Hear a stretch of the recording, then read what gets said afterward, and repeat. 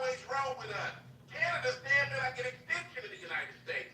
So for him to come at them the way that he did, and to come at them on the tariffs the way that he did, just shows you how jacked up and fucked up this shit is, and it can't fall. Because the leadership's on some bullshit. So when you have the leadership on some bullshit, yes, we can fall. We shouldn't. There's no reason why America shouldn't be number one in the world as it's been. But right now, China, all of the other resources like BRICS that are joined together are preparing to say fuck us. And believe me, they can when you're shitting and tearing our economy down.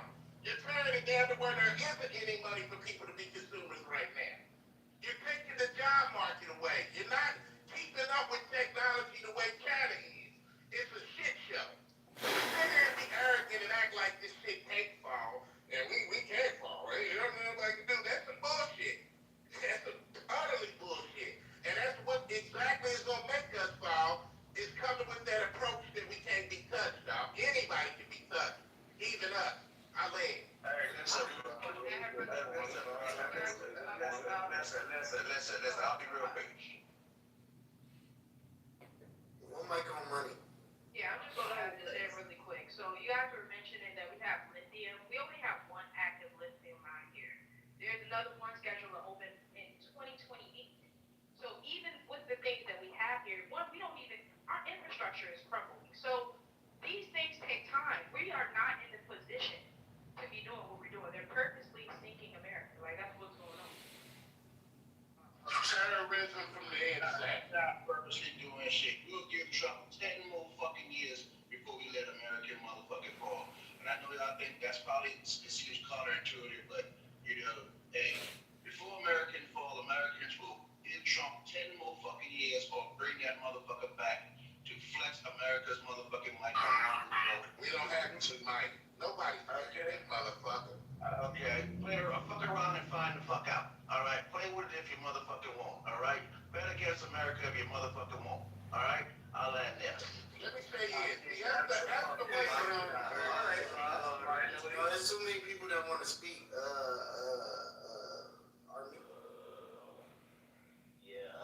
I'll keep it short and succinct, kind of like BT, right?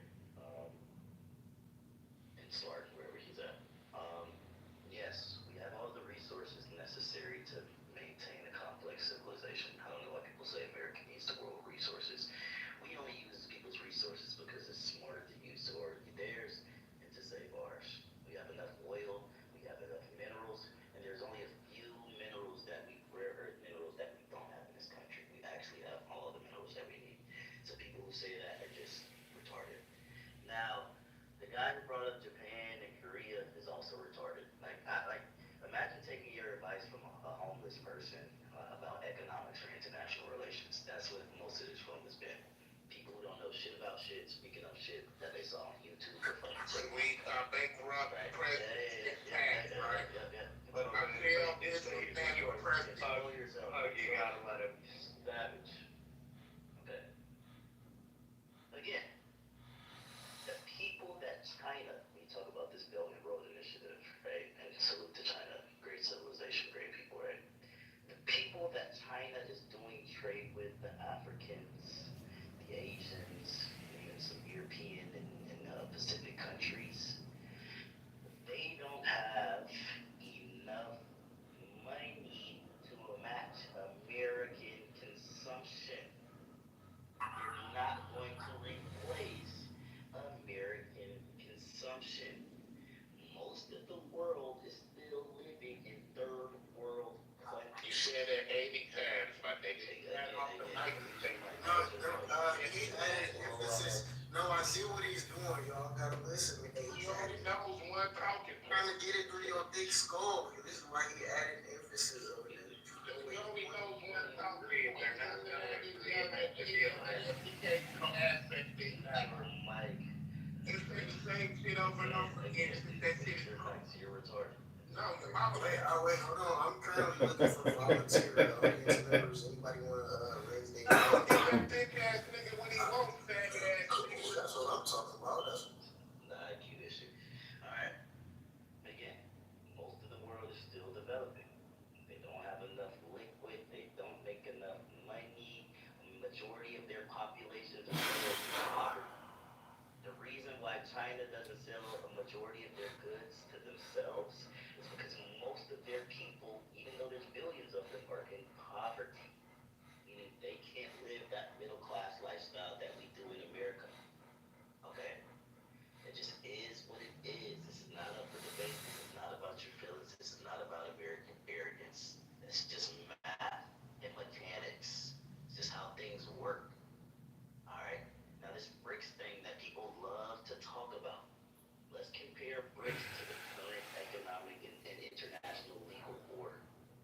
You have countries with degenerate cultures, and I'm not saying it's the people, I'm talking about cultures where there's dictators, oligarchs, who are literally extremely corrupt, right? And they make it hard to do business in their countries, right? You have these people, right, so-called teaming up to create economic and international political legal blocks that are supposedly going to rival the current order. The reason it's not going to be successful is because what makes the West superior when it comes to business is all the legal protections your assets have. They're based orders, right? And the rules are based on reason, right? If you try to invest in Iran, if you try to invest in Russia, if you try to invest in China, guess what? At the whim of a dictator or an oligarch or a corrupt individual, your money isn't safe. If you invest in any Western country, guess what? You have legal protections, even if you're a piece of shit like Epstein. That means people, even from those countries themselves who already invest in America, there is no incentive to do business in this BRICS trading bloc or this so-called hypothetical BRICS currency that's non-existent, right? Three, Trump already applied pressure to these so-called BRICS nations, and they folded. They're not going to dish the American dollar, at least not in the near future. It's just not going to happen. There's no replacement. Our system is just too good to get rid of. You either have to create a better system, right, or the system has to destroy itself. And both of those things aren't. They're highly unlikely to happen. I land my plane here. That was good. I believe it was you, Dad. Is the system not destroying itself, TC? Right before our eyes? Hold on, Big T. What the hell? No. Armenians. He could, but that land. Armenians, that shit was deep, bro. I really respect you for that. So can you dive in a little bit more about the rules-based system? Can you give specifics? I mean, so Western law, the Western international order, is based on rules which are based on the principles of reason, right? They're not based, the laws are not based on the whims or the emotions of a dictator. They're not based on religion, right? They're based on the most pragmatic solutions that we can kind of arrive at, right? So, in the old world and in just pre kind of like that system, it was pure fuckery. And that's why a majority of the world was living in poverty, and it took so long for us to develop.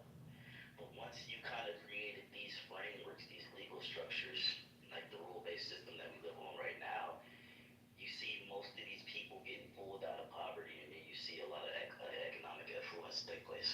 So that's kind of short about it. Do y'all know what that software, that operating system is? Y'all know what it's called? You know what it's called? You know what it is? It's called English Common Law. I land there. Okay, let's look at it. I'm glad that brother is so long-winded, because he did say a lot of good stuff. It's just it was so much and I'm driving. I couldn't review because I couldn't rebut because it went so long. The stuff I wanted to respond to is gone, you know. But I will say, You gotta work on your phone. You gotta work on your phone. well, I'm driving. Normally I would, you know, when someone's that long-winded, though, I disagree with the end of saying that the system will only break if it implodes within itself or if someone creates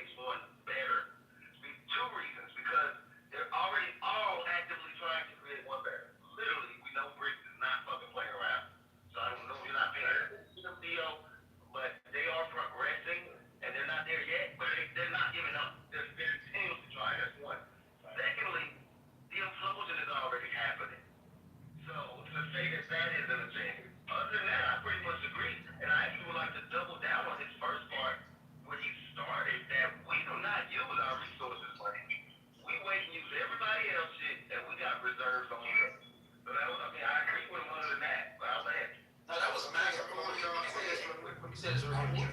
I was about to say that because I know you're gonna say something good, but I want to let Bill speak. Thank you. What is this, democracy? Why are we passing the mic around? No, it's not democracy. It's an authoritarian government. But go ahead. So, spot on. And if we look at the BRICS nations, let's look at those five countries. Brazil, that's the B in BRICS, right? It's a basket case. R for Russia, same. It's a basket case. I for India, they've already declared that they're not joining any sort of BRICS currency. China, yes, the world's second largest economy, but as Theo said, the huge percentage of the population still lives under poverty. The per capita GDP is less than 20% of the United States. And if we look at the last fifth S for South Africa, also a basket case. So is BRICS going to become a threat to the US dollar global order? No. Are they trying? Yeah, absolutely. So for example, China sells oil to Iran today, and the oil prices are based in US dollars, and Iran's not paying in US dollars, they're paying in Chinese renminbi. Whoop-de-doo, no big deal. So I think also if you look at China, yeah, absolutely, Theo's right. In the United States, 4% of the global population, 4% of the population, 25% of the world's economic development. So indeed, we are a powerhouse, absolutely. From that standpoint, 80% of our economy is based on consumption, consumer spending. In China, it's about 25%. So meaning they're poor. Yeah, so are there a few rich people? Absolutely. So rules-based order, absolutely. Ask yourself, why do all these oligarchs, government officials from these countries, once they get some wealth, what do they do with their wealth? They take it out of the country. Where do they take it to? The United States of America. So, those are the points I'd like to share. And I think, Theo, so I can't pronounce your whole name there, but you're spot on everything you said. Very well read. And I'll leave it at that. Thank you. Okay. No, TC's on the phone. The Haitian, Amici, go ahead. No. I appreciate it. Well, Armenians, what he said have no disagreements whatsoever. I really don't even know how people, this is stuff that's happening in real time. I really don't even know how people can even deny that it's happening. There was a claim a while ago that somebody said something about BRICS creating their own currency. First of all, they're not. Secondly, what they are doing is just trying to rival the U.S. currency. Like the speaker that went right before me said, the only way they can really do that is refer using the competitive direct as far as trade is concerned. They can deal with each other and their currency without using the third-party currency of the U.S. dollar. Even if that happens, there really won't move the needle as far as the global dependence on the dollar because people seem to forget about the global capital markets and that's to the tune of hundreds of trillions of dollars, and that's not going to be being traded in these BRICS currencies. The financial markets will continue to use US dollar. Now you're talking about maybe for raw commodities or something like that. That's the first thing. The second thing about BRICS is that people don't realize that geopolitically they're fucking each other. Trying to have their way, they will dominate the BRICS and have them fold to their will. When you talk about India and Russia, Russia doesn't want to stand to China's will. It's only that they're currently challenged, with the Ukraine issue and the stuff that they need. China, they need to help this China is right here as a counterweight against what the U.S. is doing, but they don't want to partner China. China and India don't even talk to each other. Literally don't fight each other. They have border disputes, and all three of these, both of those countries are going to be cited for, in the last year I spent 42 in that region. So it's going to work against your ability to really cooperate with each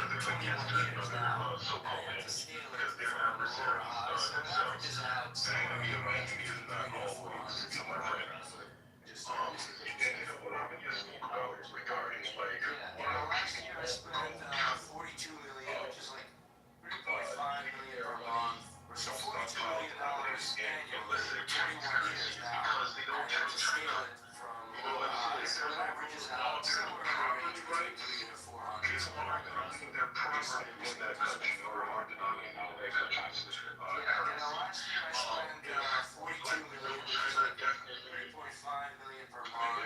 So $42 million annually. 21 years now, I got to see that being so that averages somewhere in the range of 1% or one group of people that never run the country. $400 million. And then the last thing I'll say is that it's easier over the long term. Not to say that it's easy to do so. Let me preface it by saying that, but it's easier to replace a producer than it is a consumer.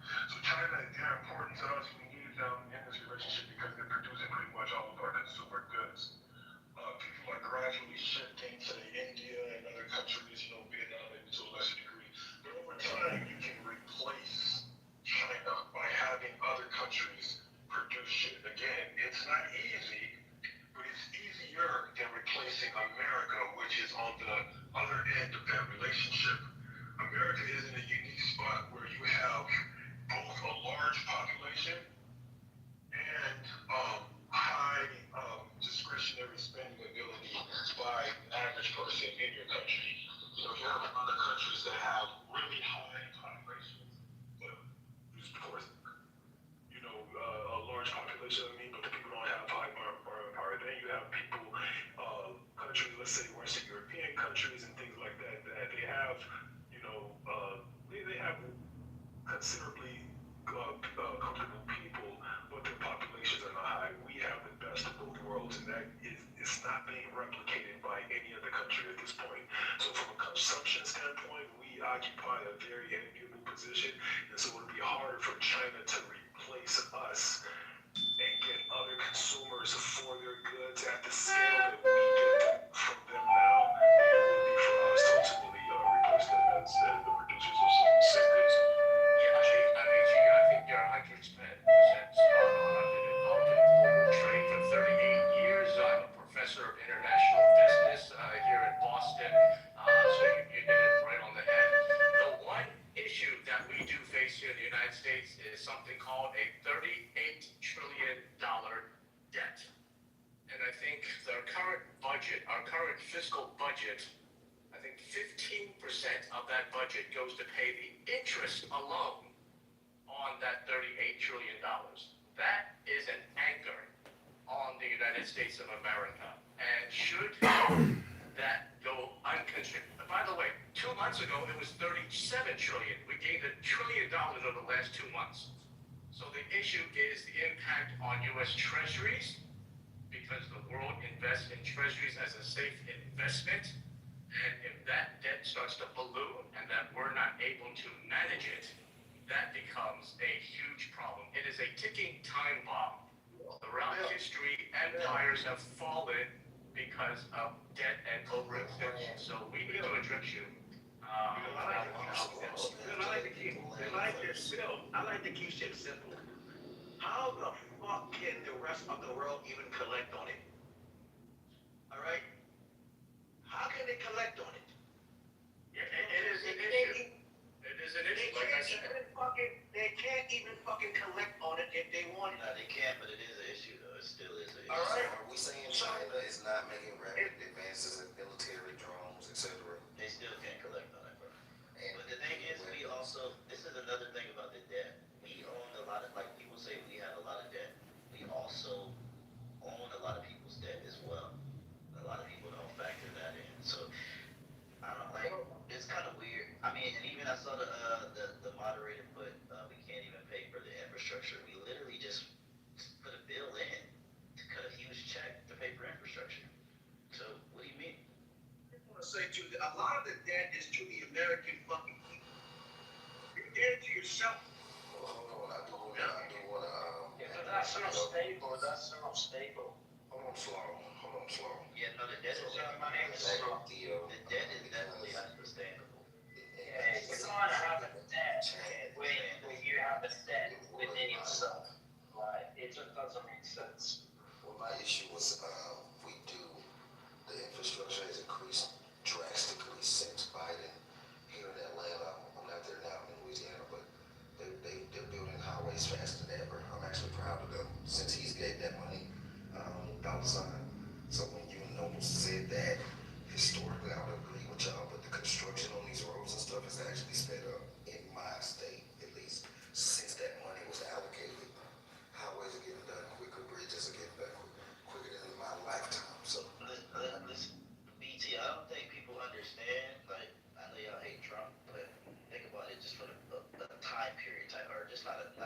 say a phase type of thing. In the next 50 years, America is basically consolidating and reorienting and entrenching ourselves in what made us successful. At least that's the aim of the current political order. So that's I don't believe that's hard. Excuse me, sir. You're a gentleman and a scholar. Thank you.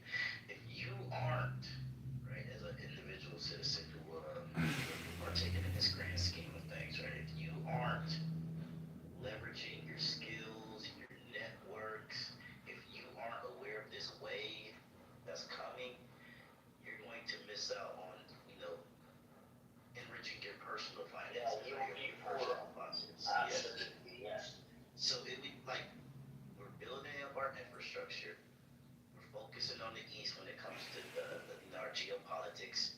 We're What are you trying to say? They want to be a middle class. Nah, I'm not saying that. We're getting. No, that's what you're trying to say. There's only going to be rich and there's going to be poor. So, you know. That's not what I'm trying to say. America wouldn't be successful. America was built by the middle class. America wouldn't be successful. So go ahead and mute up, bud. Go ahead, Theo. Yeah, all I'm saying is in the next 50 years, when we're all, God willing, still breathing, it would behoove of y'all to take advantage of, the opportunities that are in play.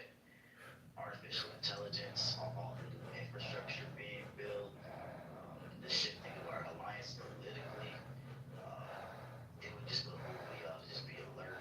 No one trusts this America. As well as American citizens, it will behoove of y'all to take part in this project. Because it's just like The only way America. Excuse me, sir. Go ahead. Gentleman and a scholar. Thank you. Gentleman and a scholar. Thank you. It would you gotta understand. It's like a race on land here. It's like the passing of the torch. It's our generation. It's us who are current alive, the current zeitgeist. It's our responsibility to keep this thing going, to keep the things thriving and growing and doing what it needs to do. We got away from a lot of things that made us great, and the goal of the current order, political order, what they're trying to do, in essence, is get us back into what made us thrive and become the global hegemon. And whether anybody disagrees, I'll give it to you, so I got you. Whether anybody agrees or disagrees with the current administration, who runs it, who's elected, whatever, one thing I was raised was, I may not like who's king, president, whatever, but I'm going to support him because I support my country, right? I don't have to agree with your views, but tolerance says I'll fight and die for your right to have them, right? So that's a phenomenal point that has kept America at the top of the game is us when we're doing it right like this, where it's like, hey, the real point is that we do good as people.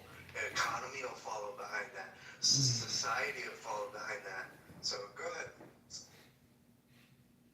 Listen, America, yes, absolutely.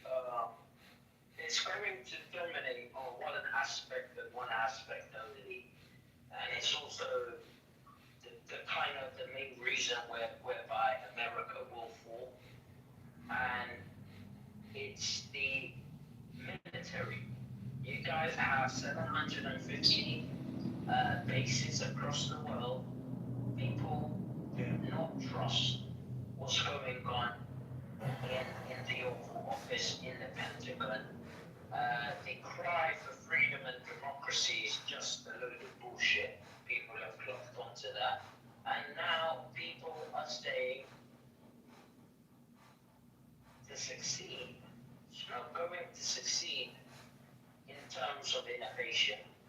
It's not going to just succeed in terms of its financial capabilities, but it's going to have to succeed through military. And that could be the downfall of America itself. That would be the downfall.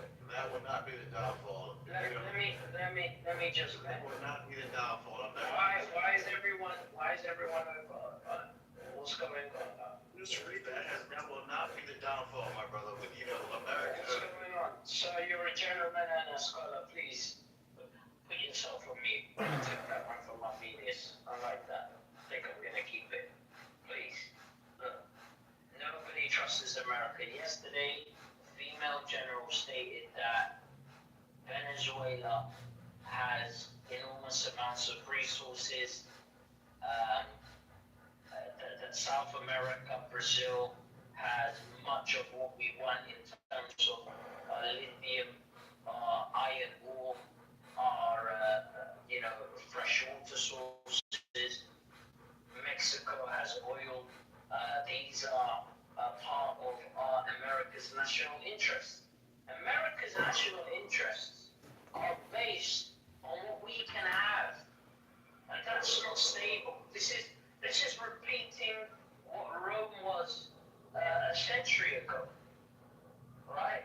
Rome fell because it was hungry and it couldn't sustain its hunger. America's doing the same thing, and you have a society full of uneducated people.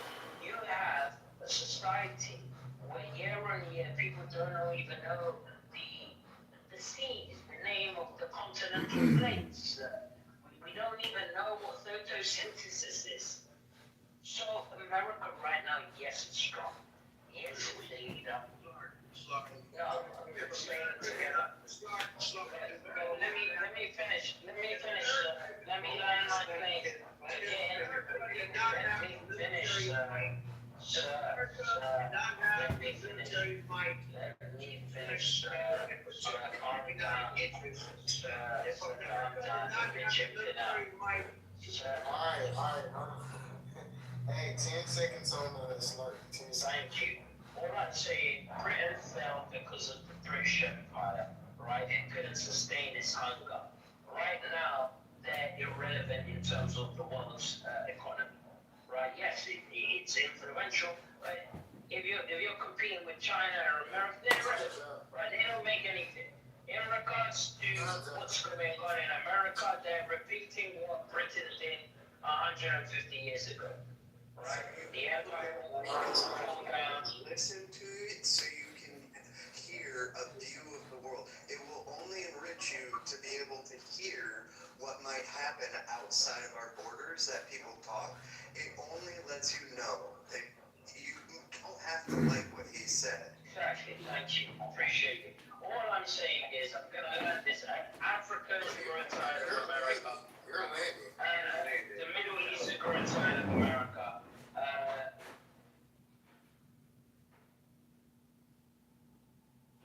America did not have the ability to flex, or did not have the military might to protect its economic interests, all right, or take what it needs and wants, all right, then yeah, what you said might be true, but that's not the case. And contrary to what y'all think, America really has not been imperialistic, all right? Fuck around. You have 750 bases across the world. Okay, I wouldn't do that again. So we're not in Jim Crow. You can't tell me what to do. Slard, are you aware that any base that America has in a foreign country can be removed by the government? No, we can't. Are you aware that it depends on what. Are you aware what that America? Are you aware that in Africa, where these dictators have just taken over these countries? And you gotta overthrow them. Yeah, you try to overthrow them. You try to assassinate them. You do regime changes in Libya. Excuse me, sir, you're a gentleman and scholar, thank you. And Burkina Faso and Mali and Niger, where these governments, these new dictatorships, these new military-controlled societies, where these governments have axed our bases and our people to leave, we've left. Right? So that means, I hope you would have some logic in your brain. You can infer things, right, from already existing patterns. That means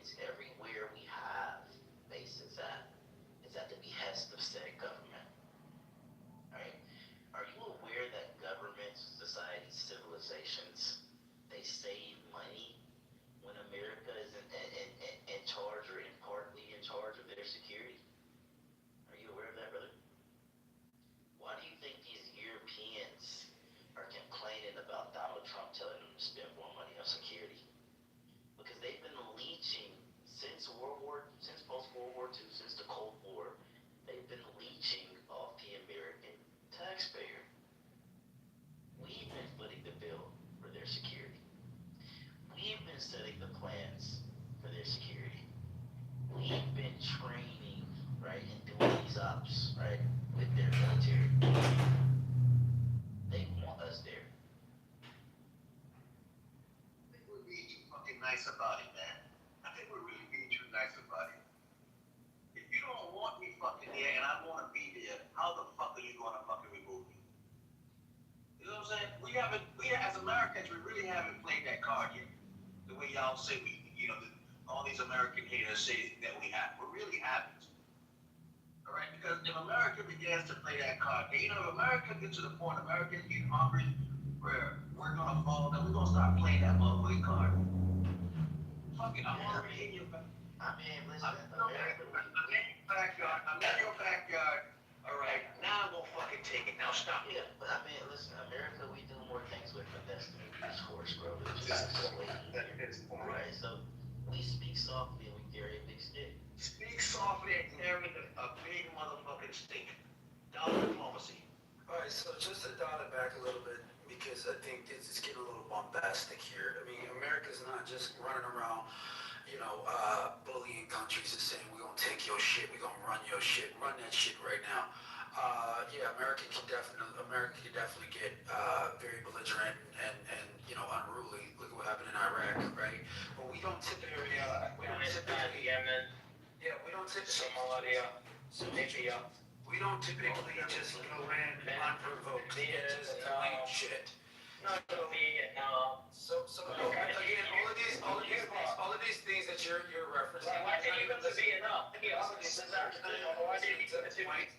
Why are you allowed to just talk over me? Just stop for a second, okay? America doesn't move unprovoked. If you want to provoke, you want to invoke our military might and our intelligence, we will certainly have at it. Look at what just happened in Gaza. Look at what's going on in Venezuela. Venezuela is probably the best example. The Maduro regime is not only hated internationally, he's also hated by his own people, right? So they're trying to mount a defense, and America's just taking fucking lives in those international waters where there's drug boats are coming across. Why are we doing what we're doing? For two main reasons. One, to protect the homeland. It is America's number one priority and obligation to protect its citizens. So if you think for a minute that all these countries that seemingly have any type of agency in what happens in America, if you think that they're going to stop America from doing anything to protect its citizens, you're wrong. And you've just proven all the case studies to demonstrate that. But number two, we also have an obligation to protect our resources in foreign lands. That means trade routes, that means international trade waters, that means international trade relationships. We have an obligation to protect those resources. This is called American treasure. And we will protect American treasure, and we will use intelligence, and we will use diplomacy. But if those items fail, make no mistake about it, historical precedent. Hey, I'm sorry. You can point to that. Hold on. You're making a great point, TC, but I think Smartin is trying to test my military might right now. Here's the thing. You can point to historical precedent to demonstrate that America will protect its interests if intelligence fails and diplomacy fails and negotiations fail. Military will come in and it will not fail. And you have historical precedents to prove that. And I yield. Mic drop.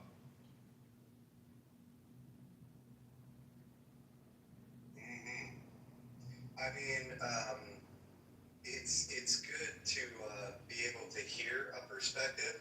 It can only take so much sometimes, and it would be the same if we went over to Britain and started in their rooms about that stuff. So anybody doing that, should be conscious of the room, especially. British citizens are conscious of what they've done to the world, and it's affecting them today, right, with immigration. Majority of what Britain done, they're facing the consequences to that, and America will face that consequence, right? People talk about America's homogeneity in terms of military might. Let me say this, man, and I'm going to be emotional. I'm with Russia, stance. If you don't want me to, fuck around, find out. Let this whole world burn. How about that? Nuke the whole damn planet. We're tired of you guys, man. Nuke the whole damn planet. Let the whole world burn. Yeah, we with Russia. to you. No, with Russia, you don't, you don't want people in Iraq to live and dictate their lives. You don't want people in Syria to live and dictate their lives. You Last time I checked, Iraqis voted for you your went to government. Vietnam. Let me finish. You went to Vietnam. Iraqis elected your government. Let me finish. You went to Vietnam and tried to oust a communist dictatorship where majority of its people wanted, right? And you bombed. You destroyed forests where people were living in. Until this day, people are deformed because of your decisions. We're tired of America. The next 100 years, America's not going to be what America is today. We're not interested in listening to you blow me. Let me tell you, You bring no reckoning to this conversation. You bring listen. What I'm saying is, right? What I'm saying is, What are you, American? what I'm saying is, right? I'm not here with Russia.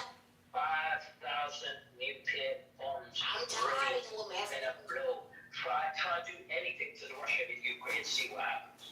Try to It's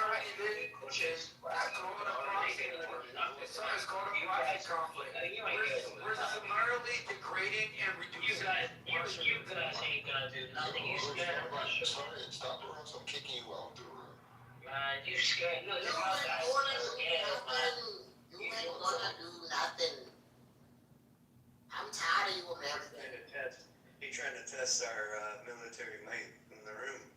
Listen, his country is under constant bombardment by Americans. That's what the brother is triggered today. It's unfortunate that it's rife with terrorism. It's barely a functioning society, and they barely have a government. I'm not sure if they even collect taxes. Hey, didn't the prince just get stripped of all his medals? He's not prince anymore. He has to go by his government name.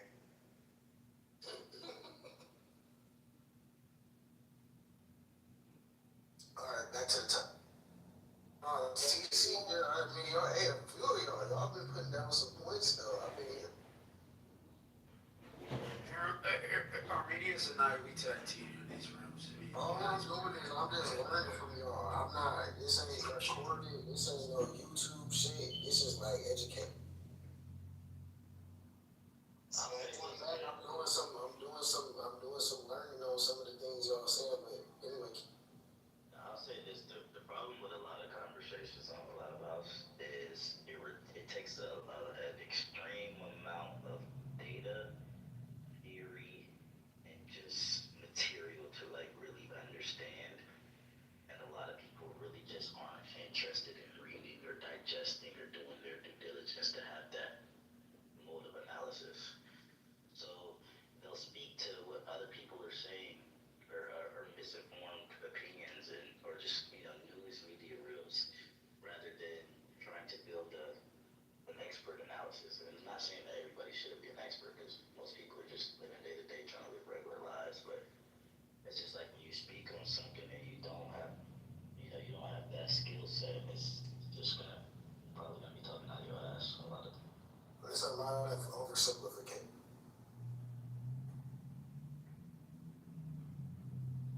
But anyway, go ahead, y'all. So, I dropped 2 links in the chat over this, and I almost really don't want to mention it, but I think there's some people in here who want the information, so I decided, okay. I didn't hear anybody hit on the point, and I was like, yeah, it is hard to find, but yeah, so we are kind of, the world is kind of in a fuck around and find out mode with us a little bit, like for real. I'm not worried about it. Our military is fucking ungodly, but as citizens, it would behoove us to just kind of take heed with ourselves to just be a better example to the world. Personal opinion. So the petrodollar, and we know that the trade currency is in dollar. However, the first trades off of the dollar in international has begun. I'm not scared of it or anything. I'm just gonna hit you with something because you guys were making claims. that this hadn't happened, will never happen. It's already going on. Just so you know. But the first challenger to the One World Bank has been built and has been in operation for I think 2 years. Guess where? China. So the only competitor to world banking is now China. China, we did the rare minerals. Now, those rare minerals are across the globe, but it takes a lot to develop the mines and get the labor costs down. And the only mines are in China, almost up to 98%. So what? We can get off of that. That's my point. To focus on our society so we can come back, bring back manufacturing and stuff like that. And it's like, the problem with us doing that, we're trying to. The administration we have right now, like him or hate him, I think you should put aside personal differences for a while. But that's a personal thing. But they are trying to do exactly that. And nobody can get it perfect. But it is very imperative that we bring manufacturing back because of the coming times, blah, blah, blah. So if we can cultivate supportive attitudes, it will help. But there are some subversive elements that have built up a money laundering scheme against our economy and against us, the populace. So it makes it really hard to do anything very simple. Like money has been kind of really pointing on. Like we have crumbling infrastructure, some lead pipes, and the failing education system, and these things. Partly because of the lid. Yeah, I'm just kind of trying to support our room members by going around and touching on their individual points. And the reason they're not getting done is because, like, every time somebody tries, there's subversive elements. And right now, this shutdown is over the kind of headstrong battle of somebody trying to move the needle forward and that subversive element trying to hold it back, all right? So anyway, really good takeaway is that all of these global events really do pile on the shoulders of Americans, right? As Homeboy was saying. So take that with you, and really, I do take it on my shoulders to go out in my community and around my people to be a better example. And I'm very serious. I really do. So hopefully you guys will too, and affect the change around you, and hopefully it will catch on, and the entire country could kind of come together and get this right. I'm not saying it can or will, I'm just saying it won't if we don't try. That's a fact. Ours, Duval, from Venezuela. Yes, greetings from everyone from my birthday, Caracas, in Venezuela. Well, my dear friends, I have seen since my childhood how the people self-called socialists has destroyed my country. And let me explain you things that I living here. Okay, I have no any kind of doubt about the destruction that mean the socialism is. Remember, I was in my school, my father and my mother working, and suddenly the teacher says, our class has been suspended because a riot. Okay, how I can get home back? I see the communists with their cover faces, boarding buses, and telling and told to the bus driver, get down or I will board you inside the bus. After that, they say, leave the Marxists, leave the socialisms, and at my age of 11, I didn't know what does it mean. I began to read what was the Capital by Marx and other communist texts. Now I have seen how these people has keep the power in these last 26 years. Do you know what does it mean, communists from Venezuela? Well, it's easy. First of all, giving our identity document to foreign people, Cubans, Chinese, Iranians, and then they go to our votations for presidential, for governations, for mayors, in order to take our country step by step. A silencious invasion, okay? Then, in this moment, here in Venezuela, there are bases that want to launch rockets against United States because they hate United States. I don't hate United States. Okay, I am living in the same continent, and for me, it's very stupid how the people admire Chinese people, admire Arabian people, admire the Cuban Castro people. Is bullshit. Okay, it's killing yourself with this ideology of destruction. Near of my house, there's a big jail. Okay, where are more than 500 political prisoners underground without see the light of the day, doing peace and his needs in his own body, and they are feeding if the guards want or not. This is a dictatorship, okay? And America, whole American, must to begin to get rid of Arabian people, Chinese people, and Russian people because they want our natural resources, our culture. They want it to be totally destroyed. And we are American from the north to the south. It's time to defend our land. If not, you will see your family dying day after day. Less than 3 weeks ago, I had my mother in the hospital. What does it mean, health in my country? Well, my mother see 2 mothers die at front of his eyes because there weren't oxygen in the hospital, okay? People die day after day. I am not a populist. I believe in the free commerce. I believe in every normal economical relationship between countries with respect, but not this that happens in Venezuela. I see Russian people, Chinese people opening a store here in Venezuela, and Venezuelan people working for them from 7 a.m.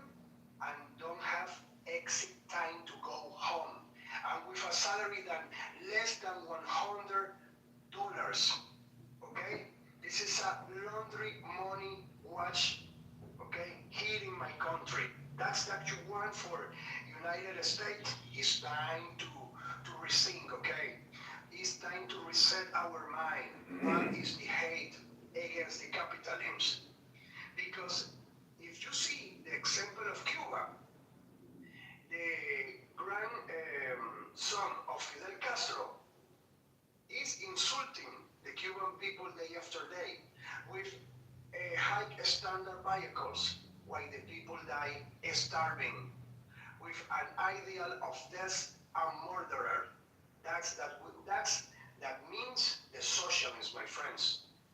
Be conscious about your future. I have 25 years here in Venezuela without have a car, without have a house. Okay, everyone live with mother and father in another room in their family house. There's no future here. What are you talking about socialism in the first economy of the world, United States? What does sell China? Only imitation products, only fake products. Here in Venezuela, they sell many products. You are going to buy to the Chinese, that products doesn't work for nothing. Garbage, totally garbage, imitation. And what about the Arabian people here in Venezuela? Calling to the people to enroll the Islam because Islam is the religion of love. My God.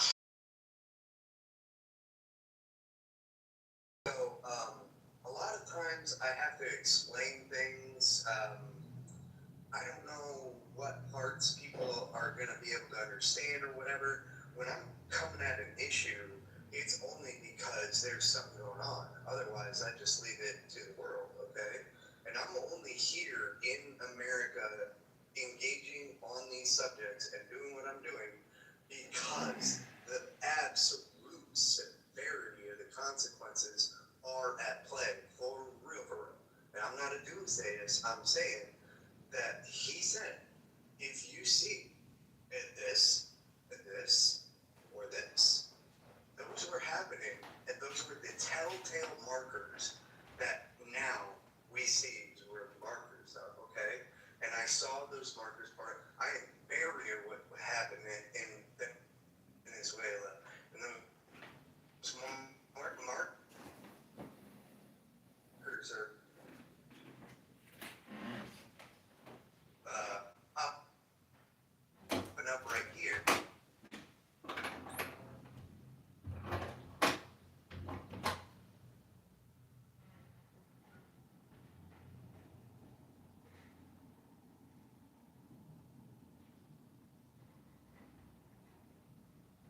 One thing, unless you're a real mover and shaker, is to wake people up. And you have to be patient with them, and you have to be very considerate about the fact that they're not awake, they're brainwashed, they're in the matrix, they have no idea what's going on, that this is even happening.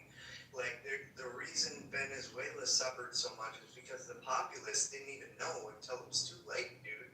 So, I think it's my point to say, my opinion then, is that's the consequences of not being awake. And that's why I do this. Thank you so much.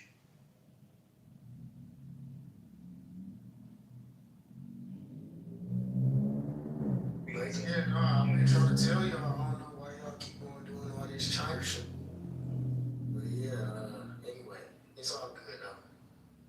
But yeah, what is democratic socialism? Who benefits from capitalism? Anybody who's been spoken yet, or go ahead, Joe, or something? I'm just gonna say the working class benefits from capitalism. Really?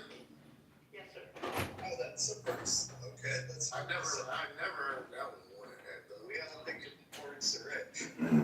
Well, the rich don't, they skirt the taxes, they're the top 1%.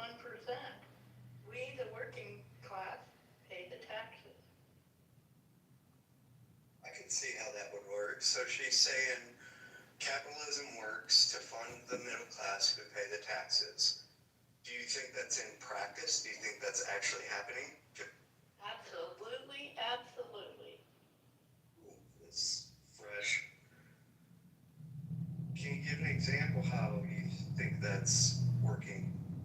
I want you to show me that working. Well, I'll show you. I'll pull up what the working class is paying in taxes. And what funds the country is the working class. Well, are they benefiting from capitalism? Are they benefit from capitalism?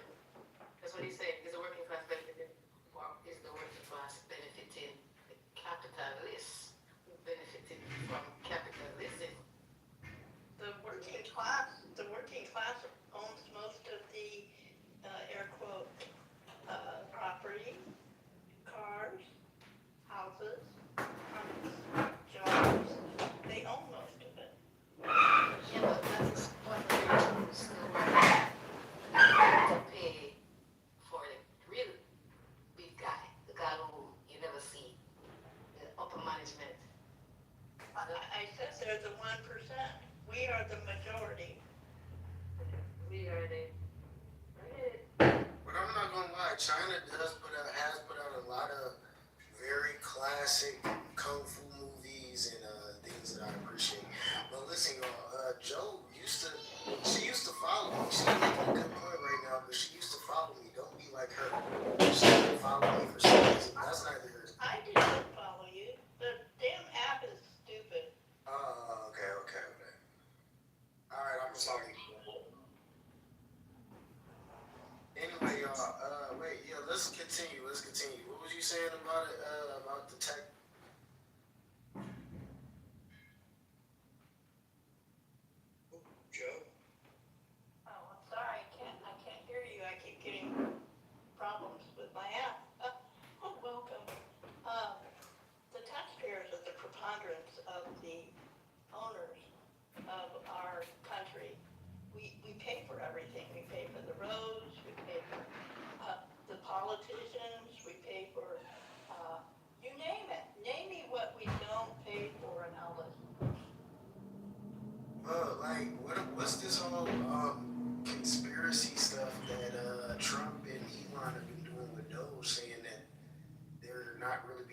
honest about what they're doing with our tech? I don't believe one stinking piece of it. I don't. Hey, Joe, where do you get your news from? I read multiple pieces.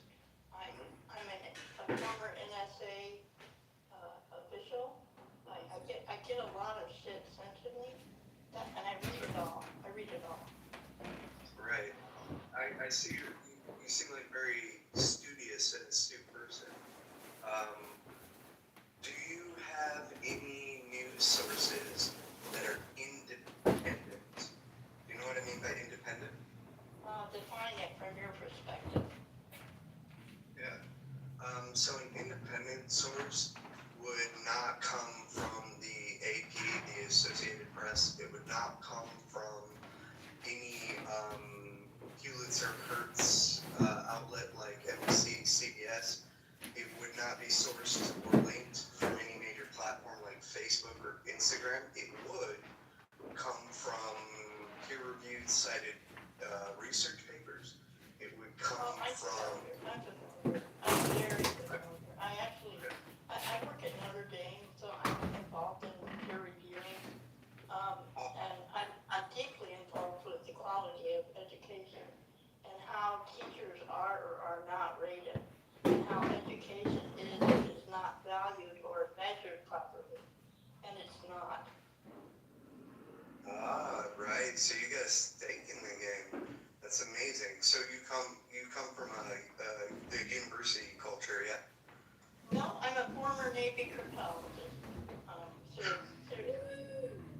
But I didn't like that work. It's just did stupid stuff.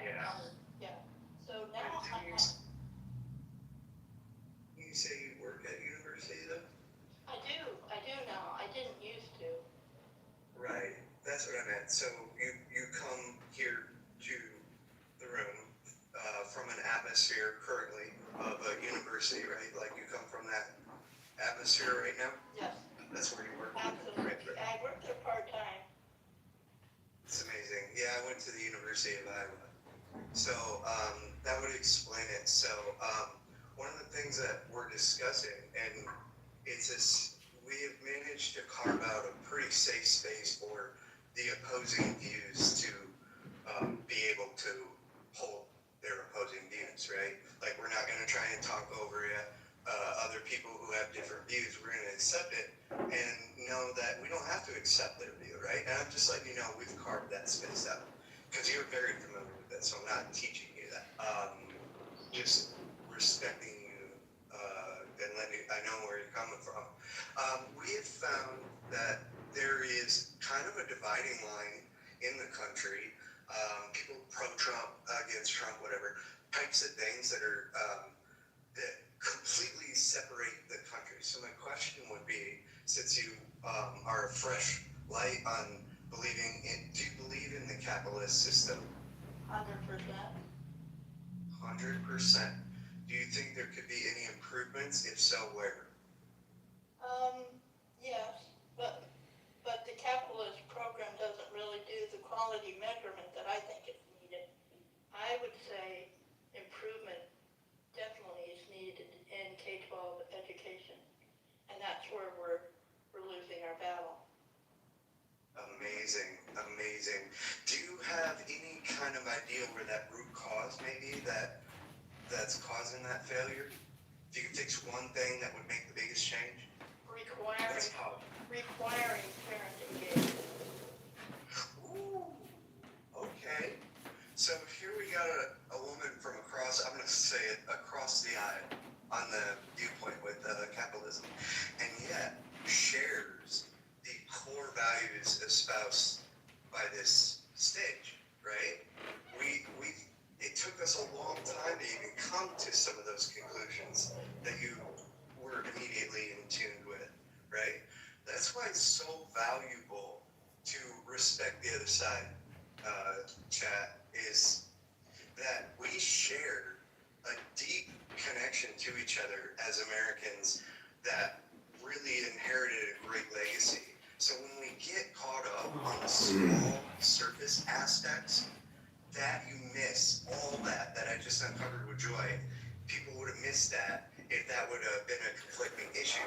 So now transfer that to the conflicting issues that arise between you and other people.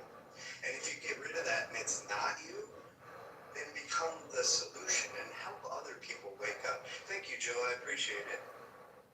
Well, honestly, I've been in Noble and Lex's and TC's room and several people in the room actually. So I'm familiar with their position and we've been respectful. I think that's the key thought is lack of respect. Yeah. So there are two. I'll give it to you, TC. There are two. I say there are two words at play in the country right now: power and submission. And I encourage people to take the idea of your word, respect and relationship. And I think if we can replace the power and submission in the country with respect and relationship, I think it'll make a big change. Yeah, I think when we come to these conversations, we should have a healthy, we should have a healthy dose of reality that we know no system is going to be perfect. Certainly not capitalism in America. Capitalism in America is not perfect. It's not an end-all be-all. It doesn't solve everybody's problems. It does create problems, and it creates complexities, and there's gaps in the system where people are forgotten, and they fall between those gaps. I think the same arguments can be made of socialism. I think there would be a lot stronger argument to suggest that socialism has a lot more cracks and gaps than capitalism does in terms of being a holistic system to address a holistic, to wholly address society's needs when it comes to economics and whatnot. With that being the case, the reason why I've come to the reality that we should stand strong against socialism in any form or fashion in America is because of our current political environment. Our current political environment is trending towards populism on both sides, right? You have a very strong progressive left populist movement that's taking up a lot of oxygen in the room when it comes to politics on the left. You've got a very strong far-right populist movement in the form of MAGA when it comes to, they exercise a lot of influence on what happens on the right. This is the natural outcomes that we're dealing with. And so when you mix into that the volatility of trying to reform a capitalist system and turn it into a socialist system, and you're experiencing political friction at the same time, I think that's a recipe for disaster, particularly because Americans don't trust their neighbors. They don't trust their neighbors with their well-being. They don't give their neighbors the benefit of the doubt. If you vote one way or you support this candidate, I think you're an enemy of America. Which is why I know worst time to try and introduce a separate and arguably antithetical economic system to what's been working for the last 250 years, which has gained America the dominant position that it has on economics, on military, on trade, on just like currency, on everything. We dominate because we've been able to compete. Well, I think the virtue, right, and I'll end here, I think the virtue of America, what makes America great, and what allows America to maintain its position as a dominant player when it comes to these things, is the fact that the natural profit motive behind our existence. There's a natural competitive element who we are and why we exist. That competitive element allows us, that competitive element allows us to separate the winners from the losers. And it's not man-made, it's not man-generated, it's market-generated. It's the laws of nature that define who the winners and losers are. And we believe that, we trust that because we know, hey, listen, buddy, you can just, the room is open, don't worry, there's plans on to speak, I'm landing here. We know that when you take the option for human error out of the equation and allow natural market forces to dictate winners and losers, and you don't pollute that with random political theory and thought that doesn't have anything to do with, the natural order of things. You want to just impose your will because it ought to be so, according to your worldview. You pollute that natural order. And that's why I think socialism would fail and cause the downfall of America. Allow America to thrive on the same system we've been using for the last 200 plus years, which is informed competition and making sure we're protecting and creating barriers for people that want to exploit and take advantage of the system. Keep it fair, but keep it competitive. That's how America thrives. Who is it benefiting? Because everybody is not equal. Everybody has not had a fair chance. You act like we all started out at the same starting line. We did. Now don't get me wrong. Don't get me wrong. I'm not saying I'm not against capitalism. But I am saying that it can be improved. I don't know about the socialism stuff, but I am saying that capitalism itself in this country can be improved. And to say that we all started at the same starting line is a lot from the pit of hell. Or you just don't know your history. Excuse me, I'm going to finish, brother. Or you just don't know the history that this country has. The country from the beginning has been divided. Somebody say that, Jerry? Did somebody say that? I missed that, Jerry? Did somebody say what? Then we started out at this thing.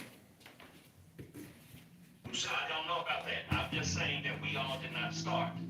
I'm not saying who did or what did. I'm not pointing fingers. I'm just stating a fact. We all did not start at the same starting. Jerry, when did you hear me say we all started at the same starting line? Did you hear me? You weren't listening to me. Oh my God. Did you hear me say anybody? I just said I was stating a fact. His own point. He just his own. Right. I'm not saying who's right or who's wrong. I'm saying what's right and what's wrong. No, I did not. No, I did not, my brother. No, I did not. I just heard you chomping at the bit when I was speaking. I didn't know if it was Jerry, No, I did not. But Jerry, No, I did not. I think we do start at the same starting line because at the end of the day, there is nothing. Shit, Fridays is back. There is nothing stopping me from going to buy What you got? water. Bro, can you let me speak, bro? Oh, that's gonna be a good voice, man. Glad you still alive. But so Jerry, there is nothing there. Like, he was talking about the inception of. wait, hold on, Jerry. Hey, don't talk. Just because he don't follow me back, I don't mean talk over him. Like, what? Come on, y'all. Have some decency. Like, whether or not somebody follow me back, that don't mean disrespect to me. Come on now. What planet we on right now? Bro, these cats bro, they got Tourette's, bro. They got intellectual Tourette's. But look, there is nothing stopping a newborn baby or just a new person on this earth for just say doing something simple like buying a case of water and each water costs like 75 cents and you standing on the corner selling each bottle of water for $3. That's just raw capitalism. And there's nothing stopping you from doing that. But that doesn't mean that everybody What started will at the same stop you place. from doing it is it's not sexy enough for some people. You know, it's not cool enough for some people.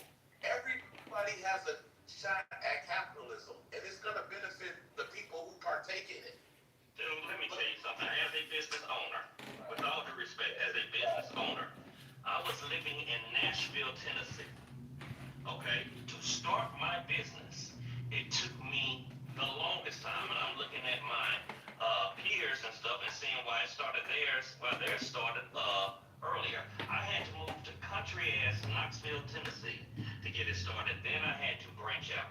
Now, my credentials were just impressive, if not more impressive. I did my intern. I did all that stuff at Meharry Medical College, where they did not. You know, I had a master's degree and stuff like that. I had my license, but it still took me a while to get off mine. What I'm trying to say is things like affirmative action, things like DEI and stuff like that exist because they needed to. There's nothing on this planet that does not exist that doesn't need to. It soon goes the way of the dinosaur. So with that being said, like my man said, I'll land here. So with that being said, you can't say that it's equal. Yes, you can have your bottle of water to be sold, but at the same time, don't think for 1 second there are not enemies of the state that will jump in or that have Next Friday. Hold on, let me just respond. I can't finish. Can I finish? Can I finish? Can I finish? I want to see what Ross No, has to say. can I finish? No, can I finish? I'm not the Ross, bro. Can I finish? That's all I want to do. So just because you got your bottle of water here on Texas Avenue, don't think that there are individuals who are in the cut or who have or who are doing this or doing that to make sure or ensure that your bottled water does not meet its maximum potential. Just because Right. Yeah, man, I was next. Hey, brother, I want to respond. He responded. Respond after I fucking talk. No, bro. Hey, somebody. You're not gonna talk over me. Hey, so Jerry. Brother Jerry, brother Jerry, I thought you were talking about brother Jerry, I thought you were talking about inception. Brother Jerry, everybody's not gonna have the same start. Brother Jerry, everybody's not gonna have the same start. But everybody has the opportunity to start. Hey, Jerry, life is about. Hey, shit, shut the fuck up. Alright? You're not gonna talk about me. Jerry, I thought Alright, y'all can't seem to get it together. I'm gonna skip y'all and let Caddy speak. She wants to jump in here because y'all can't see. I don't know, y'all can't see. But we're trying to see who's gonna win. Can I get in the queue, please? I was about to join him. hold on, Chris. Can I finish my response? No, you can't. They didn't let me speak. who's actually gonna get in the queue? Go, let Creed go. Let Creed, I'm not leaving. So Caddy is going. And then who is Creed? I'm not the motherfucking patty. Thank you, appreciate that. So I just wanted to chime in on the whole capitalism versus socialism conversation. I'm happy to respond to you, Caddy. Go right ahead. I think this is wild. Are we serious right now? Can you let this lady speak, please? Have some respect. So what I was gonna say to that, right, is that we absolutely need capitalism and socialism to live harmoniously.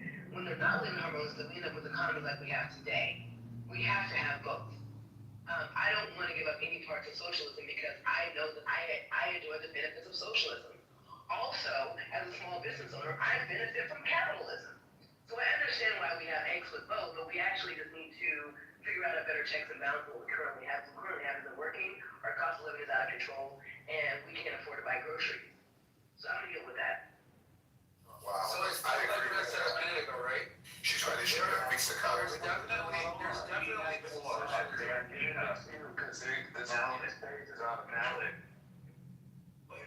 But we can't really build on conversations when everybody has a different point they want to make, and then everything is disjointed. So I just want to say this. Of course, there's going to be pros and cons to everything. I mentioned that a minute ago, right? You're going to have pros and cons to capitalism and socialism. But the question is, which system is better situated to serve the American people? Not the Mexican people, not the Korean people, not the Chinese people, not the Venezuelan people, the American people. And our American experiment. And what we value most in this country is earned status, okay? Not just inherited status, because inherited status and collective status, okay, is antithetical to progress that allows the person that was born a pauper and born poor to achieve, some wealth in his lifetime. Under capitalism, that's possible. That's what makes America great. But when you consider socialism, where the state gets to determine winners and losers, regardless of your efforts and your talents and skills and abilities, that's anti-American. Awesome. Mallet, you were there? Everybody can fucking go except DJ Fridays. Okay, DJ, you're next. I think Mallet was next, right? Hey, And you're next. I'm fucking. Hey, y'all gotta move on down, bro. This nigga is not. I think it's white people. He's unhidden this time. Because he's gonna derail the whole thing. So here's what's up, you guys. Here's what's up. We got a lot of. Hold on, mic up. Fucking tell me what the. Ross is unhinged. Yeah, he is. All right, so check it out, fellas. All right, up on stage, we've got some new people up. Your presence is welcome. We're anxious to hear what you have to say. You're not a mod. Yeah, okay. Watch. I don't have to be a mod. We have a space here that has been functional, progressive, moving the needle forward, and productive, okay?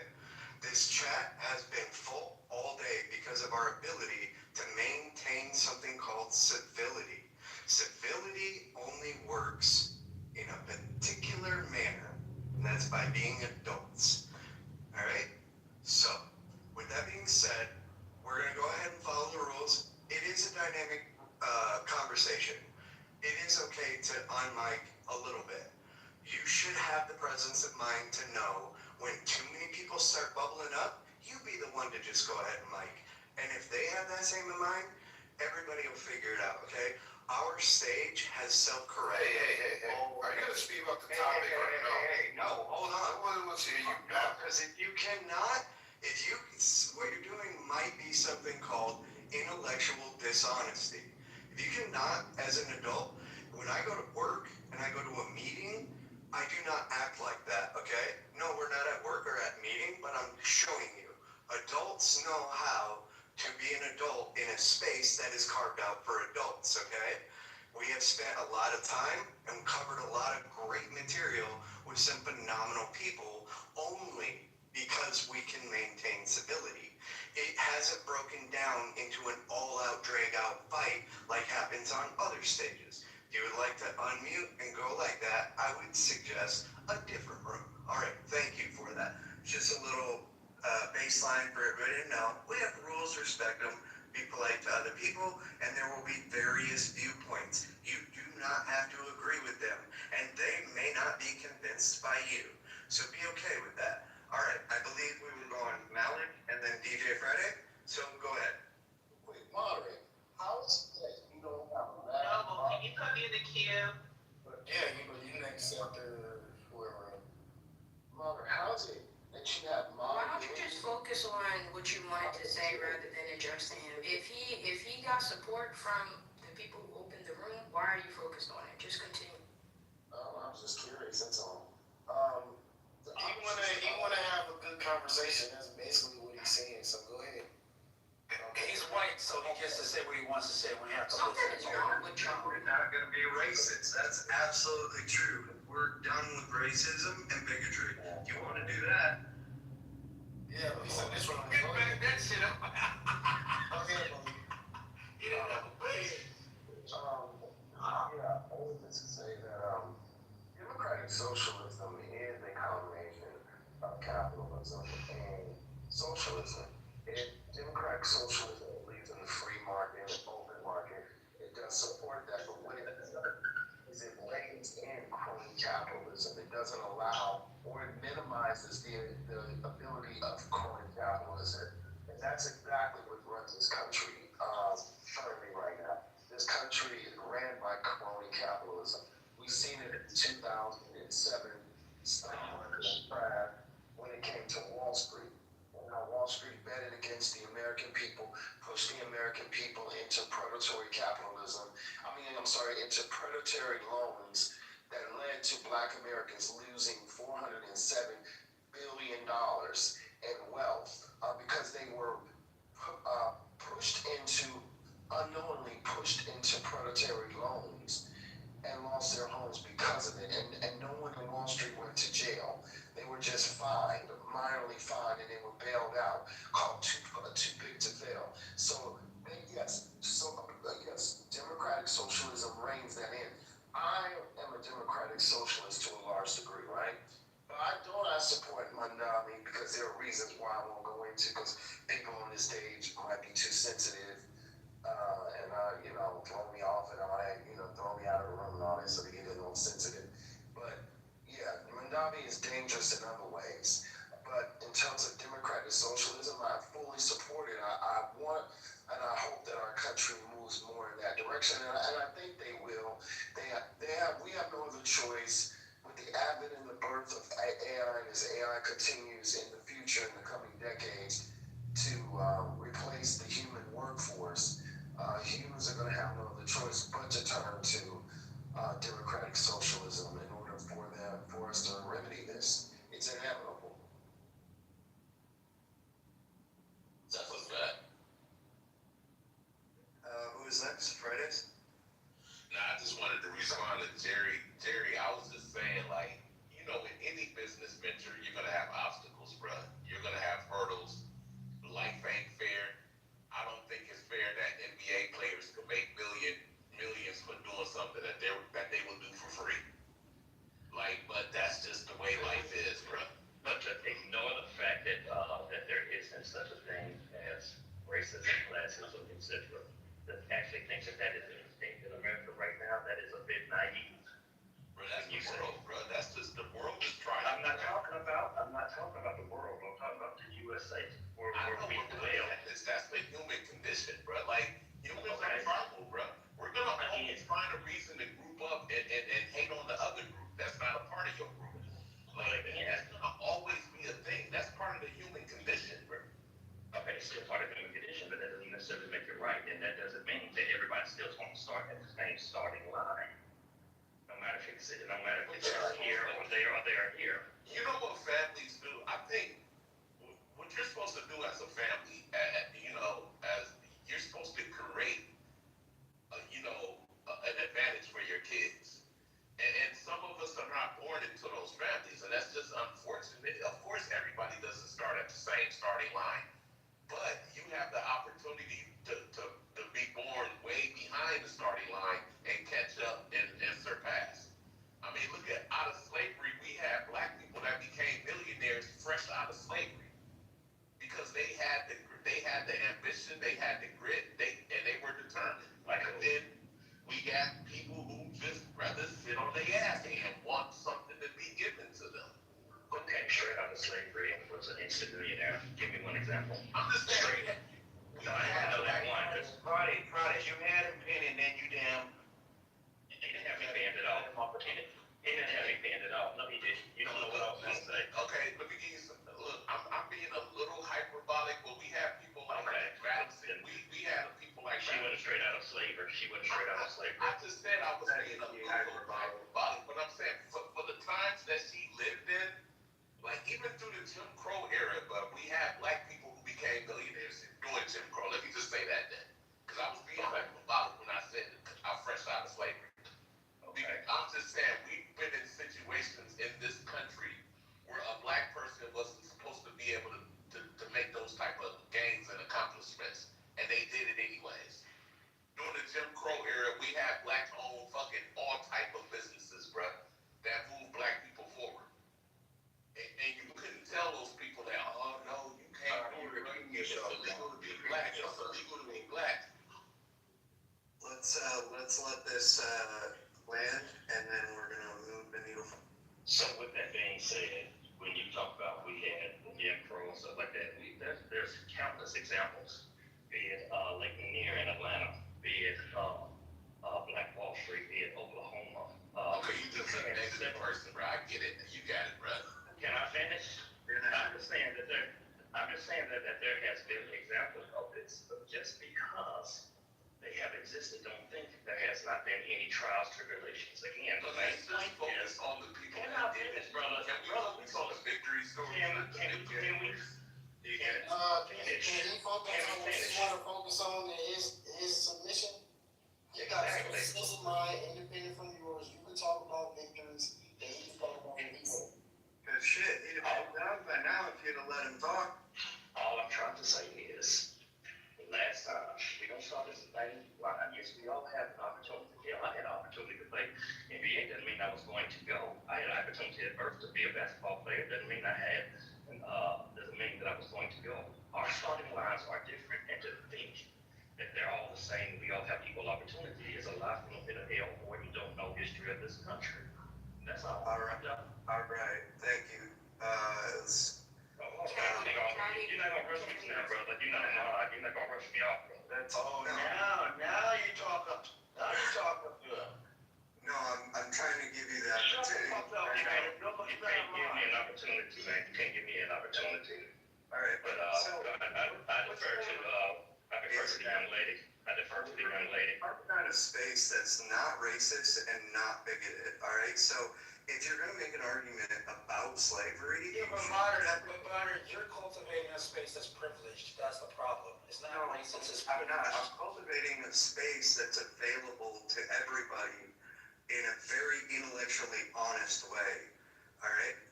So it's very pertinent that if we're going to talk about slavery, that we also practice what we preach, okay? So me being white should absolutely, if you're going to take on issues of racism, and I'm not a problem with that, you don't make me a problem, I'm not making you a problem. Let's not dig on the issue and let's move the needle. No, you're not going to understand me. You can't police us of what we said. This is the problem. This is what they're talking about. You're trying to police this room. You are not going to do that. It's like police what we say. You should do this. You should say that. You're not going to do that. Not here, not in this room. As long as I am a moderator, that is not going to happen. We heard you every time you try to say the same thing over and over. But you're going to let us flow as we flow. And if it becomes an issue, Mr. Lex, Mr. Noble, and Ms. Dollar Sign up here will definitely handle the situation. Or I will. You're welcome. That's all. Yeah. Caddy did have her hand up, and I'm out. Y'all have it. That is what I call privilege at its finest. About time somebody damn near stand 10 toes down. Y'all fucking allow it. Y'all fucking allow it. Y'all fucking Fucker, you shut your ass up. You ain't telling nobody a lot of shit. That white boy told y'all to shut the fuck up. Y'all shut up. No, he told you to shut the fuck up. So anyway, we're gonna move on though and let Caddy speak. How are your mom? Dear God. Okay. So what I was gonna say is that we absolutely have to reconsider how we think about capitalism and socialism, right? So in order for socialism to exist, you have to have capitalism because that's how you fund socialism, right? That's just the simple mathematics of it. So when I hear people try to demonize socialism or talk about democratic socialism like it's a thing, it's just a fucking buzzword. I got no juice for it. I'm not gonna buy into the hype. Socialism is socialism, that's it.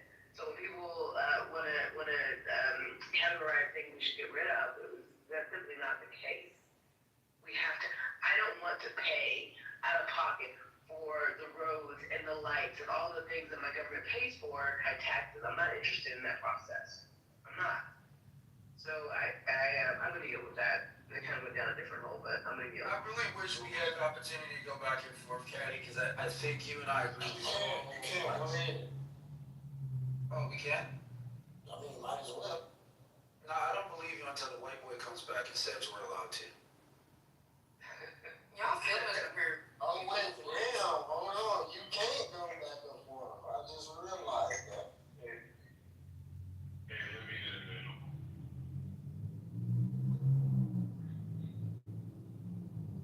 Go ahead. Just poking a little fun, that's all. I know. Okay, it definitely things like infrastructure, roads, bridges, stuff like that. We know that there's need for a government. But when people talk about democratic socialism, take a step further and start institutionalizing certain things that happen with the human condition.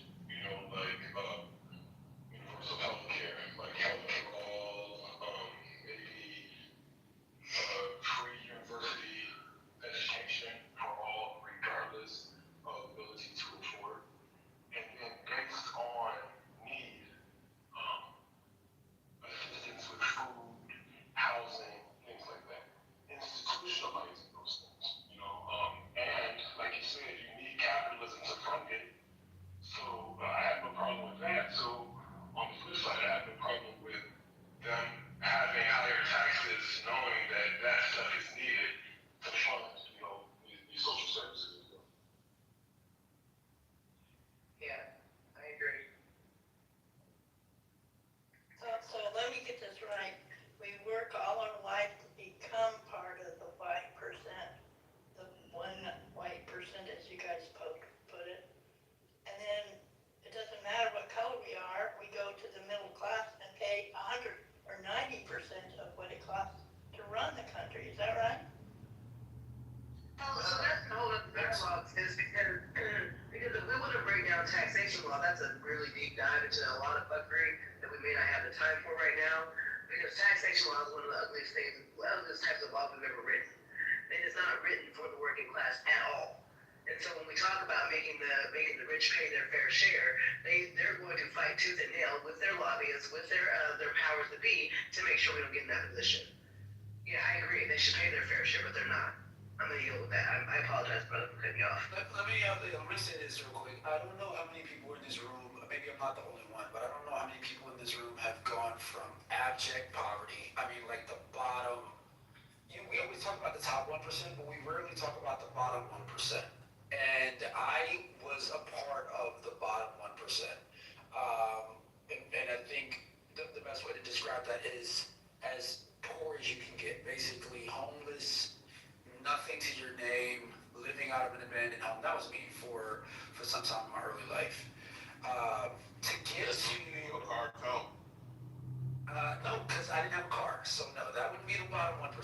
Bottom 1%, you ain't got shit. You don't have a car. I slept in my car for a month. Yeah, but you had a car. I didn't have shit. I didn't have a car. We didn't have a car. We had shit. Matter of fact, I'll never forget it. You know, I remember when I was in high school, I paid it. When I was in high school, during the summer times, I'd go back home and I'd sell water and candy on the street corner to like pay my bills, right? So abject poverty. We didn't have water, so we ran to the neighbor's house to fill up a bucket of water and bring it back to our abandoned house. So we had like impoverished. And to make it from that position to the lower class, working a job, you know, still ain't got a car, still don't have a house, but it work, you know, living on the college campus under, under the what do you call those things from the school? You get money back, shit like that, right? Pay for your housing, the grants and stuff, right? So going to the lower class, and then working my way up to the upper lower class and actually having a job, you know, making a little money, got an apartment, got a car, my wife has a car. To make it to the lower middle class, starting my business, now I'm paying taxes instead of getting a refund. I actually owe taxes at the end of the year. Get to the upper middle class. Now I earn $300,000 a year. I have multiple properties, I have multiple cars, right? Still middle class, but upper middle class. Multiple businesses, almost touching the upper class.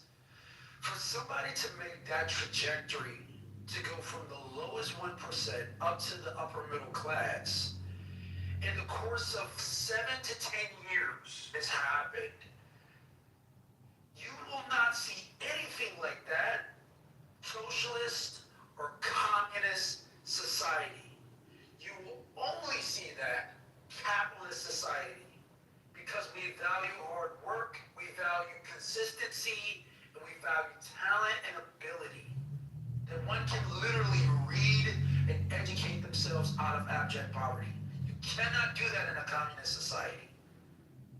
You cannot do that you can't do that in a communist or a socialist society. Government tells you who you are, they tell you what you do, they tell you what your earning potential is, and they tell you what you get. And when you have socialism, socialism understands that you will have a permanent underclass. Same thing with capitalism. Again, I'm not suggesting that one is perfect. But one says, because this is who you are, we will make space for you to stay who you are and survive in that space of who you are. Oh, but one day I have visions and dreams of owning my own large outfit and serving other impoverished black people that come from the hood. Oh, but no. You have to stay in this. We'll make sure you're comfortable. We'll turn the gas on. Make sure you get we make you nice and comfortable until you die. But you do know that communism and socialism are not like synonymous for each other. No, they're not. They're actually not. They're not. They're both Marxists. Because you're describing like a socialist dictatorship, not a democratic. I love how you went from to the high debt, bro. I love that. I love that. What's the ending of that? Where See, the false equivalency is this, right? Because Great Britain, as an example, has a strong social welfare system, far more stronger than the United States. They have universal health care in their country. They have a strong... They don't have universal health care. Yes, they do. They have universal health care in Great Britain. Now they go, bro, I lived in Great Britain. They do. They absolutely do. Literally, my cousin literally broke his leg. We in London. My aunt lived in Belgravia, may she rest in peace. A wealthy woman. He broke his leg. We went to the hospital. They took care of him and everything, and he didn't pay a dime. And no one in my family paid. We were shocked. It's because they have universal health care. They do have a... Do you call having to wait months to get a separate procedure?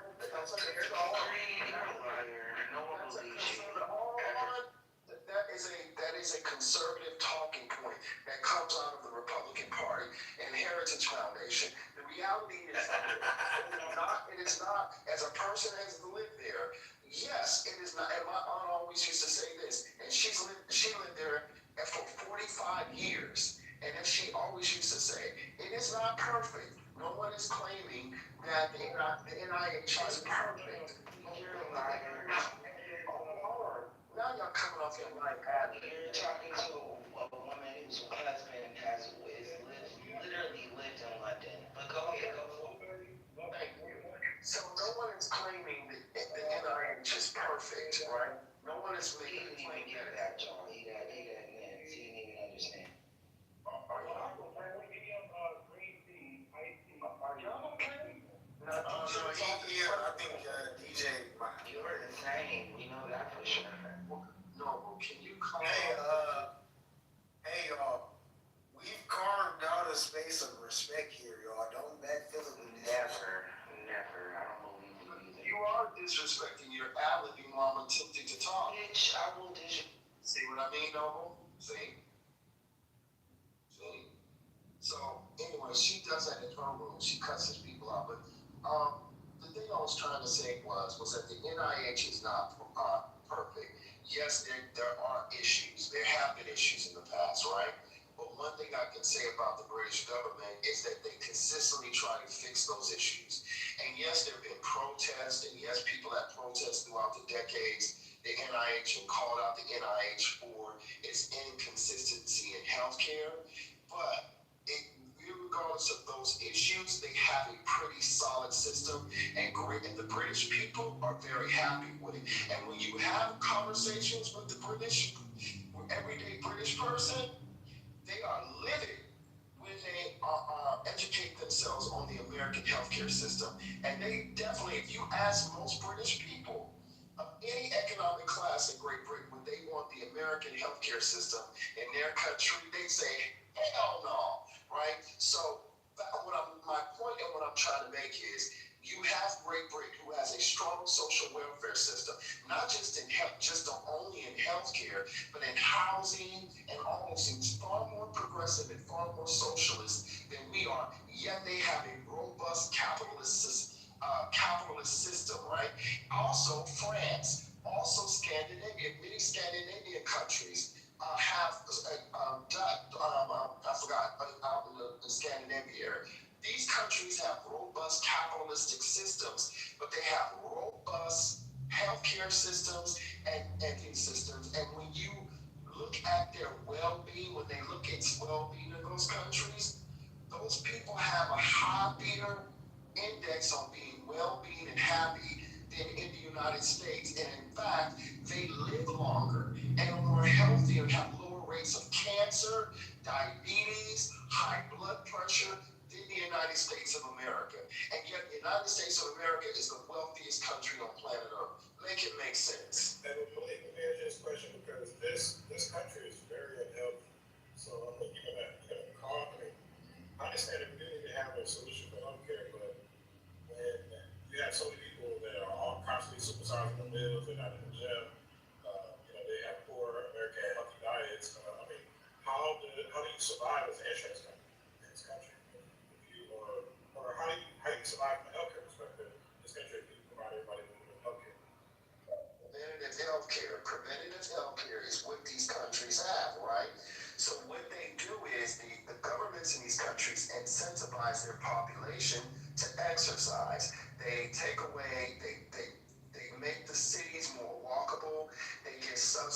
gyms. They get tax credits to gyms if you work out and you have a gym membership and you can show that you go there regularly. You get a tax credit. It's all kinds of ways. It's amazing. Living in Europe, you're like, oh my God. You learn so many ways on how they keep their populations healthy. They do limit the amount of portions you can serve at restaurants. They don't allow the chemicals that we allow in our food here in the United States.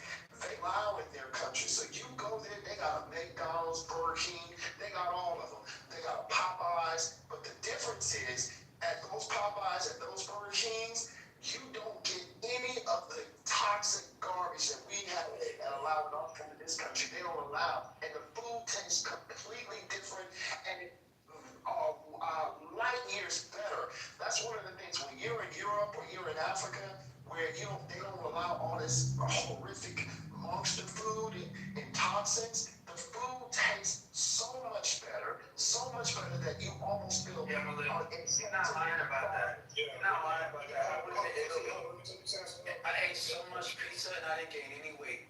TC, let me just ask you one more question. So at this juncture, how do we install that? What does that really look like? You suggest that it should be like a hard reset? Because I totally agree. I've traveled abroad too as well. Stepped out a couple passports, so I understand what you're talking about. I've experienced it just like you have. But for people that are in this country, if this is something that we are trying to implement, how do we install this without any type of extreme disruption? Because I totally agree with you. And again, how do we convince those to have horrible diets and practices to completely hit the switch and completely shift their whole lifestyle? How do you do this? Government that we have to deal with, right? Government that allows food manufacturers, to allow the preservatives and additives in this country that are low density foods and mostly rooted in carbs and all this high sugar, processed sugar into our foods that creates the obesity crisis that we have in this country. So we have to deal with government. But now to John RFK's credit, what he is doing is he's attempting slowly to implement a lot of the EU's recommendations around what should be allowed in foods and also the bans that the EU has, because the EU, they ban a lot. That's why the European food is a lot more healthier. That's why Europeans are a lot more thinner than we are. And we're starting to see in countries that allow the same kind of preservatives and additives that we allow in our foods in certain countries in Europe, we're seeing that those countries are literally having a growing obesity crisis. And we're seeing those countries reverse now. No, we don't want this in our food, because you had food processing companies here in the United States that were lobbying their politicians and getting these laws passed to allow this horrible, monstrous Frankenstein ingredients to come in. These countries are now banning it. So I will say a guideline is the EU, brother. The EU is a perfect guideline. And last question, if you were the director of health right now and you placed a ban on certain foods, ingredients, what type of key messaging do you have readily available for the public so that it's easier for them to accept? Because there are a lot of people that are directly attached. They almost have an addiction to some of these chemicals. What type of key messaging would you have queued up, ready for the public, so that there's not, just outrage? Go ahead, Caddy. I would show a link between cancer and a link between the. Go ahead, Caddy. My bad. Okay, thank you. So what I was going to add to that is that the first thing we have to answer your question, brother, the first thing we have to do is recognize that our insurance companies, our hospitals, everything, they're all for-profit entities. And so they can't make money if you fuckers aren't sick and dying. That's the answer. We can't continue to make them a for-profit entity and then expect them not to do shit for profit. We don't even know how many actual deaths we had during COVID that were COVID caused, because there was extra money in tagging every death with COVID. It's shit like that proves that our system is absolutely flawed. And I agree with what he's saying about the food. When you go into other countries and you look at how their fruits and and vegetables. I didn't even recognize them as fruits and vegetables. Like, what is this? Ask for a lemon. This looks like something totally different. We do so much to our food supply here because we're mass producing it, and as Americans, we're very visual, so things have to be pretty for us to buy it, right? Everything has to be pretty. And so we're fucking ourselves over because of our aesthetics when it talks about our food supply. We have all these dyes in our food. And so to Brother's point, Brother wasn't wrong. We absolutely need to look at how our food is produced and the things we allow. We're a first world country. We allow shit that a third world country don't even allow in the freaking food supply. They won't even have that conversation. I'm gonna go right there. So, Patty, are you saying that the lemon wasn't bright yellow? It was bright yellow and it was huge. Yeah. Like, you go to the produce aisle in American grocery stores, everything is colorful and it's shiny and all of that shit. You go to other countries, that shit just dull and natural. Yeah, it looks so Let me ask you guys this, because, you know, Y'all act like the food that y'all get in y'all grocery stores in y'all cities isn't coming from abroad. I mean, where the fuck y'all think the food is coming from, the fruits and vegetables? Huh? California. And I've had a different experience when I travel, you know, with the way chicken tastes. It doesn't taste as good as it tastes, you know, where I'm from. Alright, so I don't know what kind of fucking chicken y'all eat. Bullshit, that's why. Ross, would you agree that the taste of food is subjective, depending on who's getting on? Exactly. So that would just negate the whole fucking point that they're trying to make. Okay, well, what I'm trying to tell you is that most of the produce here in this country, a lot of it comes from the west coast of California and a lot of the farms that are in that part of the country. There are some farms locally too as well, but to say that this stuff comes from abroad, I haven't seen any evidence. Yeah, because when I'm at Sir, and what's the two-thirds of U.S. produce that's consumed comes from California alone, just from California alone, not even from other states. Two-thirds just comes from one state. Okay, well, I know the watermelons that I see in my grocery store this time of year and this year, and the grapes that I see says Peru, you know, says Mexico, says Argentina, says Chile. So I don't know where the fuck y'all going. Yeah, bro, you gotta stop shopping at Walmart, bro. No, I don't shop at Walmart. I shop at Publix. I shop at Harris Teeter. I shop at Whole Foods. All right. I trust the South American produce before I trust fucking some shit from China and Check out produce. Check out Publix produce.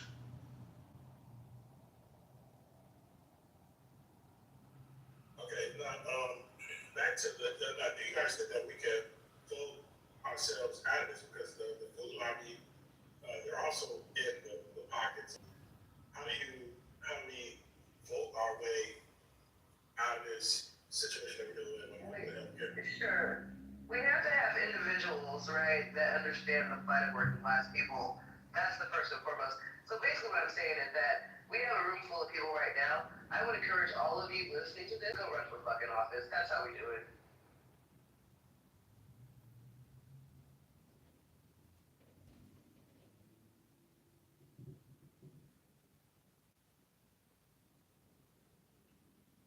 Did I kill the panel? I don't know, man. That's a tall glass, a tall order for me. It's not, brother. It's not. You can do it. I agree. I'll be here. Let's be honest, we can't vote our way out of it. Teach him to do it. It's not hard. It's not going to happen. Voting for other people is not going to happen to get us out of whatever we're trying to get out of. We got to take personal responsibility, and they decide that they don't want to be in that shit. That's how it's going to rock out. That's how it's going to get down. But if you think that you could vote for somebody that's going to want to help to get us out of it, man, once you start voting for those niggas, man, them niggas is only worried about fucking money. Sam, I'll vote for you if you run. I'll vote for you if you run, and you can do better. You can do differently. I don't want nobody to vote for me. You know what I mean? I'm not going to run. You know what I mean? I don't want you to vote for me. I'm taking care of myself and my family. You know what I mean? That's the problem. That's the problem. The only us. Exactly. And I mean, that's why we can't worry about voting for somebody that may seem like he's us. And once he gets to that point, unfortunately, we gotta dead him off. He's trying to get the money.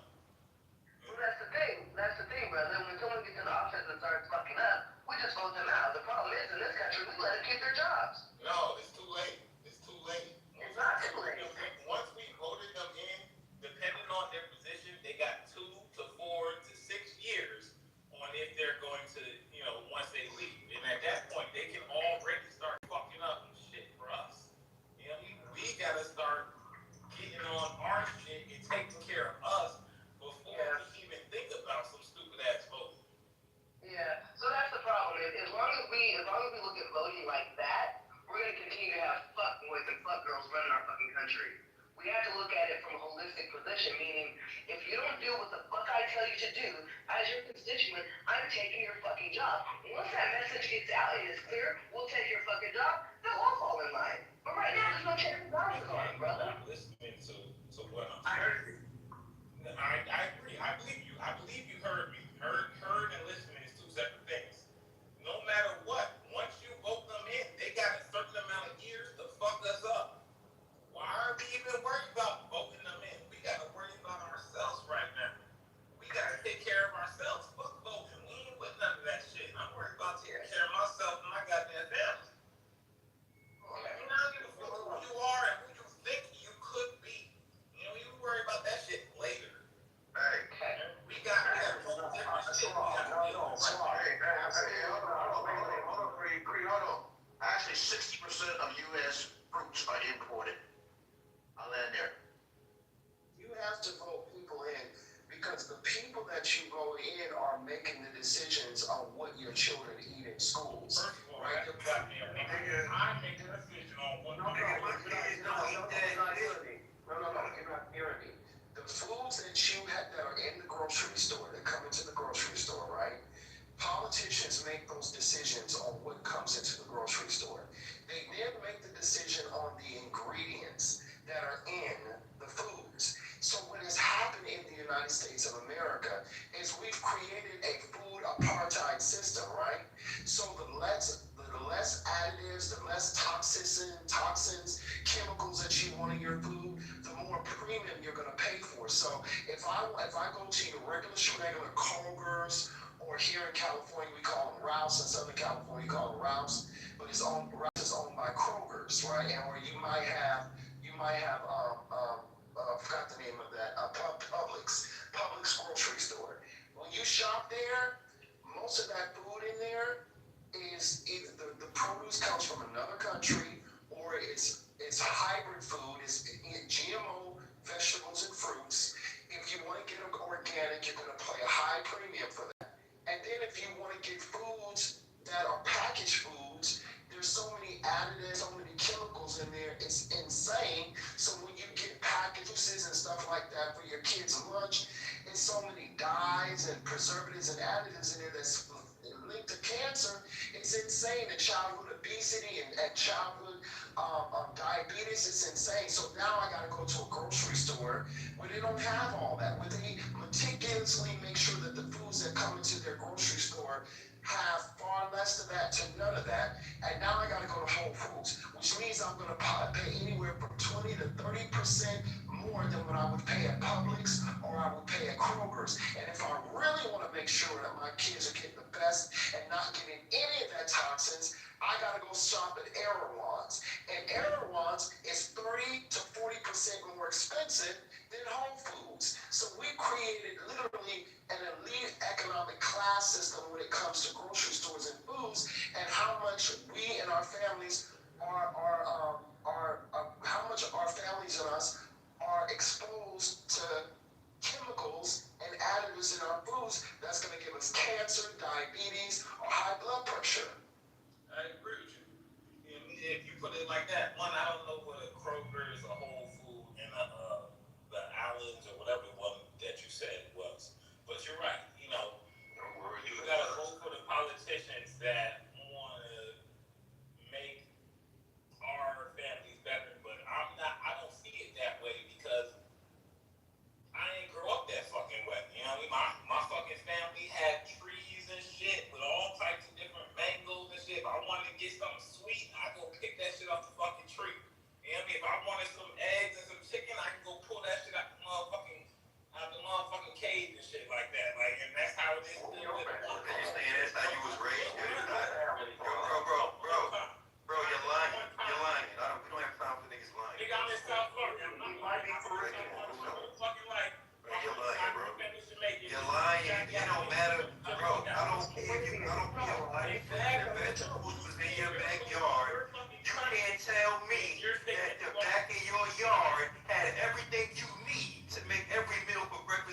again interrupted your whole fucking life. Stop lying. Shut up. I ain't say my whole fucking life. Can you let me finish? If you would let me fucking talk and stop fucking being a bitch and come off when I start. Nigga just said he don't know what whole food is. He don't know. Because that shit hit your heart.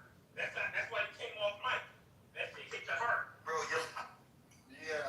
chill, y'all. Some people don't got Whole Foods in they city. I don't know what Publix is. I mean, I'm guessing it's a supermarket. Anyway, y'all, get back to the conversation. This is pointless. I don't Look, and Florida is one of the biggest export fruit. We ain't going to the grocery store just to eat some bullshit that they put all that bullshit in it. No, nigga, we got eggs here, we got chickens here. I feed the chickens what I believe they should eat. I got trees here. I got all that different type of stuff. The United States of America, you're in a different country. I'm in America, nigga. I'm in Florida. Stop. You know me, Florida. West Palm Beach, pull up on me anytime. I give you my full. Yeah. I'm in West Palm Beach like every 4 months. But you say that you don't know what y'all doing. You say that you never seen the grocery store. What y'all doing? West Palm Beach. Look, I'm not talking about how your family live. I'm talking about how my family live. Why you so high strung right now? What happened? I'm talking about how my family live. Hey, can y'all direct him so he can calm down? Everybody is different. Everybody not like us. And if you think everybody's like you, you're a fool. You know what I mean? Like, this is how my family live. Nah, we got this shit here. We're not getting it from the fucking stupid ass grocery store. Because the stupid ass grocery store put all types of crazy shit. The grocery store believes that rat meat is the same as chicken. And you ain't gotta believe me. You can look that shit up. Yeah, I just looked it up, bro. It's literally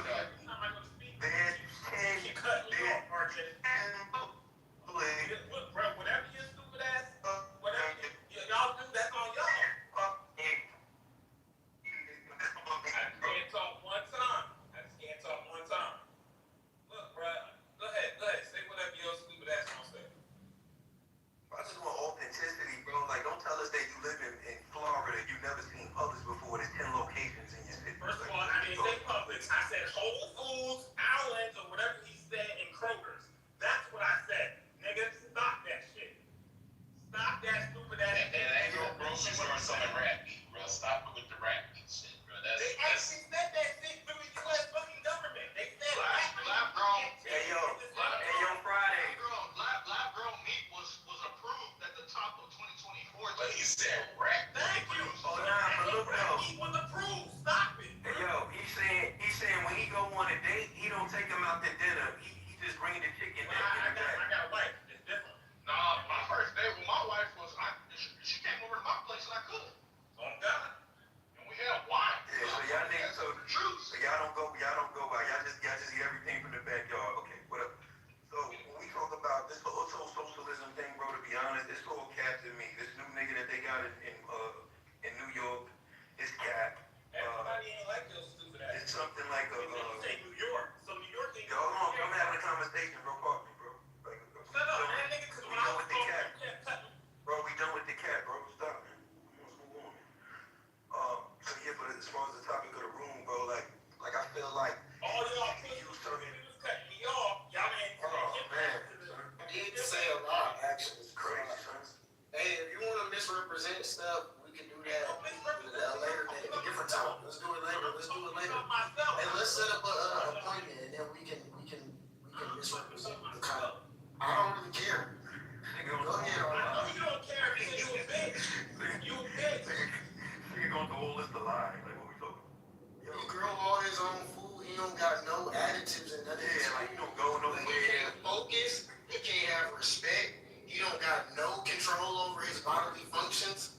I hope you show, bro. Yo, bro, I've been going back and forth to West Palm for like the past 15 years, bro. Like, that is you know how much they consume out there? Like, when he come down to beach and shit, like, for him to act like he's doing, first of all, that's not even the type of area where niggas is doing shit in their backyard. Like, he capping, bro. Like, we Haitian or something? Said he's Jamaican, and I don't doubt it because I know in West Palm Beach, especially when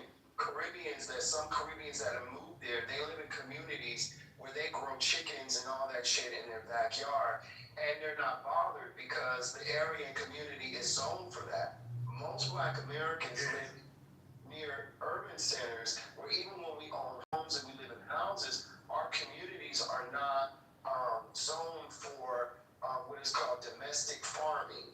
Like, we're just not built for that, right? So they don't allow that. So yeah, I don't doubt that him being Jamaican, as he said, him living in West Palm Beach, I can see his mama and them living in a community where they growing chickens and they farming and they doing what is called domestic farming in their backyards. They do that a lot in Florida. No, I get that, Cree. I'm not Cree. I know people from the islands. I know people from the islands that live down there and all that. But what I'm saying is he's making it seem like he doesn't consume anything else for what's in that backyard. That's cat, bro. Like, come on, man. DJ, what did you say, DJ Friday? I said Mexicans do that in LA. Like Yeah, and they get away with it because they're Mexican. Black folks tried to do it, and we got all kinds of fines, and we got all kinds of fights that we had to go through to go to court just to do community gardening.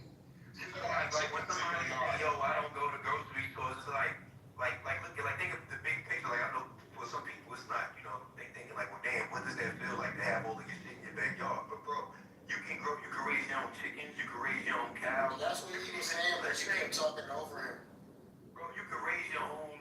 Why are you reading what he said and you seem like you had a problem with what he was saying? Nah, what I'm saying is no matter what you're raising in your backyard, nigga, you still gotta go to the grocery store to get seasonings and juice and shit like that. Like he's capping, bro. So, bro, when we talk about the socialism shit, right, that's really what I wanted to chime in on, bro. I think it's cap. I think the niggas selling New York a dream. It's not, there's no place for socialism in New York City. It might sound good, and I'm curious to see how his position is going to change, or like his mentality is going to change, because it's easy to talk that talk when you're trying to get a vote, right? Or even when you come from a certain environment. But now this nigga's the king in New York, and that comes with a lot of shit, right? He's literally the president of fucking areas like Wall Street, Madison Ave, Billionaire Row, right? So when he's in that position, and you got all of these financiers and billionaires and shit, they run into your doorstep to get some shit done. Let's see if he keep that socialism mentality for the next 4 years. So RJ, New York already got socialism though. It's a huge chunk of people in New York that's on government assistance, that live in the projects and all that shit. That shit is socialism. Right, but that's not keeping, I get that, but that's not what's keeping that city moving though, right? Because if you think about it, if New York City relied on socialism, they wouldn't make any money, right? They're still considered one of the top finance cities in the world for a reason. But you're right though, RJ, because if you actually funded this campaign, these are fucking billionaires, bro. These are New York billionaires. The lady that's in charge of it, like I told y'all yesterday, the lady that's in charge of this transition team, Maria Springer, she's a top psychopathic Zionist. So now that discredits the Muslim angle. Like, he's gonna be the same fucking politician as every other. Yeah, he just running game. Oh, wait, hold on. It's easy to say that. It's easy to say that because I looked her up, even when you said that the last time, and I don't even see what you're talking about. What has she done that has shown you that she's Zionist and all of this stuff? Like, bro, she's a self-proclaimed Zionist. She don't hold no secrets. She's a Zionist, bro. Like that ain't no secret. Like she talks about her Zionism. I think y'all gotta understand that the club of New York, right? First of all, New York City is ran by Jews. This is a fact, right? This is a fact. It is what it is. When we talk about Jews running the finances, the law system down there, like no cap, bro. Like when you go like to Center Street in the morning when everybody's going to court, it's nothing but Orthodox Jews. It's nothing but Orthodox Jews that's getting paid from people, that's having issues, right? So it's like to be a Muslim man that's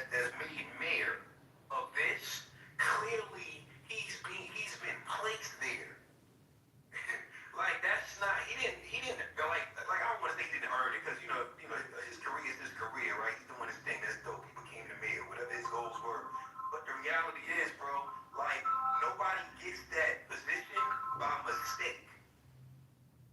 Like that, you have to be juiced in to even get that. The niggas won't even allow you to get to a certain level of the fucking campaign if you not, crossing all your T's and dotting your I's and rubbing shoulders with the right people, bro. Like, it's a certain level of politics when it comes to, even like with Trump, bro. When Trump was growing and he was trying to build his foundation, bro, he had to start getting cool with the mob and shit. He really had to start like making certain plays and connecting with certain people because he had to understand, like, yo, the only way I'm gonna get shit done in New York and the only way I'm gonna be dominant in New York, I have to put all these pieces together. So this is not no innocent Muslim cat socialist. Like, fuck all of that. This nigga's a gangster. Any person that you see become the mayor of New York City is a fucking gangster. He's a gangster. Adams was the head of the police force, so that was his gangsterism. Yeah, but you know what? There is a such thing. I understand what RJ is coming but I kind of agree to that. But there are certain candidates where like the moment has created them. So kind of like Barack Obama. The reason why Barack Obama, a lot of white people were willing to be optimistic about, they were optimistic about voting for him, was because of how George W. Bush destroyed the shit out of this economy. It felt like almost intentional. That George Bush was a president. A lot of us seen gas prices go from shit like $1.10 a gallon to $3 a gallon. We witnessed that in our teenage years. So yeah, a lot of people. Go ahead. But these, real quick, I was about to say, I witnessed Barack Obama be propped up. I remember the auction before Barack came in. This nigga literally went out. They made him the keynote speaker. Democratic convention as in Illinois. He became the keynote speaker. At the same time, they simultaneously released books so that way you can buy into his brand and read his story. Yeah, like, you just gotta understand, like, when somebody being propped up, bro. Yeah, when he came on and asked me to vote, and he started planting the seeds, making talk show appearances. So yeah, it is a campaign. I mean, the selection was made far before 2008 for Barack Obama. Man, since he was a kid, bro, Obama was getting groomed to be who he was since he was a kid, bro. Like, he comes from that whole globalist, international Bush cartel, bro. Like, bro, Harvard Law. He's a Harvard Law graduate. Like, hello? Well, you guys, son. can I add a real quick hi everyone, right? Did you guys notice a connection that both Obama and this guy are from East Africa? He's from Uganda, right? This guy's from Uganda. So they didn't get like a real Middle Eastern person. He's basically Indian descent that's from Uganda. And the strange thing is, Rishi Sunak was also East African. So this is strange. Why is it every time it's an East African person? Obama was Kenyan, right? Then you have this Ugandan guy. Academically separate East Africa from the rest of the continent. Right. At the same time. Yeah, but they're not getting like actual real like Arab, like Middle Eastern, like I still think they don't like they still angry about what happened with 9/11, right? This guy's not Arab, he's Indian, basically. Savannah, I'm fucking up your name, but look, everything you're saying is correct. There's a CIA connection. And even if you study Swahili, you will see the connection, all of that shit, bro. It's like from Kenya and all that shit. Oh my, like, man, ain't nothing these people do just happen. Stop lying on this doggone app, DJ Fridays. Stop. Yeah, I don't like the idea of sensationalizing things and trying to create conspiracy theories. Here go the Democratic. Yeah, I ain't going on no conspiracy theory. I'm just saying, like, I mean, these things are written in books, though. Like, but see, Dr. Why you gotta lie? Well, she's a Democratic shield, bro. Also, I just wanted to say, it's crazy. He's right, I think it's crazy to compare. If you're gonna call me a Democratic shield, make sure that you get it right. That I'm a Mississippi Freedom Democratic Party shield. Okay. That makes it even worse. And also, it makes it 10 times better. So the thing about it is, I can't remember the brother who called you out for lying before DJ Fridays, but when you talked about, I was driving, I was listening now. I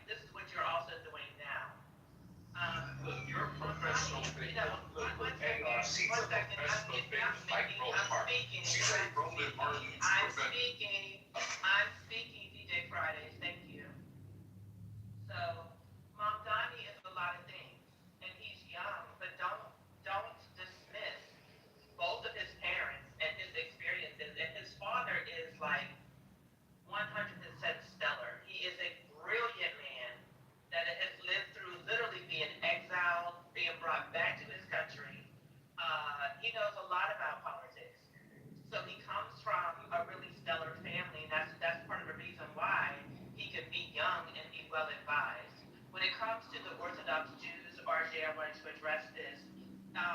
It's really the Orthodox Jews that have embraced him because they have a problem. Um, they have a problem with the extent of power in Israel. So even the people that have been trying to paint Mamdani as anti-Semitic, like the Orthodox Jews, they're the ones that stood up for him. So when we were just saying about, hey, you got to deal with the Orthodox Jews, well, he has. I mean, he's not anti-Semitic. He's not a radical Muslim either, and he's actually against that. So, I mean, I just want us to kind of like, we don't have to make up stuff. We should deal with the facts that we can gather. And I'm new to Mamdani too. I'm not saying I knew about him, or I just read, and I pay attention. And then when it comes to democratic socialism, don't miss the democratic part before socialism. And that's very important. I mean, if we had a conversation about democratic capitalism, right, we can have that conversation. But America is not a purely capitalist country. We have some democratic socialism right here. And actually, Creed is the one that laid it out. I mean, I agree with you, Creed. I know we don't always agree, but I totally agree with everything that you were saying.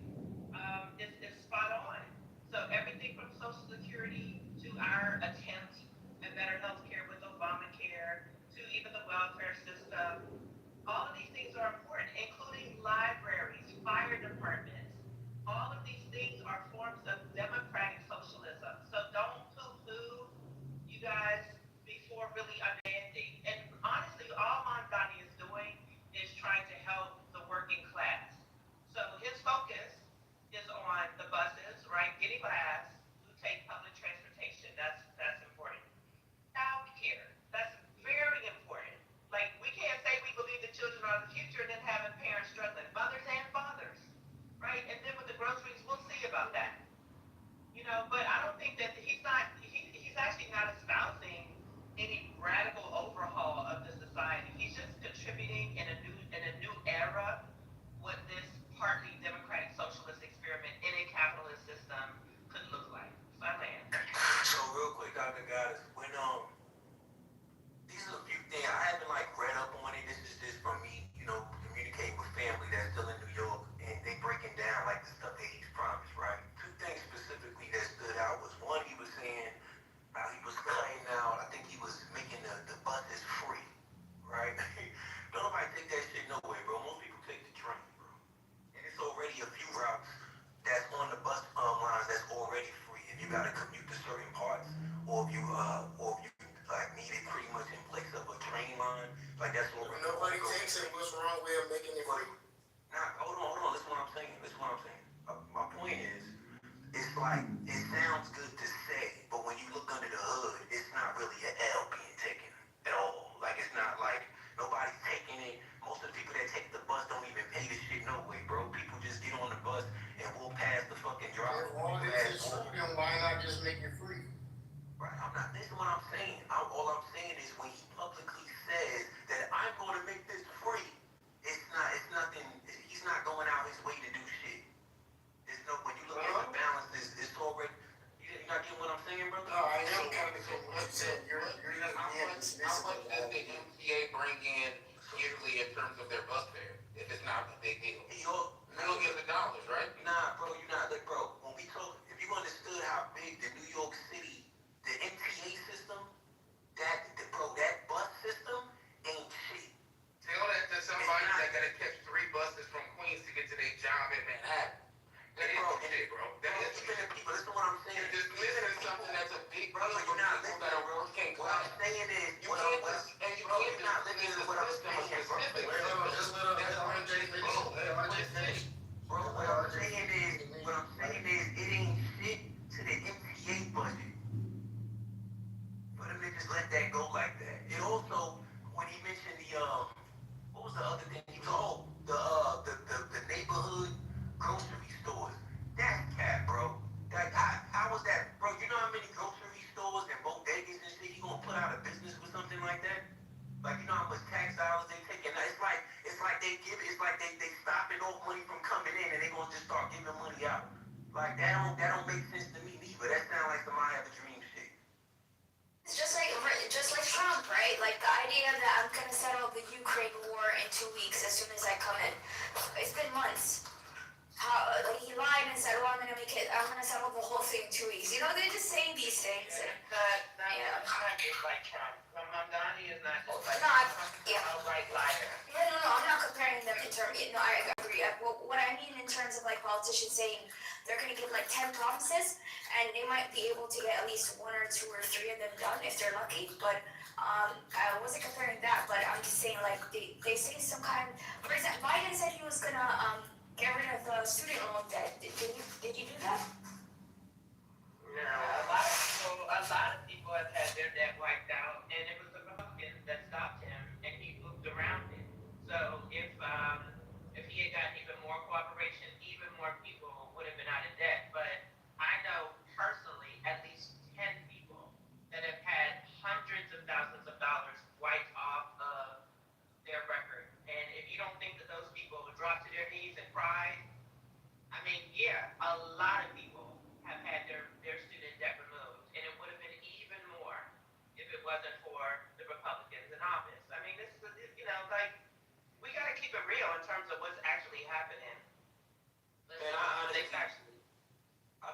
think when it's all said and done, I think that honestly it's all marketed, right? Because at the end of the day, we have a collective of people that's been running New York City since forever, right? Some people have generationally been running it.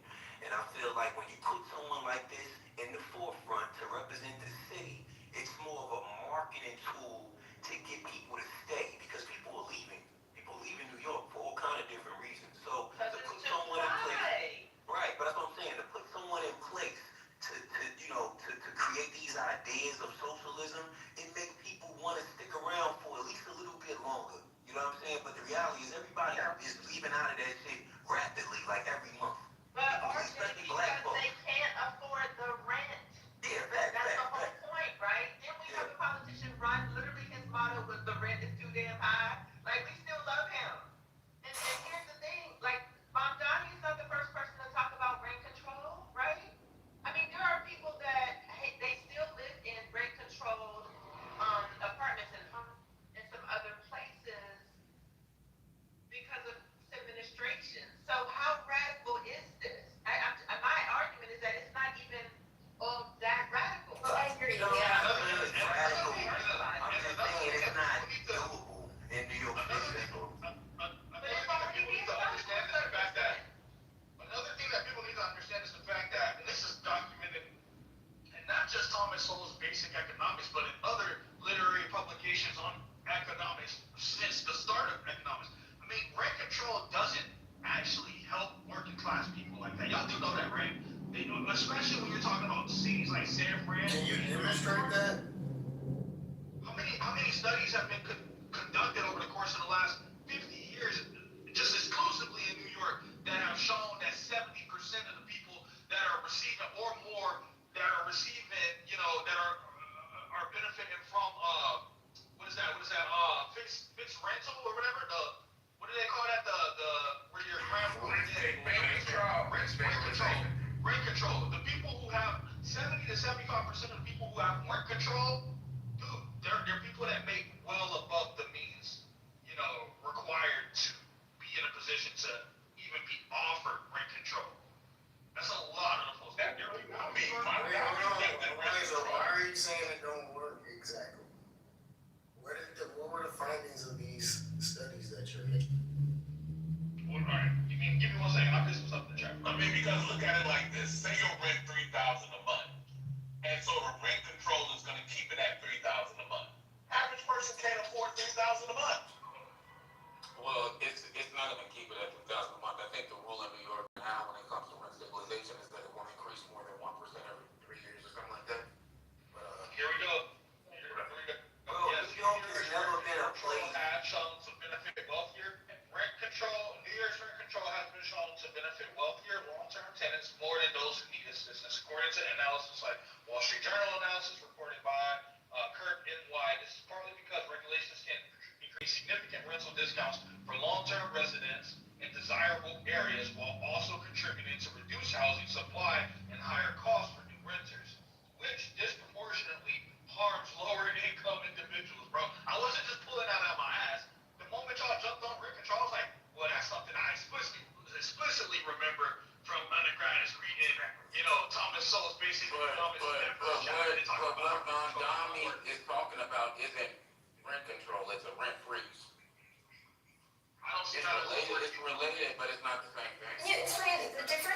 over with the banks? How's that gonna go over with the banks? How's that? Imagine all the people that own those places that are gonna get rent freezed on. First off, the owners of the places, their mortgages, right? So you're going. That's something that Montgomery's going to have to take up with the banks, and I just don't see the banks going to the in a place like New York. Elijah, they did this already where I live, right? They did exactly this. What they did was they did rent freeze, and so the people who actually owned the property, right, that were renting it, they got screwed over, right? And so I could post articles in the chat, but yeah, it did cause a problem because it's almost like the government now owns the house, not the person who actually bought the property who's renting it. And that's fucked up. Yeah, that's fucked up. That's like imagine comes into the building. Imagine like niggas be speaking from like a lower space. And I get it, right? The average person don't own a building. But imagine you fulfilling your American dream and you build wealth for you and yours, and you got a few buildings in New York City, and all of a sudden the mayor is telling you that your profits and stuff is at a halt. Like you don't think that's gonna ruffle some feathers and people gonna get them up out of there? Like these are the people that put them in position, the people that own these buildings. Like that, this is what New York is made of. It's capitalism. So if you think that they put them in there to ruin their business, y'all tripping. You don't think that some of these landlords are slumlords, RJ? Yeah, it is, for sure. Yeah, I'm not saying that. They need to be brought up because you don't think that they need to improve their property and so on and so forth? Yeah, but that's two different conversations, though. That's two different conversations, though. But yeah, that's true. But don't think that, and this is too, I don't know if you said, I don't know if it was Elijah. The person who talked about the research, don't think that this isn't a part of the consideration. I don't know why y'all think that like Mom Donnie just brought this stuff totally out of his ass and doesn't have like any. I guess it's because he's young. I guess I can see that. But just understand that like it's not totally out of his ass. A lot of people have been talking about these things and how to keep New Yorkers, there in New York. I know a lot of people who have been pushed out. A lot of people who have, that come to like smaller cities because they can't afford New York and they really wanted to be there. So we got all of that. If you can't afford, but real quick, if you can't afford to live in a city, maybe that's a sign that you shouldn't be there, right? That's what the responsibility you're supposed to do. Like I'm not gonna go to the Gucci store, right? When I can't afford anything in the store, right? And so another thing, like for example, let's say you rent a car. Can I learn this? Yeah. So let's say because this happened where I am. So let's say you get a car right now, right? And you're leasing a car. Or like, that's what it's called, like leasing. I told the car dealers, right, that we're gonna freeze the payment of the person of the car. That's amazing for the person who's leasing the car, right? So you're looking from the perspective of the people who are renting. It's amazing for them. And what about, look at it from the perspective of the people who are the ones that own it. Just look at it from their perspective for a moment. And try to understand, like, what did they gain from it? What? They don't get anything. How much money they spend on those buildings? Yo, they even got, I remember when I was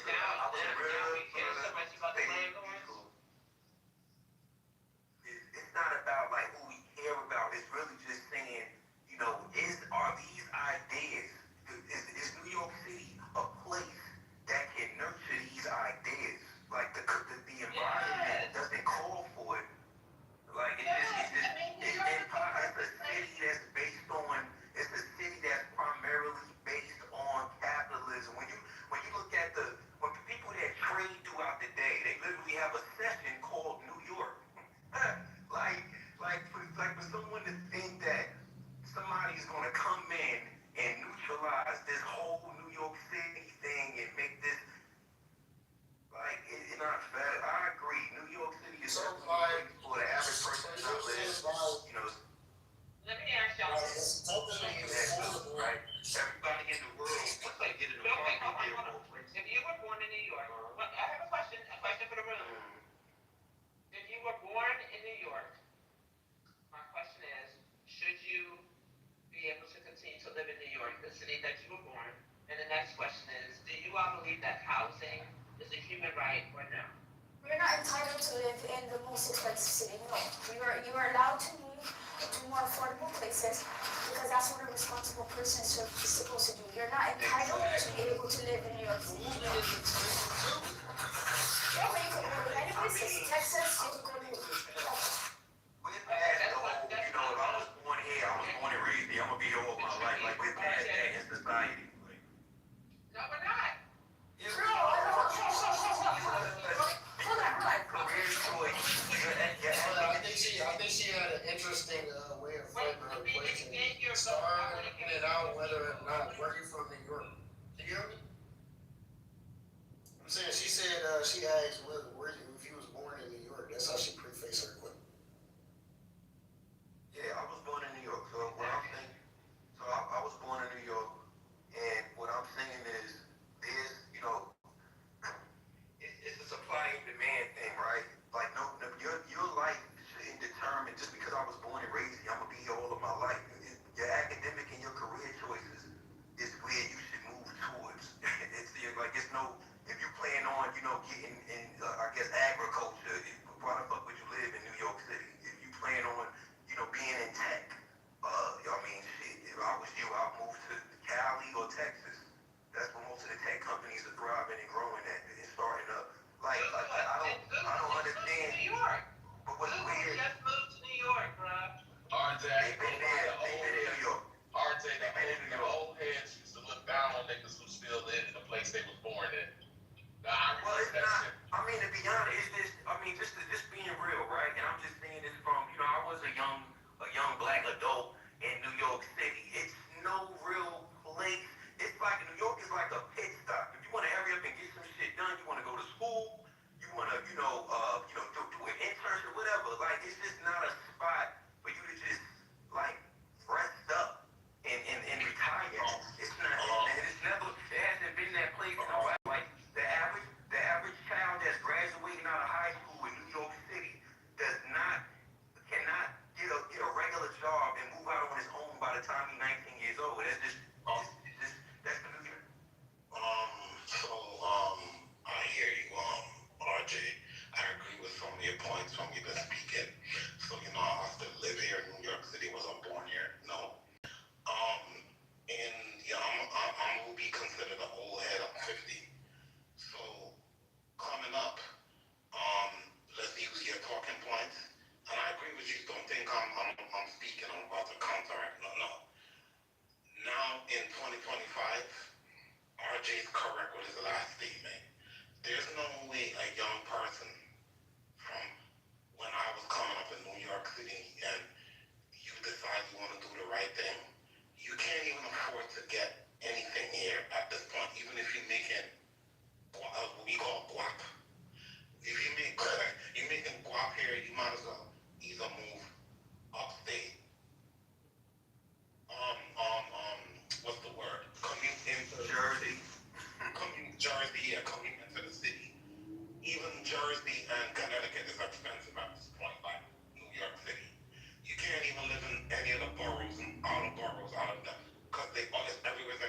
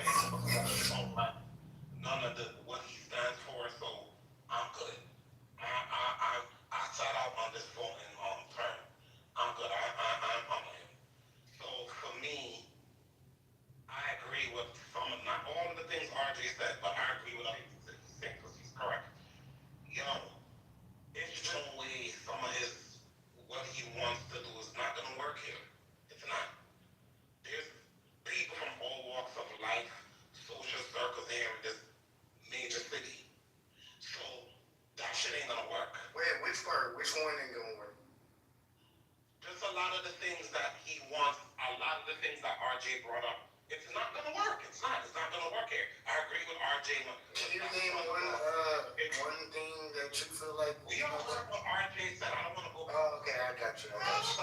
It's just not going to work here in this city. It's not. People come here.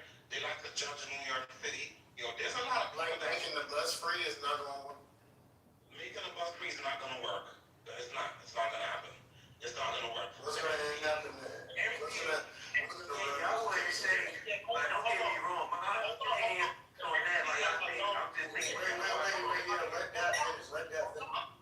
And what you think gonna happen when he make the buses free? If he make the bus free, he's gonna have too much pushback from the MTA and all the people that got them their money and their hands on the MTA, plus the contractors, the outside contractors.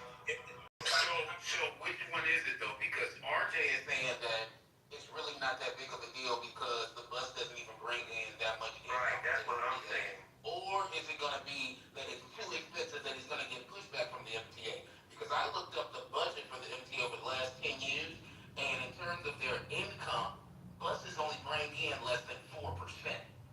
So Exactly.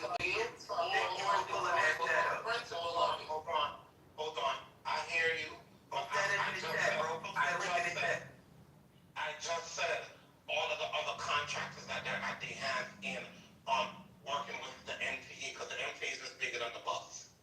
So I get your point, but you need to follow what I'm saying to you. That's why I asked the question. It was a question. And I'm answering your question. Irregardless of what the bus bring in, it's all under the MTA umbrella, and that still chips out of the money that the MTA higher ups plus the contractors could get here in the city. That's how they do it. That's how it's done. So they're not going to let that happen. They're just not going to make him get away with what he's trying to do. It's not going to happen. Because too much people are not going to get paid a specific way. It's going to hurt their money. How he's gonna do it now? How he's gonna do it is, the commission for transportation from the MTA comes up, right? And he has the power as as mayor to who he wants to appoint. So he's going to appoint a commissioner that essentially is going to go down with his program. And this has been proposed before in New York City. So he doesn't want to make the subway system free. It's just the bus system that he wants to make free. And I understand that, but and so this has been proposed. Because I'm gonna let you finish, Creek, just because I've been here. Go ahead. I just want to say, be quiet. I just want to say this one thing. What a lot of people still don't get about this city, it's still run like a mob style type of city. They just in the white collar part of it, and they just all in certain places. It's not going to happen. Trust me, but I hear your point, and I'm gonna let you finish. Go. Let me finish. Let me tell you something. I'm part of that mob, so watch your mouth, Dad. So as I was saying, he's gonna have the power to appoint who he wants, and what he's saying is that the person that he appoints is effectively gonna go along with his program. Now you're right. You got all these teamsters and all these weirdos in New York that still run things. We'll see if they go along with it. But I think he has more power to call them out, right? And then he has also Kathy Holcomb, who basically endorsed him and has said and signaled that she'll work with him. So she has more of the bully pulpit to put pressure on. He's going to have a good relationship with Albany. There's no way that he's going to be able to govern as mayor of New York City without having a good relationship. Didn't he already do this with like 6 major bus lanes, from what I read?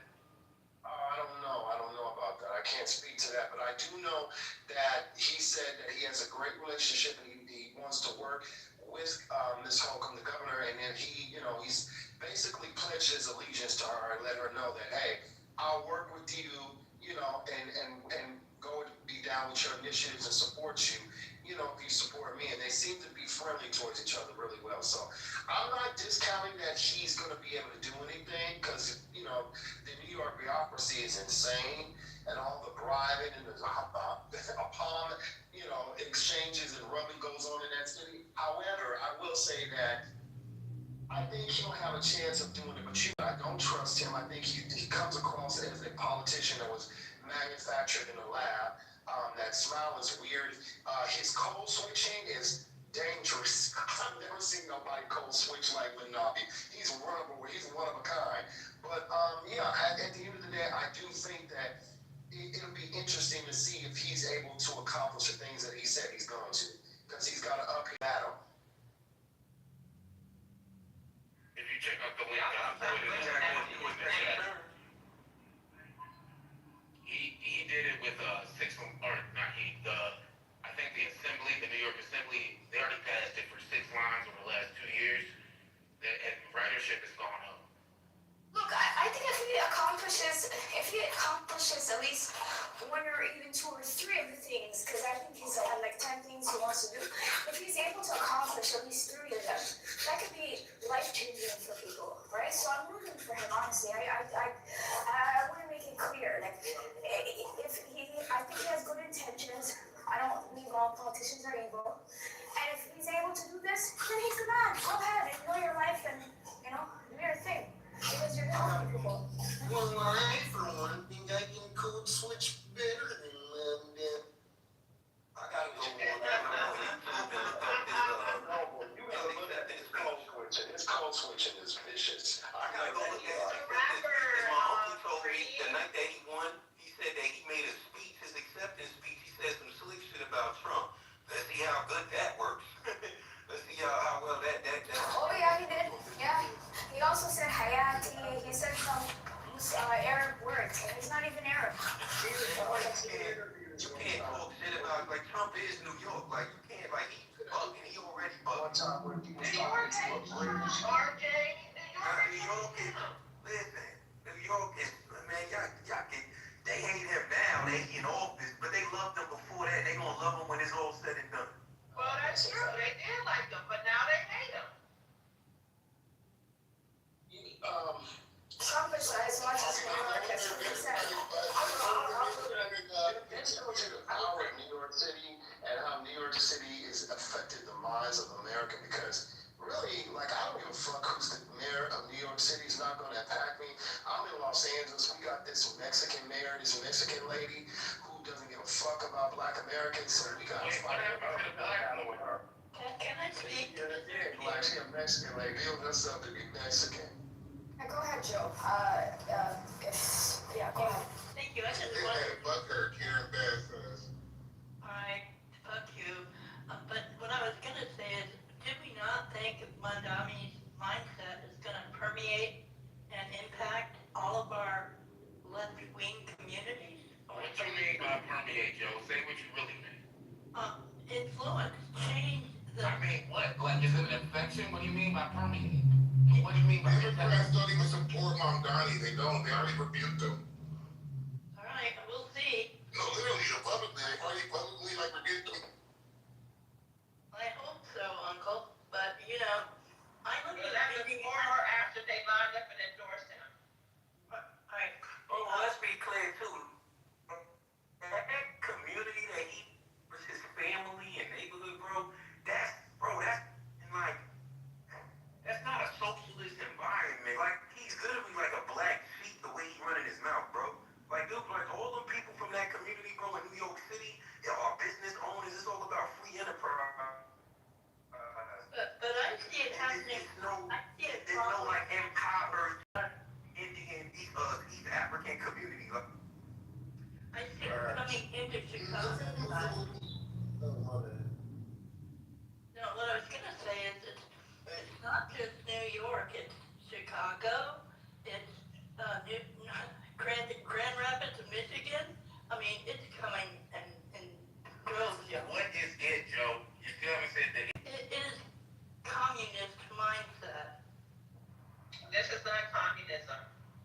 Alright. kind of is. It's just. It's not. The democratic before socialism makes it not communism. But have you ever lived in a communist community? I lived in Cuba. It's very close. For Republicans to point to. I have. As And I you also laugh. know that Cuba has a 98% literacy rate. And that Cuba has a superior. live on $13 a month. I'm aware. Can I continue saying what I'm saying before you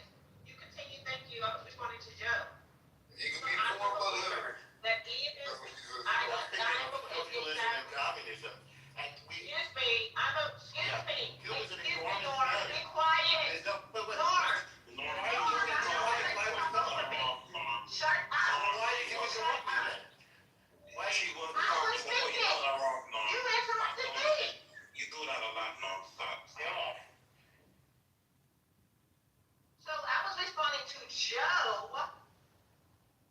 and Joe said she lives in Cuba, and I was responding to her. Excuse me, Norm, shut the fuck up. No, well, Shut up. You interrupted me. Shut up. You're not going to talk over me.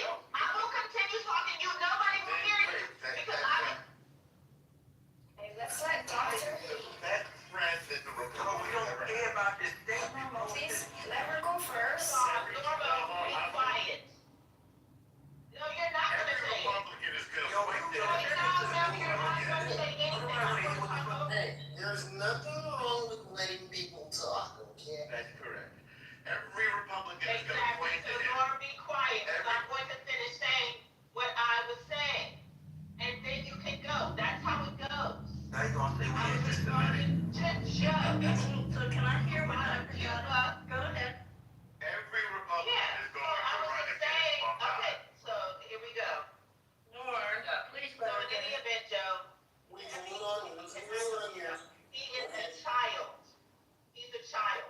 Next time don't So in interrupt any me. event, You Joe, won't I feel was bad. saying that Cuba, even communist Cuba, has a 98% literacy rate, and their healthcare system is even better than the United States. And Cuba offered students from HBCUs to come and train there because of the racism in America. So when you say Cuba, I understand. I've been there. I have visited there. I haven't lived there, but I definitely have visited there, and there were definitely things that were frustrating. I understand what you're saying about, like you haven't mentioned it, but going into stores and there just aren't certain products, stuff like that. So again, and that's my point. Shut up, Norm! Shut up! You don't know what to say, okay? Shut up, Norm! I got this. Shut the fuck up, Norm! Shut up, Norm! Shut up, Norm! No, I'm not Norm. I'm not Norm. Not on the stage. Norm, shut up! He's not on the stage. Hey, I'm just doing a little code switching. Shut up! Shut Hey, up! listen. Shut up! Yeah, it's okay. I know. I'm just doing a little code switching. I know it's convincing. But come on, guys. Oh, Just sorry, let that was each other Noble. My talk. bad, It's Noble. I okay. thought that was Norm. Yeah, I know. Nothing wrong with a little bit of code switching, guys. So I lived in Cuba for 4 years, Guantanamo Bay to be exact. It is very, Oh, you very. cannot be serious. Guantanamo Bay is America. Yeah, no, we were able. Here. Can I finish? Hey, actually, Doctor was trying to speak. I'm sorry. Yeah, I just was finishing up. You know, she thinks I'm aware of the limitations in Cuba. Yeah, I'm sorry, because I actually that was Norm, and I was just not going to let him speak. I'm aware of the limitations, because like I said, I visited there, and there were places where you go and there's just literally no more product, and there won't be any more product for like a few days and stuff like that, and that is frustrating. But again, democratic socialism is not communism, and I can't stress that enough. I cannot stress it enough. And I'm just thinking to myself, like, what must it have been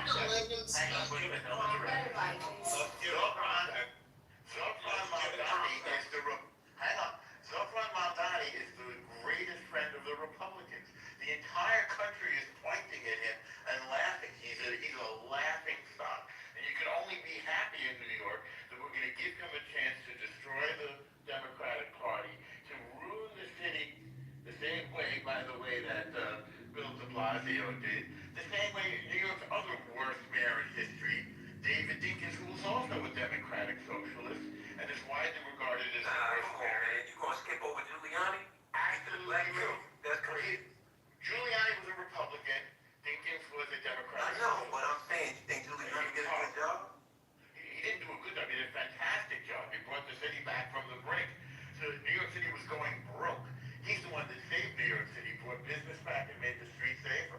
So yeah. What you mean? 9/11 happened under his control. Like, what are we? Yes, it didn't happen. Actually, Dinkins was the one that don't do that no, because I'm old enough.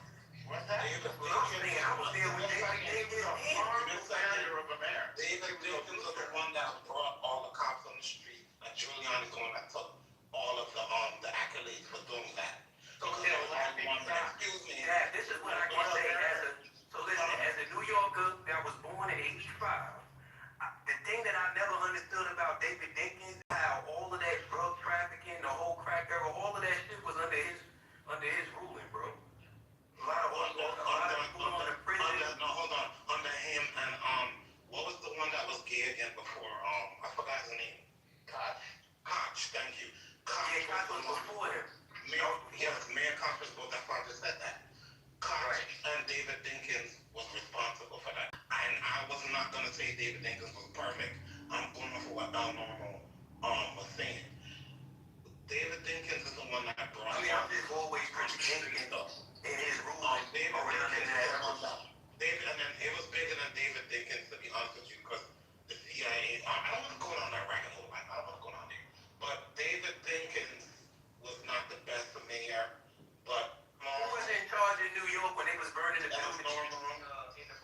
It was Koch. El Normo, let's not do that because. Wait, what are you saying about Koch and Dinkins? I was asking him who was in control when Bronx was burning down, when everybody was burning the building. For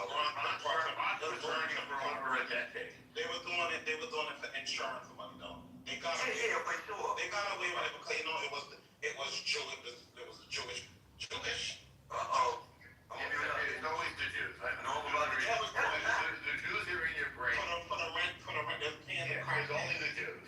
They were paying the crackheads and the cokeheads and the addicts to burn down the building. Of course. El Normo, let's not do that. At any event, El Normo, let's not do that. What are we not doing? He's the worst mayor. I could talk about that. Let's do it. The other Democratic socialist, he was a failure. He was an impotent mayor. He was terrible. And he's regarded as such, that's why he only served one term. I can only imagine Mamdani doing his bad, our next Democratic socialist mayor, that the entire Republican Party will point to have double over in laughter and say, this is what you want from the Democratic Party? Zafran Mamdani and AOC is literally the best friend the Republicans ever had. Well, I'll agree with the last part of what you just said. Because that's how I feel, though. He's just going to be a puppet. That's it. Keep that to yourself, Dad. Don't agree with Norm. The rich socialist people, that's why they put him in power. Now, come on now. It is what it is. Wait a moment. Isn't Bernie Sanders one of his mentors? Is that? Oh, but you like Bernie though, right? And Barack Obama was also one of his advisors. But you like those people. So why do you dislike Mamdani then?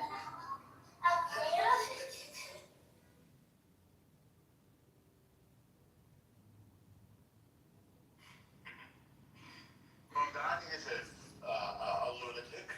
He's a vicious anti-Semite. He has no plan for New York City. He has no experience. He's a joke of a candidate who's going to be a joke of a mayor. And he's already regarded as such. Okay, Bernie is oh, my bad. Yeah. Hey, I heard recently that, this person from the room, they were just telling me how a lot of Zionists, people who support Israel, the state of Israel, back him and he works closely with them. Where'd you hear that? Maria, someone, I forget. But Maria is a Catholic name. She's from the Philippines and she's not even from Israel. Yo, bro, this is all That's bro. apparently Hold on. I'm just trying to tell you. I just want to let y'all know, or at least from what I've heard, I don't know if this is true, but I'm trying to just gather where you're getting this anti-Semite attitude. From his mouth. That's how he grew up to political power. It don't even make sense, bro. We already know New York City is New York City at the end of the day. For you to make it seem like you won that shit without the help of unity, like, I think you're either, like, I don't know, like y'all trying to ski mask New York City, like y'all financially backing people when in public y'all acting like y'all don't want shit to do with them. But what's the secret agenda behind that? There is no secret agenda. You just made that story up. Next, yeah, man. It sounded a little bit like, hey, listen. I'm just trying to figure out, I just kind of want to know, because I don't know his whole background in history. I saw that he was a rapper at one time. But anyway, yeah, could you, quote one of his anti-Semitic sayings? He refused to denounce globalizing the Intifada, which was a violent campaign of suicide bombing against Jewish people. Why does he have to denounce something that he's not a part of? He supports it. He chants in favor of it. He goes to those demonstrations. And he was asked forthright, are you against it? He wasn't. Y'all kill me, man. It kills like how y'all literally make the whole world accountable for whatever's going on in the corner of the world for y'all. Like that shit be weird as fuck, bro. He hates all Jews because he take that. That's not even America. Like, why are you bringing that up in an American political? Let me ask one more. Not a problem, bro. Right. Let me ask you a question, Normal. There was 200 rabbis that signed some kind of petition. I could put the article in the chat that saying they support him. So, what do you think about that? I don't know. I haven't seen this petition. I can't speak to something I haven't seen. I'll put the proof, but hey, they support him. I don't know who these people are. Is it true? Pretty sure you don't either. Is it true the governor already kind of kneecapped this whole process by saying she isn't going to allow taxes to be raised?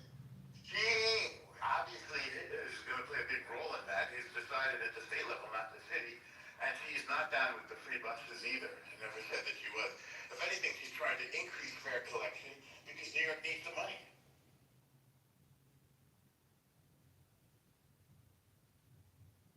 People rely on buses and trains. If you make buses free, they're going to become rolling homeless shelters.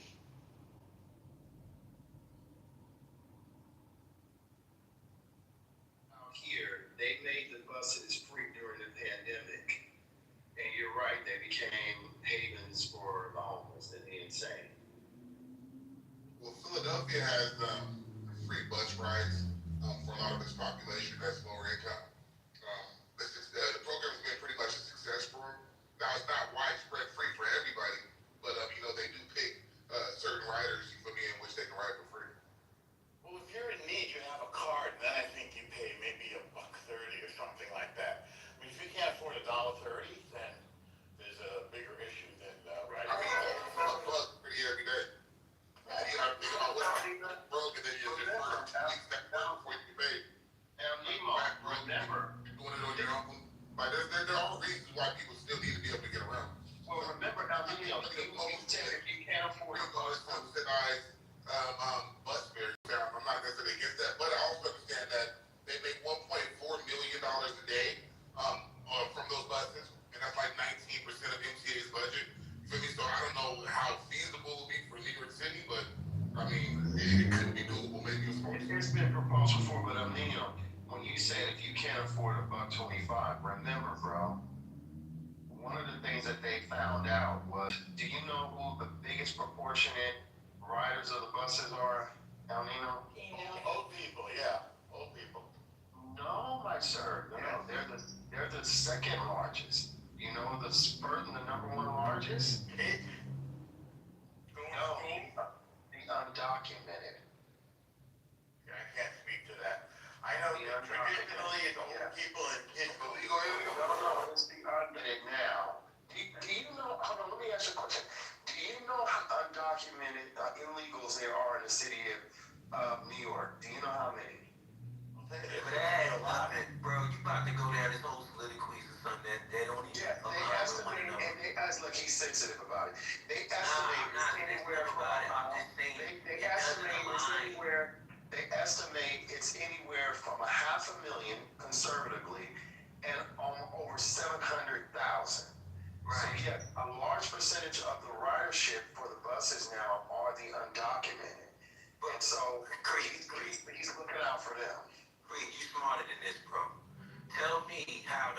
population of undocumented immigrants in New York City translate to how many of them is taking the bus? What percentage of them depend on the bus? Well, what And they we have create the entire MTA system, right? All the different forms of transportation when it comes down to getting around New York City.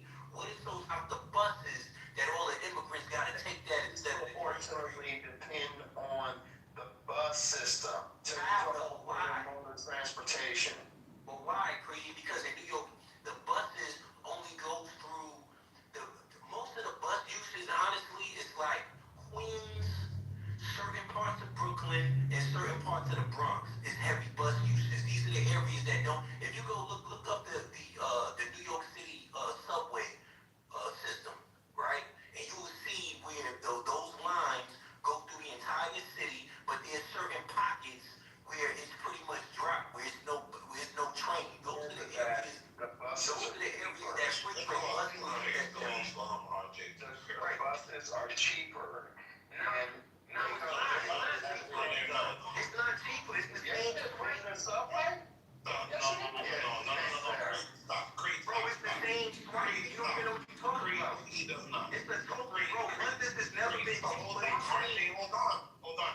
So we have, you can get it from, since like, I would say 95 or 96, if we get bus on the Metro cards are done with now, but, we have Metro cards, you paid for, that was going on the bus. I actually still live in a two-fare zone, but prior to where I am now, used to live in a two-fare zone when I lived with my father.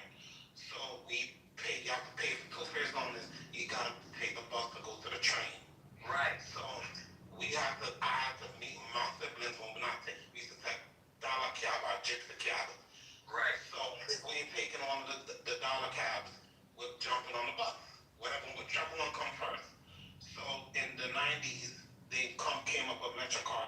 You use the Metro card, you pay to go on the bus, you go on the train for free and vice versa. So that's how it worked. If you bought the unlimited card. If not, no. No, free transport. It was like that from a long time ago. Before they did the unlimited. Oh yeah. They always had the free transfer. Yeah. Facts, man.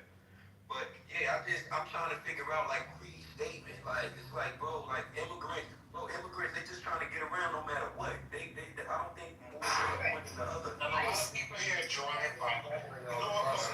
You know what's funny though? A lot of people here drive by. What a lot of you don't know, because I was a green card holder, so let me speak on this. You do have a lot of people here in the United States of America, not just in New York City. I know people that got a good lawyer, or they could pay for a document as if they were born here. Now, can they travel outside of the U.S. with it? No, they can't. But get a good lawyer. You could get you a document as if you was born in the United States of America. That part, though. 100%. Wait, could I say something real quick? No, because this is the part that is irritating.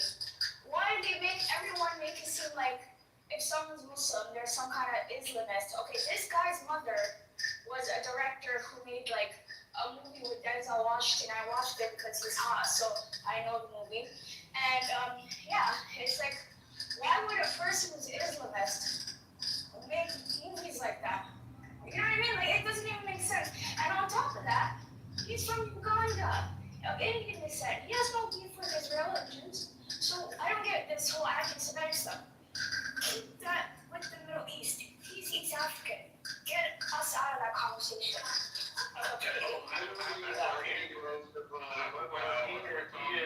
Since we're talking about East Africa, Sabina, and you sound like you have a little bit of knowledge since you're making these broad statements. How do specifically Indian East Ugandans that were kind of forced out of East Africa feel specifically about Black East Africans? Is there a little bit of animus there? Is there any type of racial tension? I think Charlie XCX's family also, her mom was East African, specifically of Indian descent, and from what I've read, there's a little bit of animus about them being forced out of their homes to wherever they they could get to, a lot of it being the U.S. as well as the U.K. So, here's the thing. This is what I was talking about when I first came in the room, right? This is where I started to get suspicious. Okay? Rishi Sunak is also from East Africa, and he was the leader of like England, right? He was their prime minister. And then you had Obama, he's East African. This guy from Uganda is East African. Specifically talking about the I'm getting there. Ugandans being displaced. I'm getting there. By indigenous. They're anti-black. Yes, that's what I'm saying. I'm saying they're also anti-black, of course, yes. But and there were people that were making money, but they were expelled out of Uganda and Tanzania and those places, right? So what I'm saying is, why are all these people coming from that region? Ask yourself why. Why is always that region? It's because they're all because this is a British takeover. That's what I believe. I hear you, but putting Obama in that same category when there's kind of like an ethnic difference that needs to be contextualized, I think is Yeah, it's like with Obama, he was growing to his pops, and he wasn't even raised by his pops, he was raised here, so it's like... And he's from a whole different ethnicity. Obama was Muslim, but guys, let's stop playing games here, okay? Obama's Muslim, okay? Stop playing games. The difference, you know what I'm saying, talking about that difference is important if you're going to use it as some type of conspiratorial. Yeah, what makes him Muslim? Like, what makes him Muslim? Oh, trust me, the man's Muslim. I have mutual friends, right? I want to question you. I want you to tell me, like, show me proof. Well, okay, even if he doesn't practice, his father is, and that's proof enough. That's facts. Oh, that's fine. I think he's sympathetic to Islam. He's shown that he's sympathetic to Islam. But that don't make him Muslim, like, come on. If I could just land. Yeah. Can I just land real quick? Because RJ, you're from New York, right? This is what I don't understand. Aren't there a lot of black Muslims in Harlem and? No, but that's why y'all be doing this on Clubhouse? You made a statement. You said that Obama was Muslim, and then you said, trust me. No. But then you said that you know some people. Whatever that meant. I have mutual friends with him, and I think he's Muslim, and those people told me he is. Is that enough information? If you had mutual friends, if you had yes, I work for him. You would know, right? You said I think. So that means that you know. You're bringing up ancestry that didn't even raise him. He was raised here, and his pop was a All I'm saying is this guy is unapologetically Muslim, and all I'm saying is that when Danny didn't, can I land please? I'm gonna say one last thing, and I'm gonna read up. All I'm saying, when Danny did not bring Islam into freaking America, okay? Malcolm X was Muslim, there's a large black Muslim community in New York. So I don't understand why they want to make it seem like, oh, this is some kind of foreign invasion. There have been Muslims in America for a very long time, and so that's all I want to say. Thank you. He was dressed like some damn Muslim, like his 30s or something, 20s or 30s. He was dressed up like some Muslim doing some Islamic ritual. We seen he refused to bow to the Queen of England, but when he met with that Arab king, he bowed to him. And people in the West and white people in the West were incensed. They were, oh my God, he wouldn't bow to the Queen, but he bowed to this Arab. So, his name is Obama. What is it? Hussein. Obama. Bro, that's his last name. That has nothing to do with the week. No, his name is Hussein. So that's what I'm saying, but that's we know that his stepfather. No, you keep calm down, RJ. So you keep talking about his biological father, right? But his stepfather, right? His stepfather was Islamic. His stepfather was Muslim too, as well. Not just his biological father, but so was his stepfather, the man that his mother decided to marry, who was Filipino, that moved him to the Philippines. He practiced Islam too as well. So Islam has had an impact in President Obama's life. He's not a practicing Muslim. He's a Christian. He goes to church and all that shit. I think he's more atheist than anything. Or culturally Muslim. Culture. I think he's culturally. Where did Obama go to school? Like he went to some supposedly when he was in the Philippines. He went to an American. Where did he go to undergrad? Oh, he went to at first he went to a school here here in LA, I forgot the name of it, and then we ended up going to Columbia University. Is Columbia is community organizing? You know, damn city organizing at all. Oh, that was just Doing it in Chicago. He didn't even do it in Chicago. Chicago. Yeah, he didn't do it in Chicago. That's bullshit. He didn't do that shit like that. Nobody knows him in Chicago. He went from a junior senator to a president. He's culturally Muslim, and because his father is Muslim, so he had to have been exposed. I'm not saying he's practicing. I'm not saying he's like, still in the religion. All I'm saying is his guidance. No, you could be culturally Muslim. What do you mean? How do you know? Okay, Uncle, hold on. Is Donald Trump practicing Christianity? Do you believe that he goes to church? Is Trump culturally Christian? Wait, I'm asking a question, guys. Wait 1 second, Uncle. Ask the question. Is Donald Trump?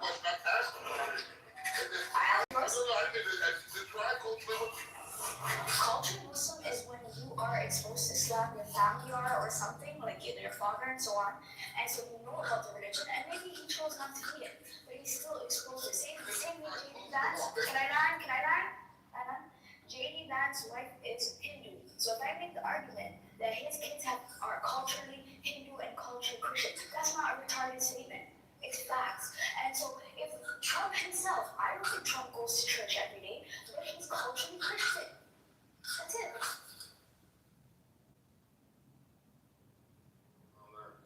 Identifies with some form of Christianity. I don't think he is religious. I think he is a theist in some ways, probably, or deist or something. I think a deist of some kind. I do not believe that he's Islamic, but I think he's sympathetic to the Islamic cause in some ways. And he found value in it because he was influenced by it as a child. But I don't think he's a terrorist or Islamicist, and he's ready to blow up shit. Why are you associating Islam with terrorism? Well, because it is. A lot of terrorism. Let's not just be fake about it. Christians too. Y'all love to blow shit up. Y'all love to hack people's heads off. They submit to Islam. That's what y'all do. No, sir. The ones that do are the ones from the Middle East. Indonesia is not a country that has beheadings and all these things you're talking about. Neither does Kenya. That's Nigeria, sir. It's not your geography. Muslims over the Boko Haram is Islamic. It's Nigeria, sir. Islam and proud of it. So great. We're gonna say that, so we gonna make believe like Jim Crow ever wasn't ran by the Bible. We're gonna make believe like all these crusades, these Christian crusades. Happened 500 years ago. We talking about what them Islamic people doing now. That was 500 years ago. And they blowing shit up. Let's go look at everything you've been representing yourself as on this app, bro. Let's They blowing shit up. Okay, the Muslims is blowing shit up. this nigga.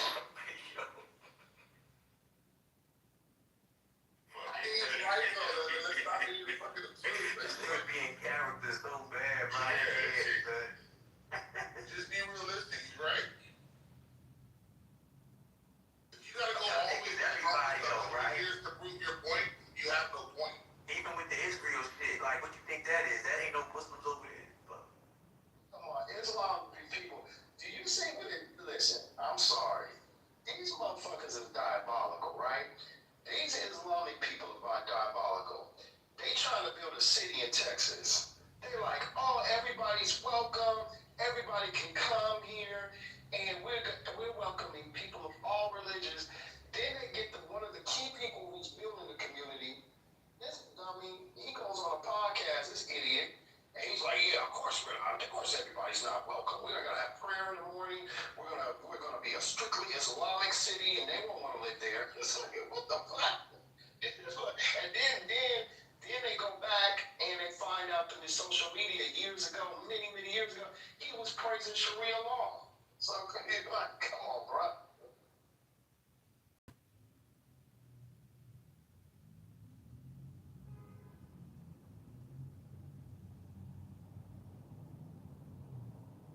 I don't know many people, if people bring up school shooters and everything else, I don't know many of them fucking going around shooting up shit and in the middle of them doing it, talking about Allahu Akbar, praise be to Jesus, like that. But Muslims truly do that. So let's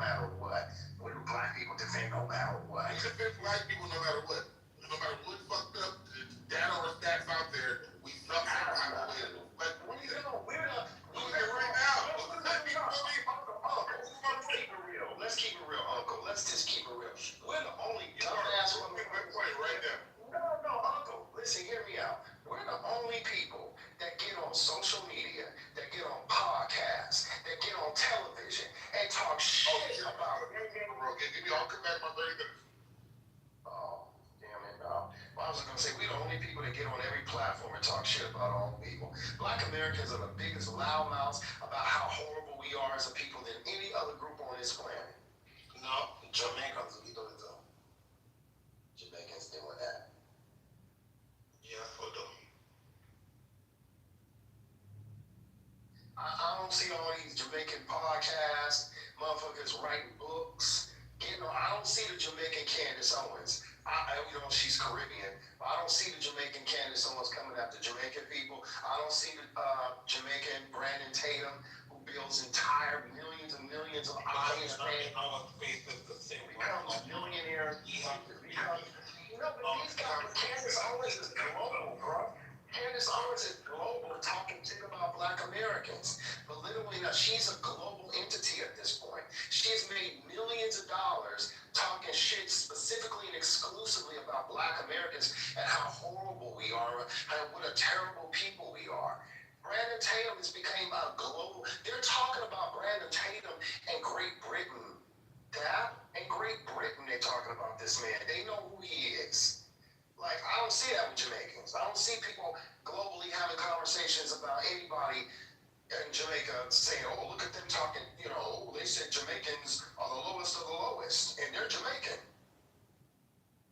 I get your point on what you're saying, but yeah, we do talk shit about each other though, but not in that sense of what your context. Entire global platform just centering one specific ethnic group and saying they're pieces of shit and they're not worthy of humanity. So Nigerians are they're definitely very critical of themselves and their cultures. Say this, you're kind of right, because you got that British woman who was, she was born in Great Britain, but she was raised in Nigeria, and she returned back to Great Britain, and she's head of the Conservative Party in Great Britain, and think in Parliament. And she's so bad that Nigerians hate her guts. They tell her, a lot of Nigerians, to be honest, a lot of Nigerians agree. Look, I'm gonna keep it 100 with you. Like, the reason Nigerians are like, they're very, how do I explain this? Like, some of them are like me, some of them are very different. They're extremely critical and they're very blunt about their realities. You will rarely ever see a Nigerian person really blame. I don't say rarely, but most Nigerians, when it comes to politics, they don't really blame white people. They really blame the actions of other Nigerians and our culture and how we mistreat each other and the inherent corruption within our countries.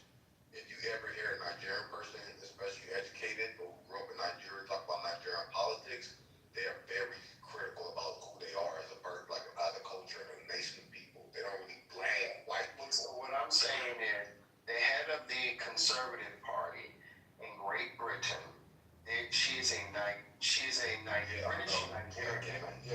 Right. And many Nigerians hate her guts. Not really. There have been Nigerian. Come on. Some do, some don't. I'm telling you, I'm like, what Malek is saying is correct. Some do, but a lot of them agree with her talking points. You're right. Hold on, KP. I was going to give you that. Yes, there are some Nigerians that hate her guts and say, don't come back to Nigeria. There have been Nigerian politicians that have called her out. However, I think it was the vice president or something of Nigeria that agreed with her, right? And said she's right and she's telling the truth, and what she's saying is factual. God bless them. Nigerians, y'all on a whole different level with that. I do have a problem when y'all are here in America and y'all think y'all can represent us and speak for us, Emmanuel Ultra, then it becomes problematic. But however, I'm just simply saying that we are the most critical to, the gentleman's point earlier, Uncle Ruckus, saying that we defend Black people no matter what they do. No, Black Americans are the most critical on each other. We'll get up and on platforms and even fucking agree with white supremacists when it comes to us and criticize us. We think white supremacists and Nazis is good. Like, yeah, it's true. You got the Carter family that's got a massive following on YouTube, huge subscribership. A lot of them white supremacists sitting up there agreeing with Nick Fuentes around Black Americans and who we are. Oh, yeah, doing that. Right, but wait, go ahead, Kitover. Yeah, I was going to tell Marie, I disagree with you. I think that's one of Black Americans' biggest flaws, is that we continue to blame all of our problems on outside influences. We're always using the race as an excuse. In other words, we already know that we may have to run when others can walk or jog. And that's why many immigrants come over to the country and they're so successful. They already know their backs are against the wall. So they know, many of them know that they don't want to go back home, but it's win or go home. They're not going back home. So this is why many of them are successful in America. Black Americans are, the reason So you want us to adopt an immigrant mentality, Notorious? But when you say Notorious, you have to be careful because now they're gonna respond. Like, I don't agree with that, with your statement. I think it's more complex than that, but you have to understand that. The problem with that is 60% of JP went down. I know y'all got y'all got awareness about what's. No, yeah, it's cool. Let me just say this, because when you say stuff like that, Notorious, a lot of, like, I bet you when he gets off the mic, he's gonna regurgitate certain white supremacist talking points. Man, a lot of these political ideologies have an element or a certain little sprinkling of white supremacist talking points, right? But then we have to really try to unpack that. What is white supremacist talking point? I can have conservative values and have conservative viewpoints when it comes to social phenomenon, but doesn't make it a white supremacist talking point, right? I can say things. I'm not saying this is the latest white supremacist talking point. I'm just giving an example. When a black person says, "I don't want to blame," I'm just giving an example, y'all, so don't get on my neck. If they say, "I don't want to blame white people for why our community has a high out of wedlock births," right? I'm just giving an example, so don't get on my neck. People often respond to that and say, "Oh my God, you're anti-black. You just hate the black community." But black people are not a monolith. They can have different values and different perspectives without it being white supremacist coded. Yes, the thing is that you can't. It's a false equivalency to use immigrants as an example to Black Americans in terms of success. As an example, 60% of Nigerians that immigrate to the United States immigrate with a bachelor's degree or higher. So it's a false equivalency, sir. When a lot of people that are coming into this country that are immigrants legally are coming here with degrees, right? And also they get prioritized in ways that we don't in terms of access to education, access to jobs and things like that. They get prioritized over native populations. That's just a reality. Okay. They have resources. They get bachelor degree Nigeria. Hold on. Let me make it clear. I am not. Wait a minute. Y'all just interrupted me. Calm down. I'm not making the claim that it's a walk in the park when people immigrate here. I'm not making that claim. I'm not making the claim that you have it wonderfully and that it's perfect and that you're not going to have challenges. I acknowledge those challenges, but the facts are the facts, is that people come over here often who are already educated. America's not just bringing in nothing but primarily nothing but people that are going to be dependent on the system. They tend to bring people over to this country who are going to be able to be an asset to this country. And so to compare that to 43 million people is ludicrous. And also, let me state this, it is white supremacist talking points. When you are conservative and you engage in rhetoric that has been used and weaponized against foundational Black Americans, American freedmen for 150 years, the language that you're using against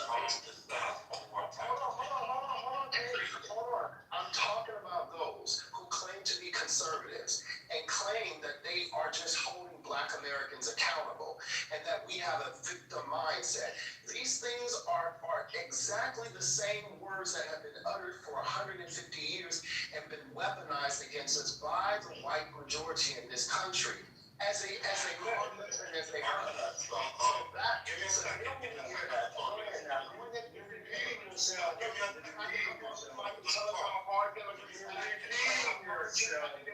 a great card. What I literally said, I was not discounting anybody's struggles or anyone's personal struggle. But go ahead and tell us how hard you had it as a green card holder and how immigrants have it hard when they come to America. That's not what I was about to do. Thank you so much for saying that. I was going to piggyback off of. So yes, America do pick a lot of people that, like, I do agree with what you were saying. That's what I was going to say. Also, I'm going to add, yes, some people, because I'm going to use like a lot of people that I know, when they come here, not just Jamaica, because I know people from all walks of life here in the city. They do come here with bachelor's and master's degree from their country. Some people have to start over back in the days, like even my own father. But some people come here because they get a company to sponsor them. They get scholarships from schools here, from here in the city, New York City and the surrounding areas. And yes, I don't know, no, you can't even get public assistance when you come here. When you're a green card holder, you gotta get working points to get public assistance. So yes, that's what I was going to do. I was going to agree with everything that you're saying. So you gotta stop it with the presuming, all right? I also want to say, Malek makes a good point. I think that's actually Creed. I don't recognize his voice. Creed makes a good point.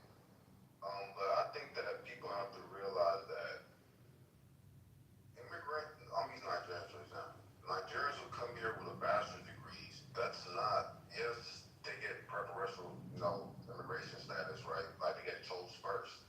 Number one way of Nigerians coming here is student visa, right? Or not student visas, but yes, like student visas. Then the second way is family reunification. Third way is the diversity lottery, right? But their bachelor's degree in Nigeria is not held to the same standard as America, right? And even their in 2025 it is.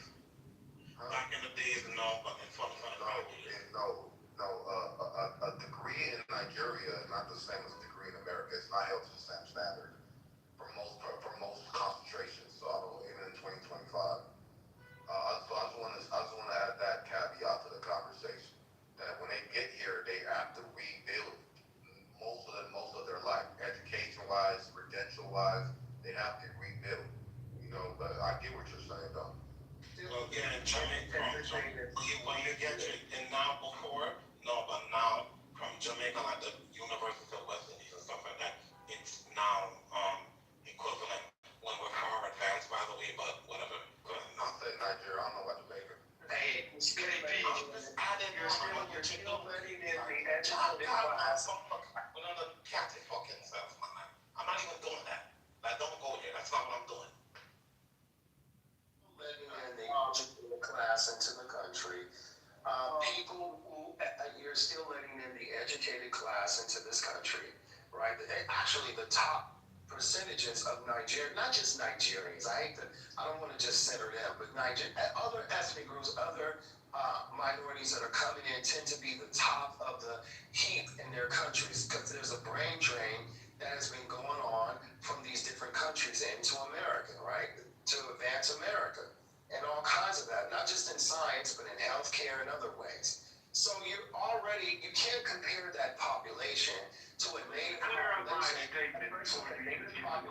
The majority of the people do not have degrees and bachelor's and master's degrees and all these things. You can't compare them. And I ask people, especially those who identify as Black, who are of immigrant stock, whose parents immigrated here, grandparents, please do not engage in model minority politics, because model minority politics is by its essence anti-black. It was created to be anti-black American.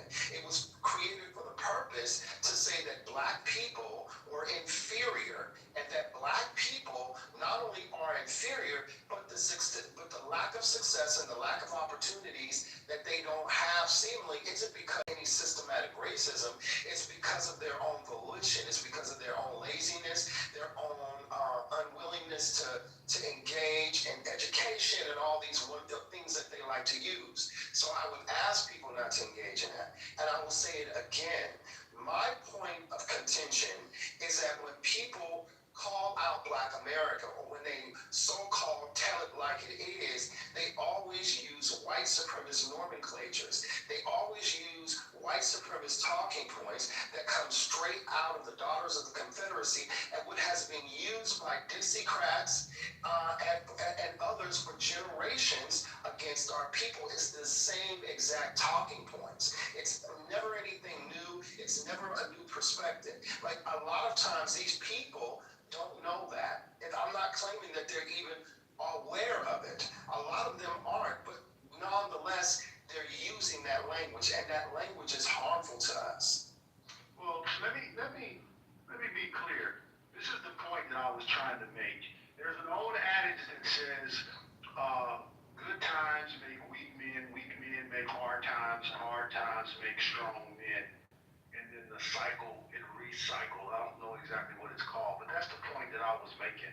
Now, I will agree with you, Malik, that many of the immigrants that are coming are very talented, right? It's a brain drain from their country, right? So I will agree with you on that point, but I do disagree with you in the point of you don't believe that African FBAs can be criticized.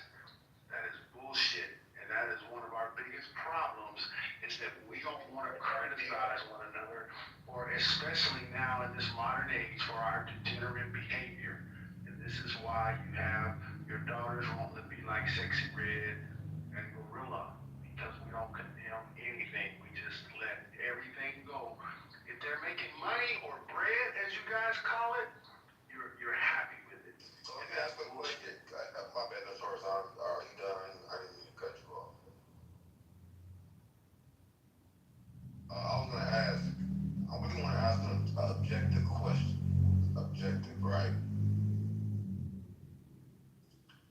When people immigrate to a certain nation or a certain place, there is a acculturation or assimilation that happens. And oftentimes, as time goes on, if enough people immigrate to this place, this acculturation goes both ways, right?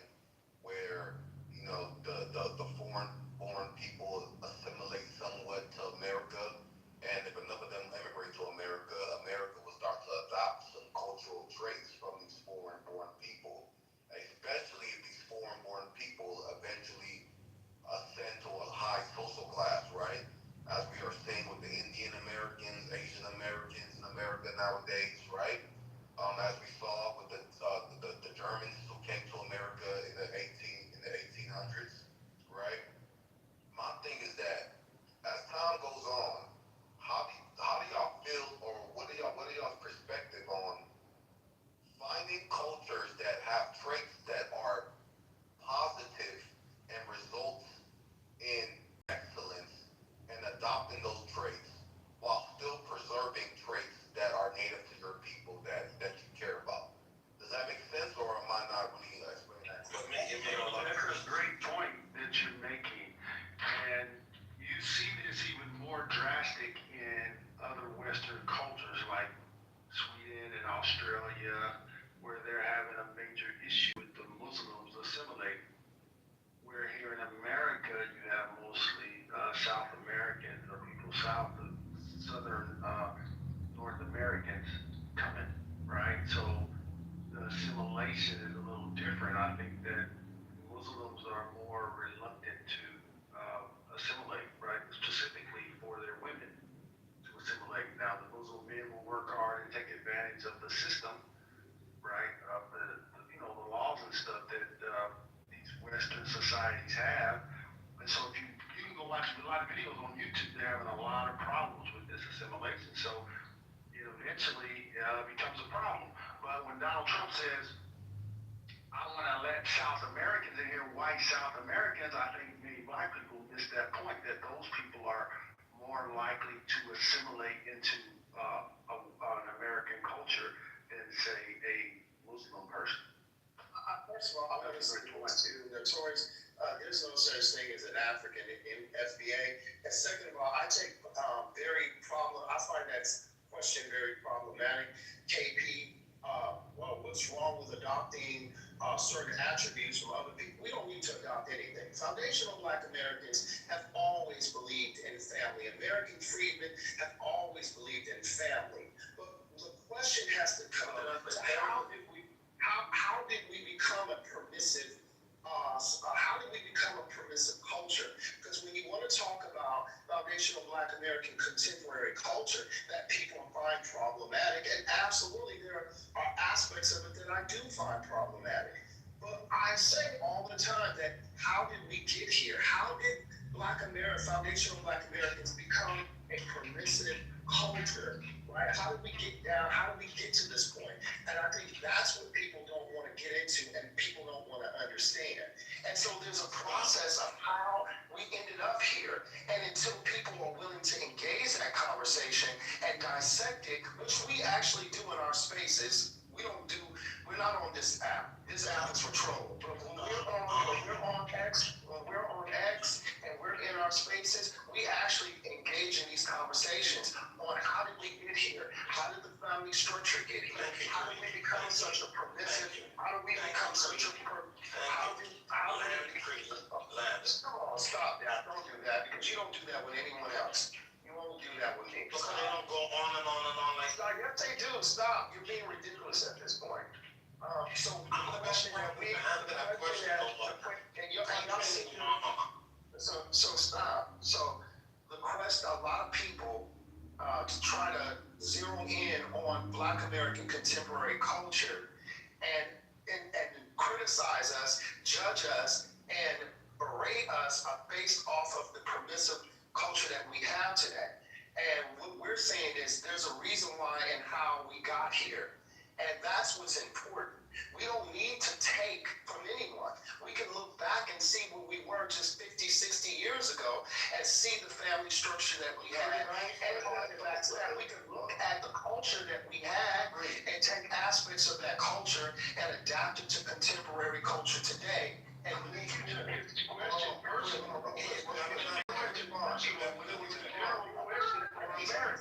Personal. I'm just ready. No, but I didn't say anything about your family lacking or y'all need to adopt cultural traits from other cultures when it comes to family dynamics, bro. I didn't say that. I'll give you an example. What did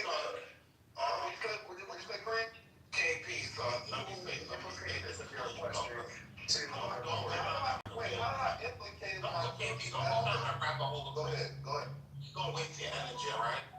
So listen, I know I heard you, and I know you referred it to basically the born Americans, but you did refer it to people that came here too.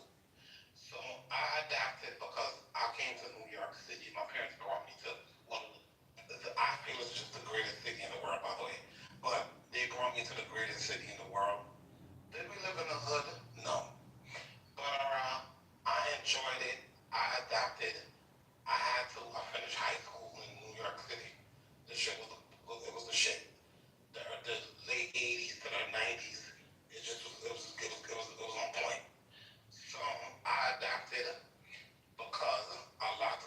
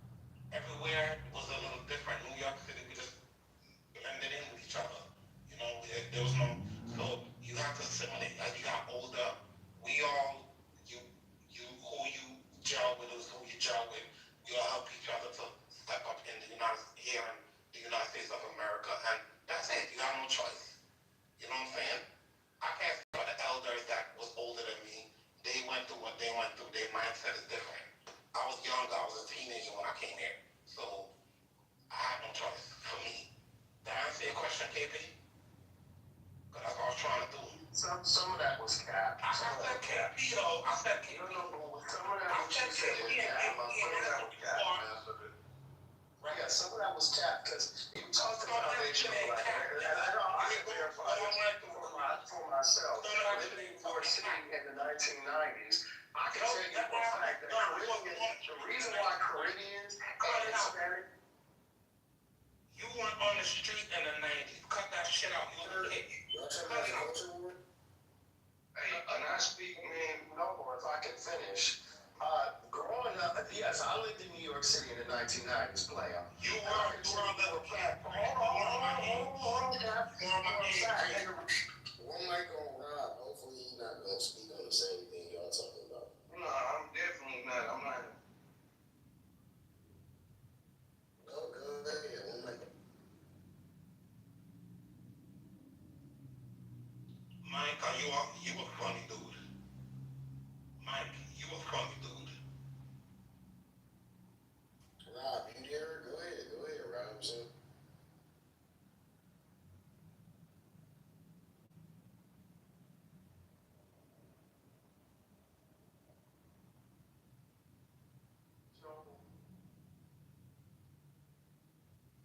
Okay, all right. Y'all want to go back to that? See, look at that.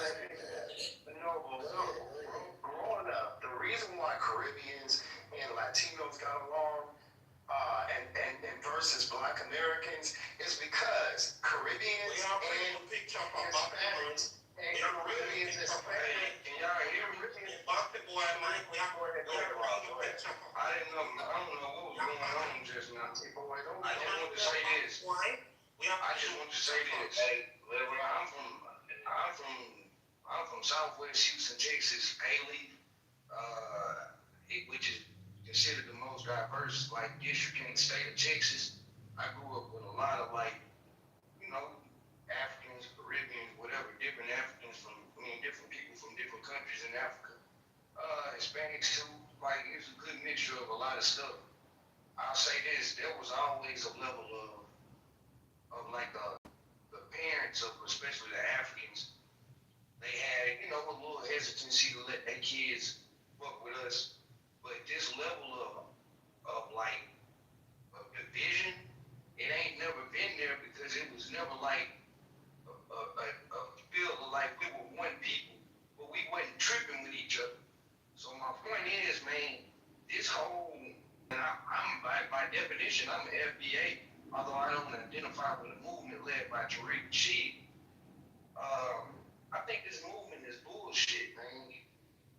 And this ain't to say that we as black folks need to start becoming more African. I ain't saying that you gotta be a Pan-Africanist or nothing like that.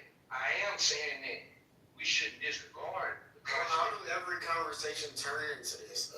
How do we go? Because we talking. That's what they've been talking about. How did it? So I've been in here the last 15, 20 minutes listening. They've been talking about this. I'm just speaking to this, man. That's all it is. I want to know where was the turning point? You would have to ask one of them. I think it was KP, or it might have been when we were discussing about how I think it was is he still here? Notorious had brought up the fact that black people and will cover up or go along with the worst of black folks and what they do. That's how it happened. And I've pushed back against Notorious and said, black people don't do that. Black people get on podcasts. They got social media platforms. They the loudest to talk shit about black folks and what they do wrong and how they doing it wrong. That's how it started. My question is, why does it always have to be this particular conversation? I think the conversation should always be this. Yes, the delineation movement is not going to actually change. It's going to continue to happen. The point is, instead of actually pushing back, how can you actually help the delineation move forward? That's what it should be about, because it's not going to change due to the fact that there's so many different things that we're trying to get out of this, and it has nothing to do with Africa at all, to be honest. But for some reason, it became that, and I'm just trying to figure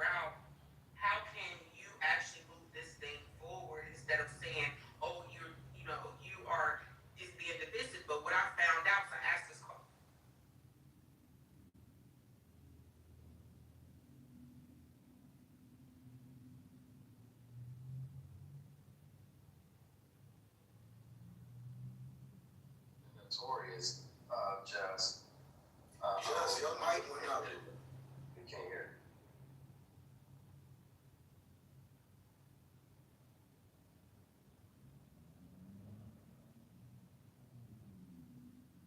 Just we can't hear.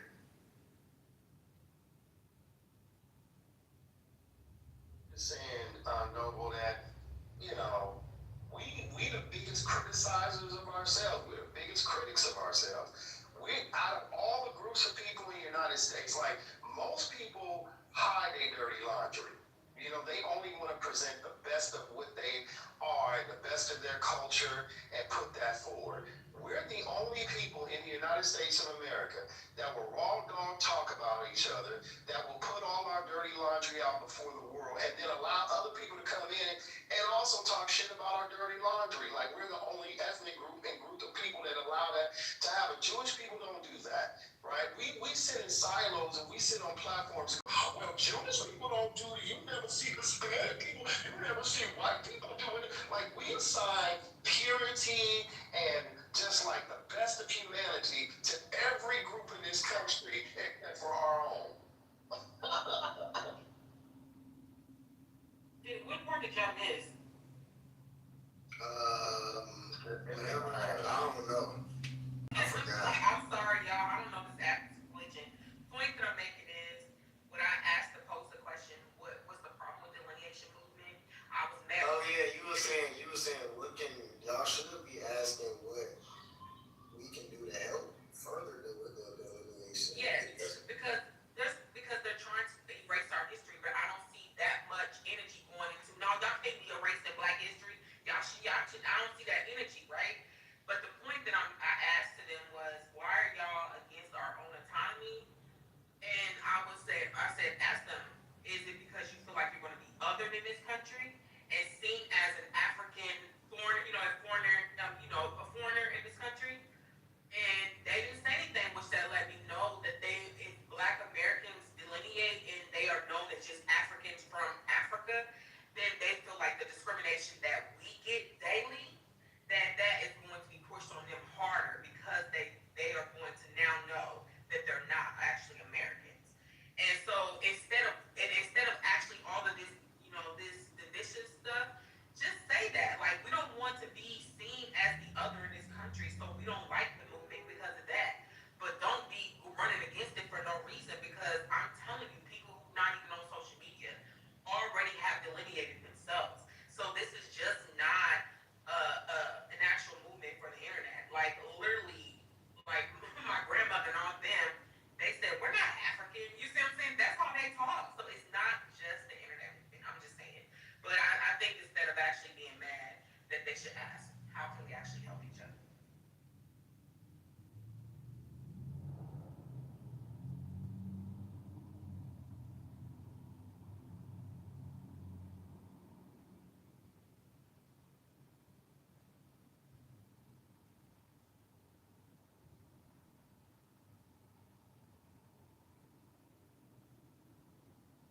Yeah, I think it's a lot of communication errors and things of that nature, but I agree with that though. It's like this constant critique of Black culture just for women in every single conversation. I get it, but it's probably necessary. Hopefully it leads to some behavioral changes or something. But sometimes it'd be a little bit off. It'd be like just saying it in front of everybody or anybody. And,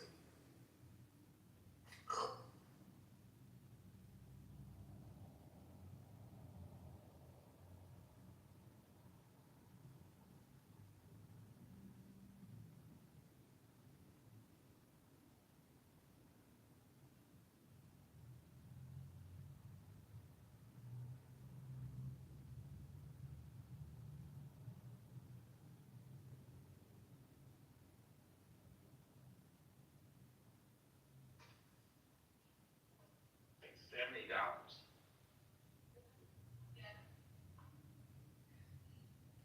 what'd you say, Nate?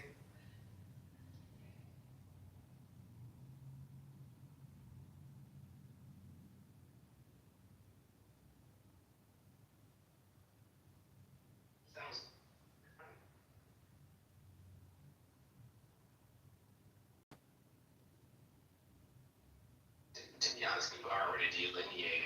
Because if you ask the person, like, what are you, they're gonna say that I'm Jamaican, I'm this, I'm this, I'm this, I'm this, I'm this, I'm this, I'm this, you know. So it's kind of funny when we create our own lineage, they want to jump off and say, well, yeah, you're being divisive. But when you talk to them, they don't even say they're black. They say I'm Jamaican, I'm Caribbean, I'm Nigerian, I'm this, I'm this, you know. So when they play the game and the double take on us, they want to play that, oh, we collective, because they want to benefit. But when it comes, when they're in front of them folks, you know, they separate real quick and throw us under the bus. Oh, I'm not black, I'm Nigerian. That's them, you know, them lazy black mother. You know what I'm saying? This has been going on the play's been going on a long time. And when you call somebody out and they hustle, people get mad when they get called out in the hustle. Some believers, right? They've been hustling, hustling, hustling. They think we're freaking stupid. And it's time's up for that. You know, they come here, commit all kind of crimes, and we get blamed for it. They call us chaos. We get blamed for it. They did offensive in our politics. They try to run for office knowing that they're not for us, they're for their own people. Like, how many times we gotta get fooled by the okay? Never lie. Yeah, the Jamaicans say, and don't come out. Come on, man. Yeah, I noticed that, man. You know, a lot of black people were vacationing in Jamaica, and the way that they were talking about Black Americans down there, because of the fact that, you know, we were, I guess, looking forward to, you know, some, you know, pretty, you know, standard treatment, especially in a situation that's as you know, worrisome as that. And they were on there talking about, oh, you know, y'all, why are y'all here in the first place? Y'all need to go back to America, and, you know, and just being very disparaging. I mean, you know, people have been like that for many, many years. It really started on Twitter, where you saw a lot of black folks from the diaspora, you know, they repping their flags and calling us all sorts of names. And I mean, you know, now that, you know, foundational Black Americans are delineating all of a sudden it's an issue, I don't really understand why. You know what's so crazy? The video that initially went viral was of a woman who was in Jamaica at a resort, and she was complaining. She had like bags and bags of food that they had given her to shelter in place, and she was complaining about the food. It comes out that this lady is Caribbean, right? And that didn't matter to them. They just came out in the tens of thousands, like, get out of our country. We don't like you. We don't even like you people. We find you to be disgusting. Don't come to our country again. And it was just like, wow. So I know it wow for me, because I always knew they felt this way. But, you know, they just woke up a lot of our people like, damn. And you know, the funny thing about it is that, yeah, there were Black Americans that were complaining, but they weren't complaining to the staff. There was one Black woman that was being disrespectful and loud and obnoxious, and okay, criticize her. But how does that become a referendum against our foundational Black Americans? And it's like, they just took that opportunity just to like espouse like how much they hate us and just say it like the quiet thing out loud. And it was interesting to see so many people like woken up to this reality. Like, damn, it would be different if it was like 5 or 10 or 6 or 7, but like there were tens of thousands of these. And then if you look at the comment section, these people were getting like 10,000, 20,000 likes. That's crazy.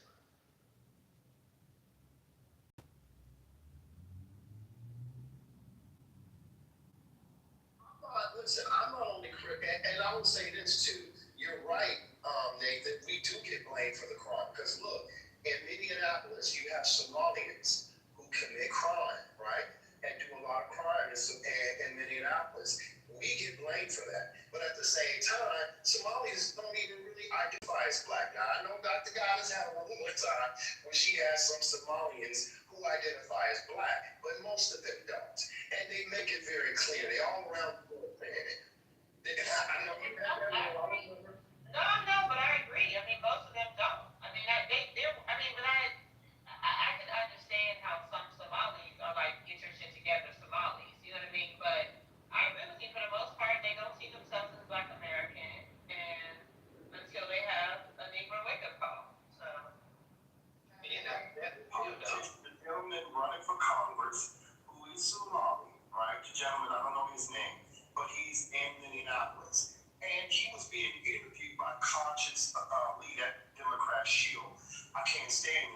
This guy consciously, who's over 1 million followers on TikTok, he literally was trying to force this Somalian man, to identify as black, and the guy was uncomfortable doing it, and he was like trying to force him, like, you black, right? You black, like he got down to that, and then he was like, yeah, okay, and then they showed the dude behind, they put up a video on X of this gentleman at a meeting with Somalian leaders in the city in Minneapolis, and they were saying, or Indianapolis, or whatever the hell their community is, but they were saying to him, like, we're not black people, we're like basically chastising, like, why don't you acknowledge that we are Somali people and let them know that we have issues? Like, we have issues and we have concerns, and don't just lump us in with black people. Like, we're not black people, telling him this. And he was like, I agree, right?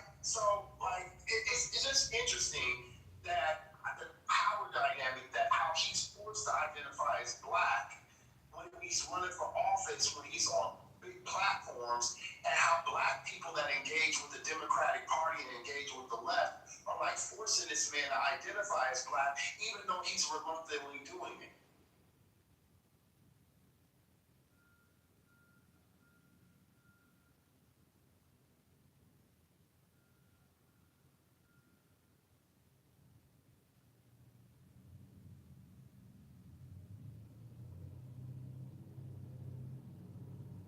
It is. It's like we learned this a long time ago in history in school, right? The Trojan horse analogy. This is exactly what it is. This is a Trojan horse. It's presented as a package that looks to be beneficial towards us, but in the inside, it's not. It's detrimental. It's hurtful. It's devastating, and that's what's really happening. You gotta wake up to it.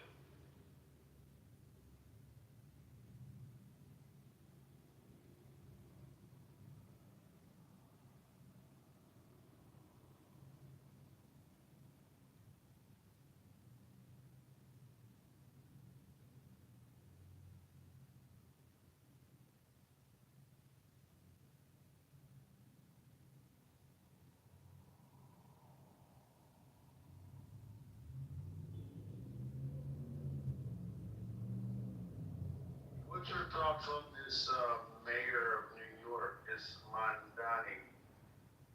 Is he going to lead New York back to the promised land? Malik, are you there? Creed. Malik, are you there, Malik? What about you, Dr. Goddess? Are you excited about Mandani? Yes, I am. Thank you. Why? Because I don't think that his ideas are super radical. Because I understand that democratic socialism is not communism, and because we are not a purely capitalist society here in America. We have socialist policies and programs that they literally help define us. Like Social Security. And I can only imagine, I said this earlier in the room, but I can only imagine being the president and trying to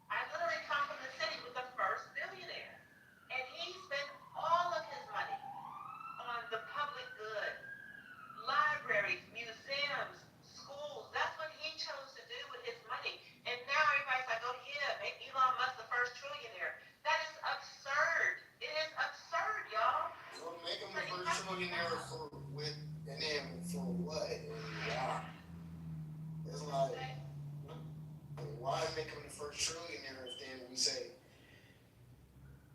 I don't know, because I mean, I guess he's making jobs, but I don't know if he's making as many jobs, or I don't know if I don't know, like, I'm not saying that he's not doing anything, but I feel like he's definitely doing something, But he ain't doing all that much. He ain't doing all that much. And never forget that Elon is a terrible fucking person. Never forget that. So, You know, those are my thoughts, Notorious. yeah, you kind of sounded like Donald Trump there a little bit when you said, remember when he said, what do you have to lose, Dr. Goddess? But, so he was specifically talking to Black Americans when he said that, and I don't appreciate that. Okay, so. Yeah. However, as a society, I actually agree with that. I mean, I actually do agree with that because, you know, the disparities between the CEOs and the working class, it has only grown over the decades. It's reached a grotesque level. Did you all see the CEO of Boeing? He didn't even want to tell the public how much he made. That's how much he makes. And then they had to admit that so I think that when it finally came out, his salary was 33. I don't remember. But for some reason, I feel like I heard 33 or maybe 330, but $1 billion. But the people at Boeing had advocated for, I think, a $5 raise, and they got denied. And so it just made it like all the more obvious, like what has been going on. So, you know, just to keep in mind, this is new. This extreme disparity between the working class and the like extraordinarily wealthy. That's a new phenomenon, and you know, I think America and other countries have to respond to that phenomenon. Yeah. Now, I will agree with you on, you're right, many of the old barons, they used to call them, just made tons of money. They are the main ones who built the infrastructure of the country, from the railroads to the electrical grid, all of that. And so I think that's the problem. That's like the negative of capitalism, right? Is when it's bad capitalism. Like, so if you're gonna have a capitalist country, the people, the millionaires and billionaires need to have a nationalist mindset and not a conquer the world type of mindset. And I think that's where when you say they built the railroads, are you including the slaves that they used and the immigrants that they used to build the railroad, or are you just talking about their inherent genius? Now, you know exactly what I'm talking about. I'm talking about the infrastructure. I'm talking about examples like Hershey, Pennsylvania. He moved his factory to Hershey, Pennsylvania near I believe it's called the Hudson River. And he built all the houses around the factory. And then he brought the first library, the first bank, and the first everything to Hershey, Pennsylvania. Hence why it's called Hershey, Pennsylvania. Did he build a railroad?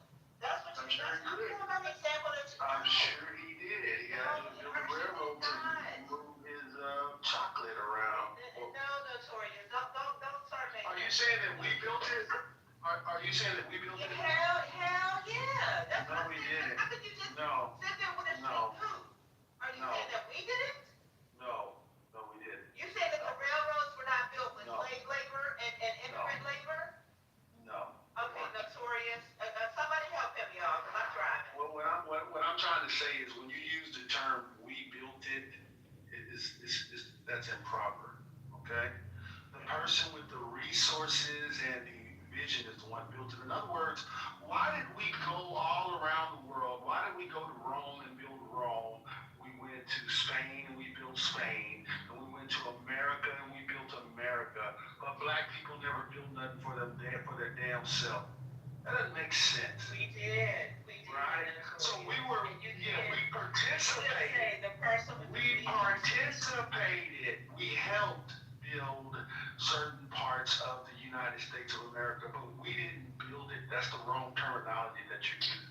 You're taking credit for something that we just didn't do. Did build the White House or no?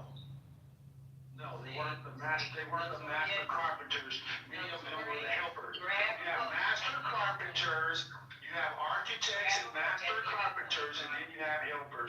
So name how many black master carpenters were there building the White House. Benjamin Banneker helped. He was a I didn't say that no black people helped. She said. No, we're not talking about help. Do you know what Benjamin Banneker actually did? Literally, you don't know what you're talking about, Notorious. Get it, look at it. Does that make sense to you to say that we built all these things and we didn't build anything for ourselves? Does that, You're the only one saying that. Does that resonate with you, Dr. Gunn? You are the only one saying that we didn't build anything for ourselves. That's a lie. That's a lie. Stop the self-hatred. Jesus. When they came and tore down Dr. Goddess, we built Rome. We went to Rome and we built it. We went to Spain and we built it. Then we came to America and we built it. So what do we build for ourselves, Dr. Goddess? Well, they did build the railroads, bro. Because remember, you gotta remember the Civil War, remember? Yeah, but you gotta remember that the West Coast, down there, every state in the West Coast is post-slavery. So we weren't even called the United States. We weren't originally called the United States. Right, We became the United States later after slavery was over. When you look at Oregon, Washington, Idaho, Colorado, New Mexico, Arizona, those all became states in the early 1900s, sir. I said the Civil War, 1860s. They built the railroads that went through one point through the South, and when they figured out that was happening, they built the railroads all through America. And they used enslaved workers, cleared the land, built bridges, all kind of stuff. Whether they put up their own money or not, they used slave labor, bro. You can go look it up. I know you read books. You sound very intelligent. Stop playing with yourself, bro. You know what I mean? It's all right there. You look it up, it's there. But we should know it already, just go learn it on the real talk. This is what they did to our people, bro. And they did it many different places. So big. I ain't even talking about all them other places. But when you want to talk about here, yeah, we were forced to build this place in a fashion we didn't want to. And we got cast out once it was done, and then we built our own cities. And it's facts. Either they've been drowned out, bombed, or ran out by just getting killed. They just come, shooting, killing, dragging people out their homes, or they burn down the cities. It's all there. So you mean to tell me that them people sat there and made up that history? So they just wrote that up like a Disney story, right? Trying to explain to you, sir.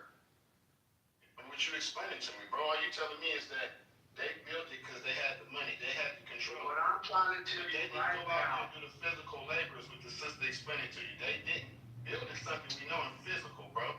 What I am trying to tell you right now is I can bring you to my state and I can take you around to almost every new construction going up, whether it's a subdivision, whether it's a mansion, and I can show you Mexicans from Mexico building those houses. So are you saying now in 2025 that Mexicans are building America because they are the labor force? Because they are the labor force. Hispanics got the construction career. Man, I was just in that. They got it locked. And that's the point. Exactly. They got it locked. They got it locked because the point of y'all was making our people be lazy and they don't want to work. That's facts. Because it's very good money. And I'm doing it and I'm looking like, what's up? I'm trying to turn my homies on. Youngsters, everybody like, man, come get So you're missing my point. My point is that the person that goes out and does the physical labor is not go all the way to 2025.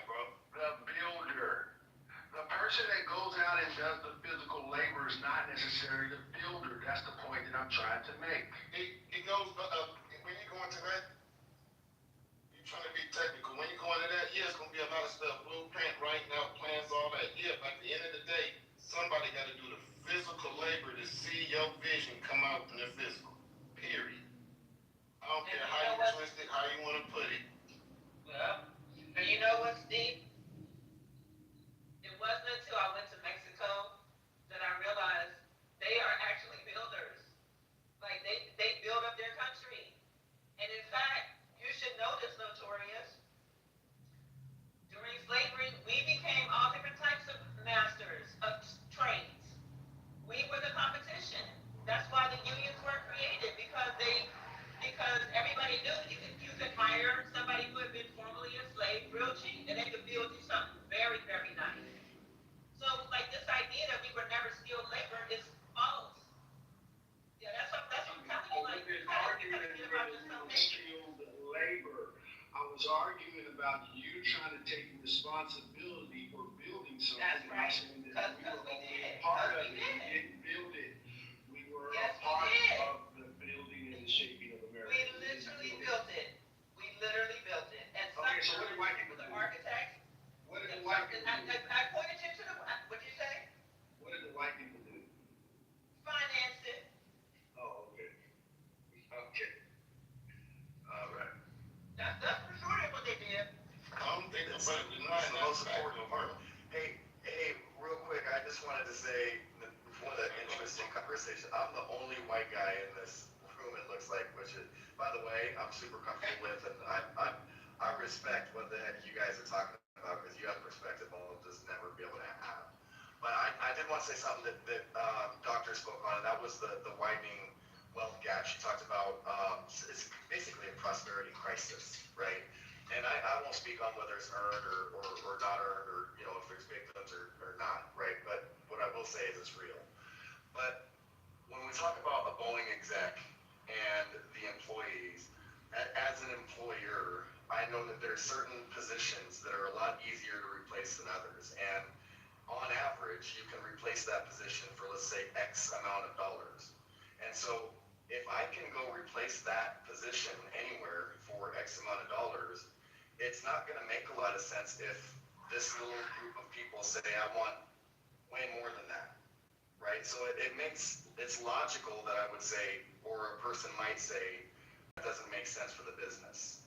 But then when you look at the But they executives, just asked for like $4. no, I'm They not only asked for I get $5 more, Shane. no question, doctor. No, 100%.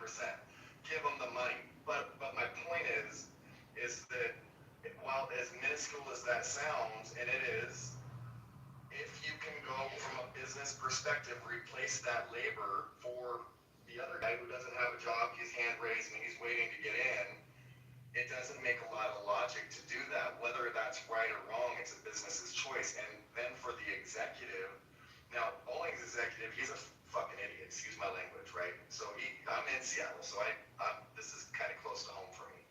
But some of these guys are special people. Like, they're special. They are the ones with the vision.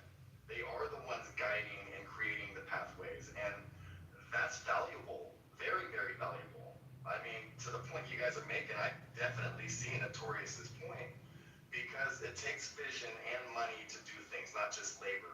But that doesn't discredit one or the other. But what's your take on that? Is it more valuable to be an executive than? I mean, I won't argue that it's that much more valuable. Would you say he made $35 million a year, and we're talking about giving $5? It was something pretty high. He didn't want to say. I have to look it up because I don't know why I have 33 in my head. I don't know why. But. He had 18.5, and then 33 is the cap. What's that other airplane company? United Airlines. What's the dude's name? I keep thinking about the little balloon guy.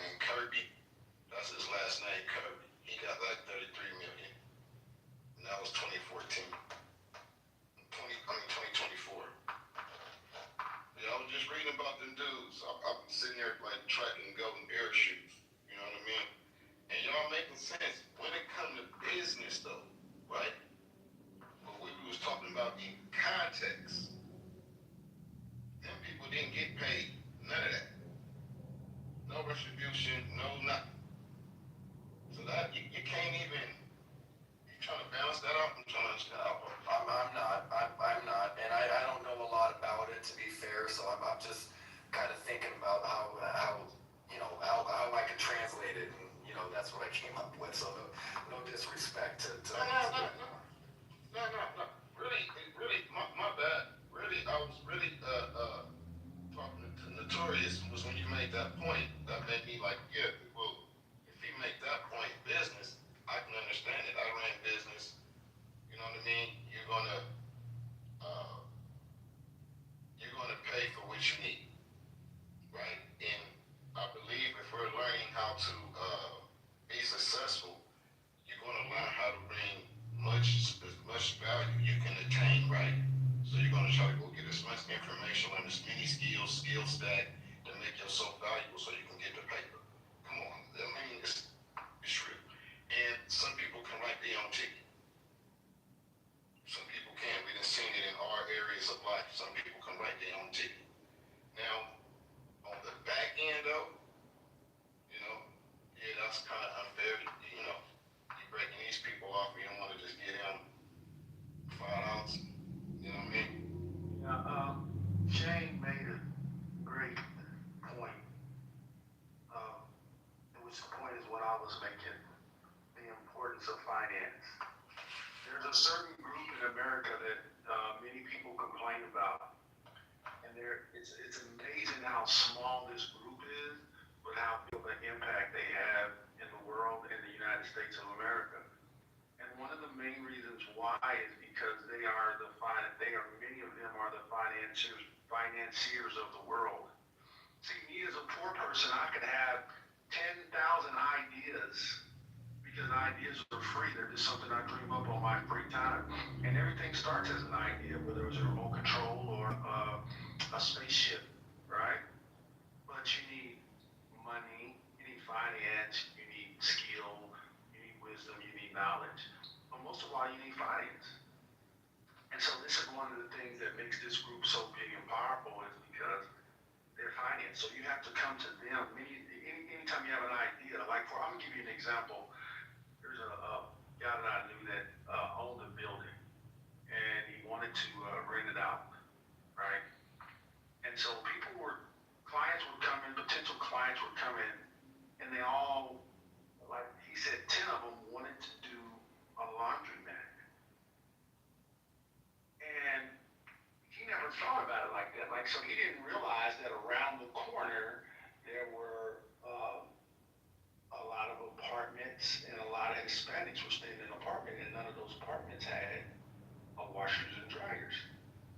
So in turn, he turned the building into a laundromat himself. But it wasn't his idea. But being that he was in that position, right, of leverage, and that's what I was saying, that's what he's saying about how the CEO, the workers don't have leverage over the company, because the company feels like they can replace the workers, because the workers don't have leverage. And even if they quit, they feel like, we'll take our chances, we can find someone else. So trying to dismiss the financial part, the architectural part, the vision, this is my point that I was making, is that we helped build America, and using the language that we built America, it's just, I think it's divisive, and it's just not true. I agree, but look at, someone said Rome. Look at what Caesars did. They literally went out and conquested. They took shit. They went and killed you, and then they took your people, and you're in my army now. And that Roman Empire, I don't know why. Whether it's right or wrong, I'm not going to take a position on that, but people would say the Romans built that. But how did they do that? They stole it. They just went, but conquest was a part of the world back then, right? It's so different now, but to the point. Also, I told people Rome colonized Europe, and they had a difficult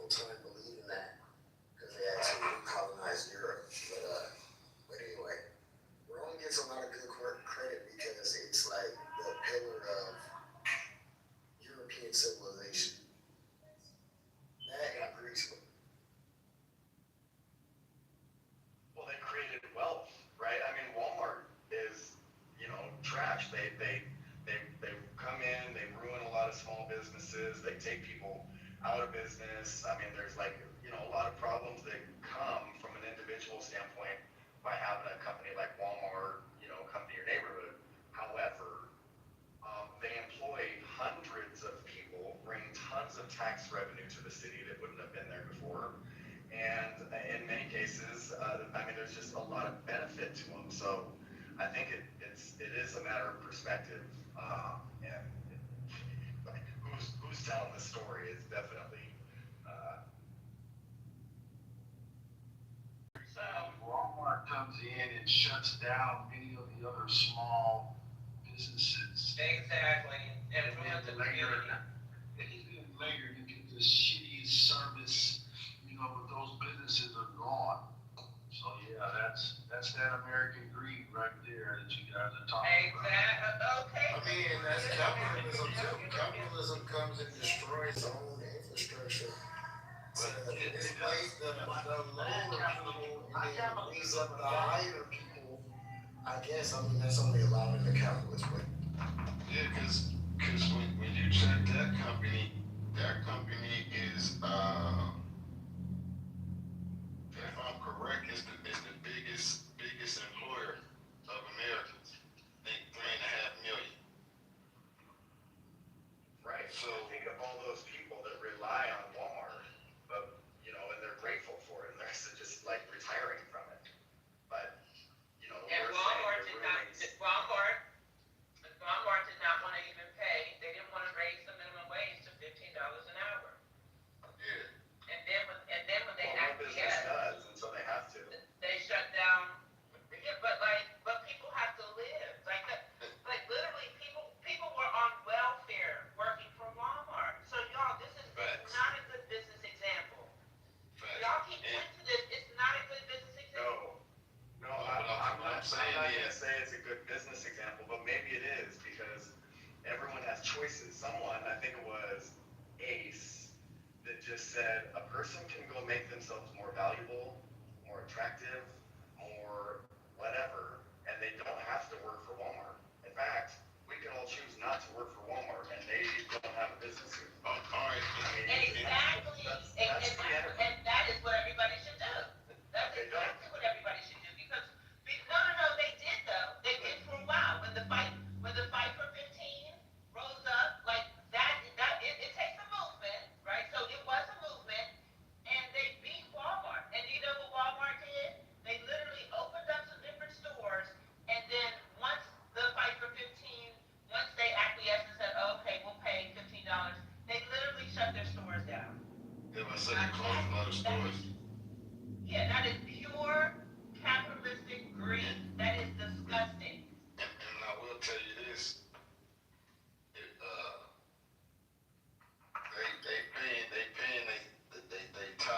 they top people as far as management in the store, 5,200 racks a year. I was just gonna say that, Ace. I know. So it's kind of really stupid people that work at Walmart too, and it's kind of like but then you like, I don't know. I like to research stuff, so I'll be digging in these companies. So it's just like, again, you make yourself in position. You don't have to be at that level because them Sam's Club, Target, like it's a gang company has to be known, just offer scholarships so people get better education. So when I'm reading all this stuff, I'm like, well, damn, I think a lot of people are choosing to be in a position they're in. You know what I'm saying? Maybe so. In some places I travel to, like it's messed up. It seems like they don't let people get no edgeway. So like you would have to be a mover and a shaker because it's just not gonna, they're not gonna give you the money. Like you're saying, like people working at Walmart got families paying rent. You're trying to pay them $15 an hour or $14 an hour, giving them 32 hours a week kind of thing. Like, you know what I mean? These companies been done to people, right? Yeah, but it's two sides. It's two sides to this story because the problem with this whole livable wage mantra is that we can't agree on what a livable wage is.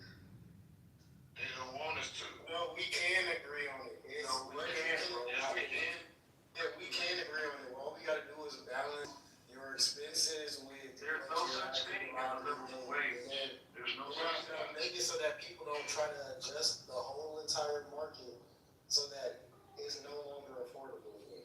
So they Housing and all this stuff. Because then you or other people or anybody else will get on socialism for making these things available and say they should have to work for it if they have any ambition or something like that, or it's all poor people's fault.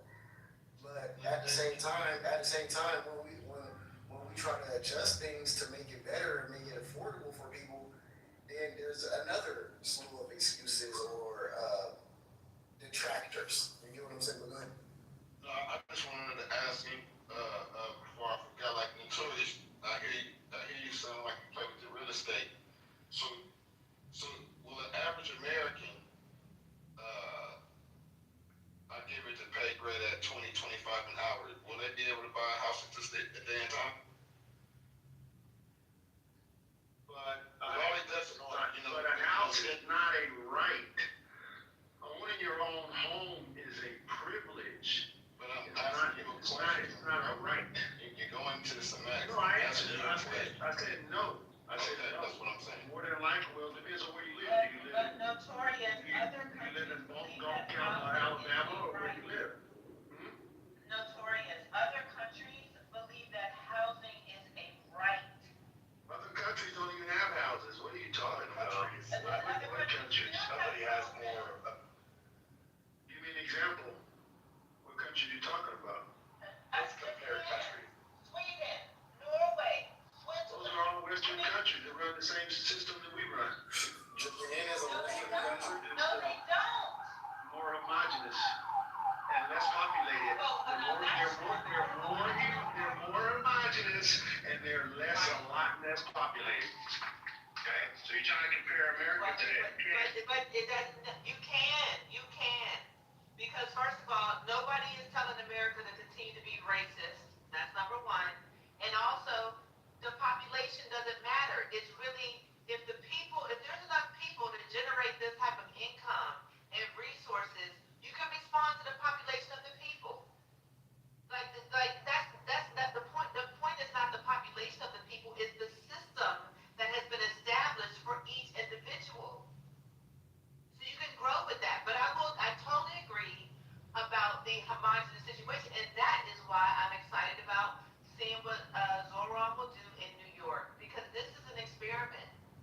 It's an experiment, and he Zoran is going to destroy New York. He's going to destroy New York. And that's his plan. His plan is actually to destroy it.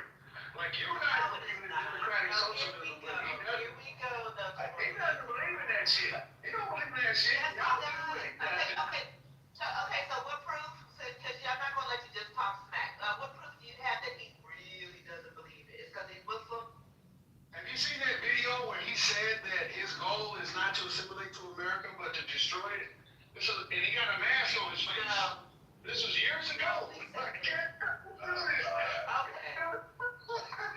me just say something. We've been having this socialist conversation since this morning at about 5:30 in the morning, and it was hot this morning. And I want to say something. Okay, I was raised by a single dad. I'm white, so I've got privilege that maybe you guys would point to. But I was a real knucklehead when I was a kid. I did a lot of stupid stuff. I was in juvie constantly. And I went to prison right after I was 18. I got caught delivering a controlled substance, me, my dad, my whole family, so we were making some really bad decisions. And I'll always say, like, when I went down, it was interesting. I got penalty Fs in school because I didn't get enough hours. Every time I did a probation violation as a kid, I would get a penalty F. So I didn't really get what you might call a proper education in high school. But because you had to be in school, I'm up here in Washington, I would have to do just one class when I wasn't locked up, and that class was English. So fortunately, I got fairly decent with the written and spoken word. And then when I was in jail, I read a lot, books that I would have never been exposed to or been willing to look at if I were on the outside. And so what happened was really bad circumstances through choice created a lot of, on one side, doors that were closed, but on the other side, I was able to make myself so like when I hear things like, doctor, and no offense, I know this is for me a kind of a complicated topic to navigate in this room, but when I hear about America being racist, but I know many, many, many black, highly successful people that also come from really bad circumstances, and I know what I came through and where I am now, and I just don't understand, because America is and always has been. That's why immigrants want to come here. Like we're trying to lock the Can door. I see if I can help you understand? Do you believe that the penitentiary system is effective for rehabilitating criminals? Well, let me first, so we can both come to an agreement. Have you ever been in the penitentiary? I have.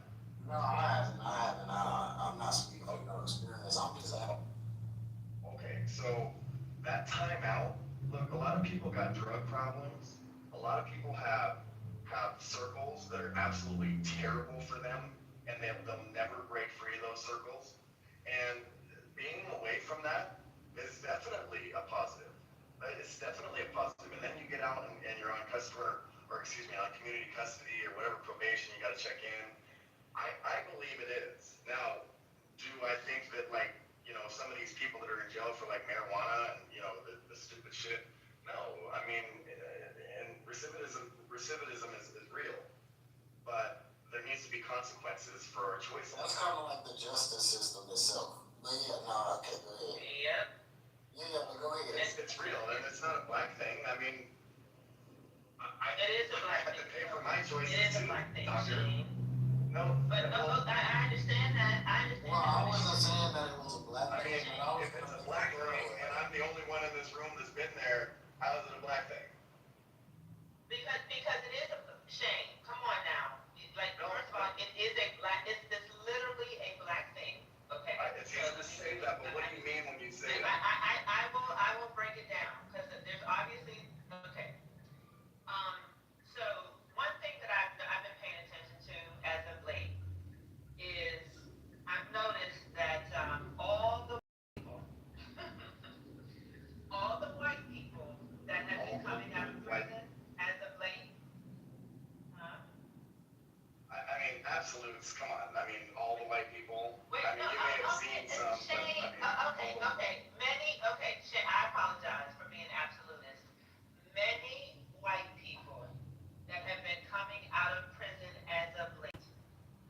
Do you know that all of them, of the many that I'm talking about, they all want prison reform, and they all keep talking about all the people that they met in prison that had super long sentences or were put there unjustly, and they are, many of them are now prison abolitionists. they're all Why do you victims. think that's the case, Shane?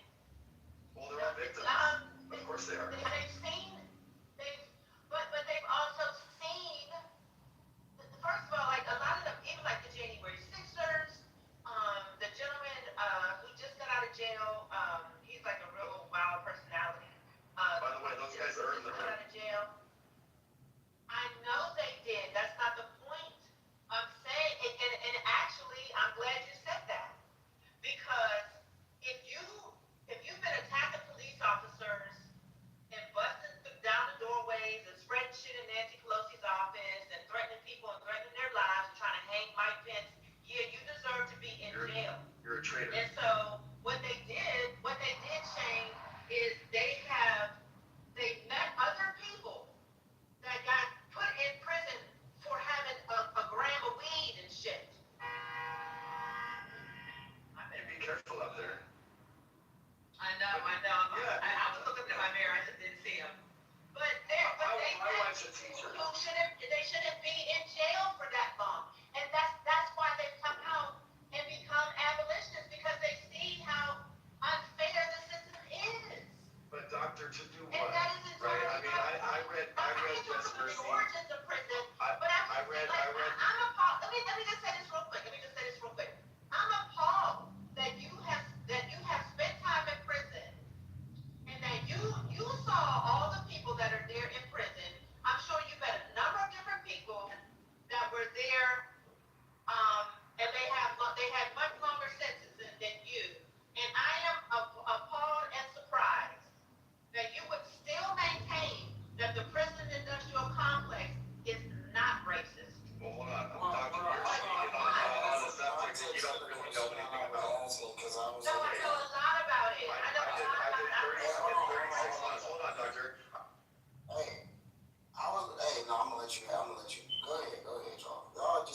exchange. And I didn't want to let y'all know I wanted to add more to what I was trying to say. I was trying to go somewhere what I was saying because, and I don't want to lose where we were, but I remember. So go ahead, y'all. It is no problem. Just have y'all dialogue. So I apologize. Look, it would be like me speaking about slavery on your side of things from a position of like I'm just surprised you're taking that position. You don't know other than what you've read and seen and like heard other people say. I've been there, and I've been there a lot of times. And what I believe, whether or not we come to an alignment on this or not, that's totally fine. Is that if you make mistakes through the law and you break the law, whatever that law is, then you deserve whatever's coming to you. Ignorance is no excuse. It is what it is. You do your time if you do the crime, period. Okay, well, I mean, change the law. Like you said, vote, right? I mean, Exactly, and we can change the law. And I mean, you're literally, you see, so you don't understand the origin of the prison system. So I don't need to. I understand the origin of law. yes, you do. Yes, you do. Because you don't even understand how the laws were created. Dr. Victim? Is this Dr. Victim? Yeah, I am a doctor, and I understand how the prison industrial complex was created, and I understand how the prison system was created. But what value is that to you? Shane, have you ever heard of Shane? You're living in the past. This is 2025. No, you need to go back to the past because you don't understand the origin of prisons. It matters how things were created. Okay, but He said any law. He said if you break the law at all, you deserve what you get if you break any law. So he's not even understanding how the laws were created in a way to put people in prison. Have you ever heard of the Black Code, Shane? Google it. Put in Black Codes. okay, My God, I just can't believe this. Well, look. I hear both of y'all points, but he left. But I think Shane was talking about, and as it is right now, like if somebody commits a crime against me, and they're from my own community, right?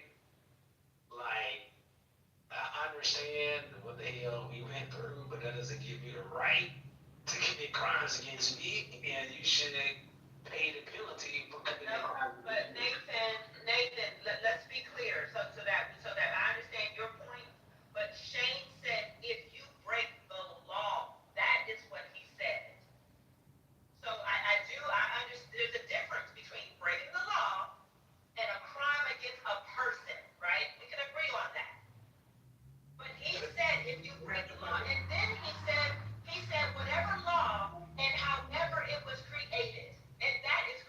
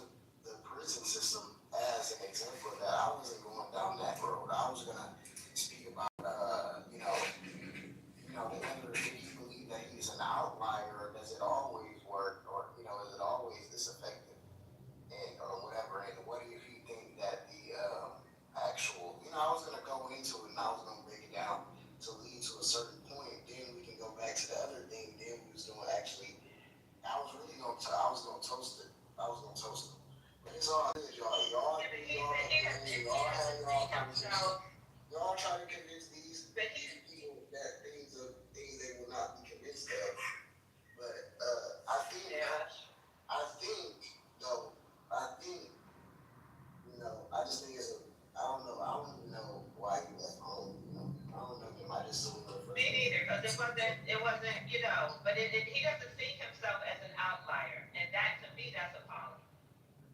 To not understand that you literally are an outlier. Like, there are people that literally got stopped and frisked and got shook down, and they're doing mad time for a little bit of weed. There's nothing right about that.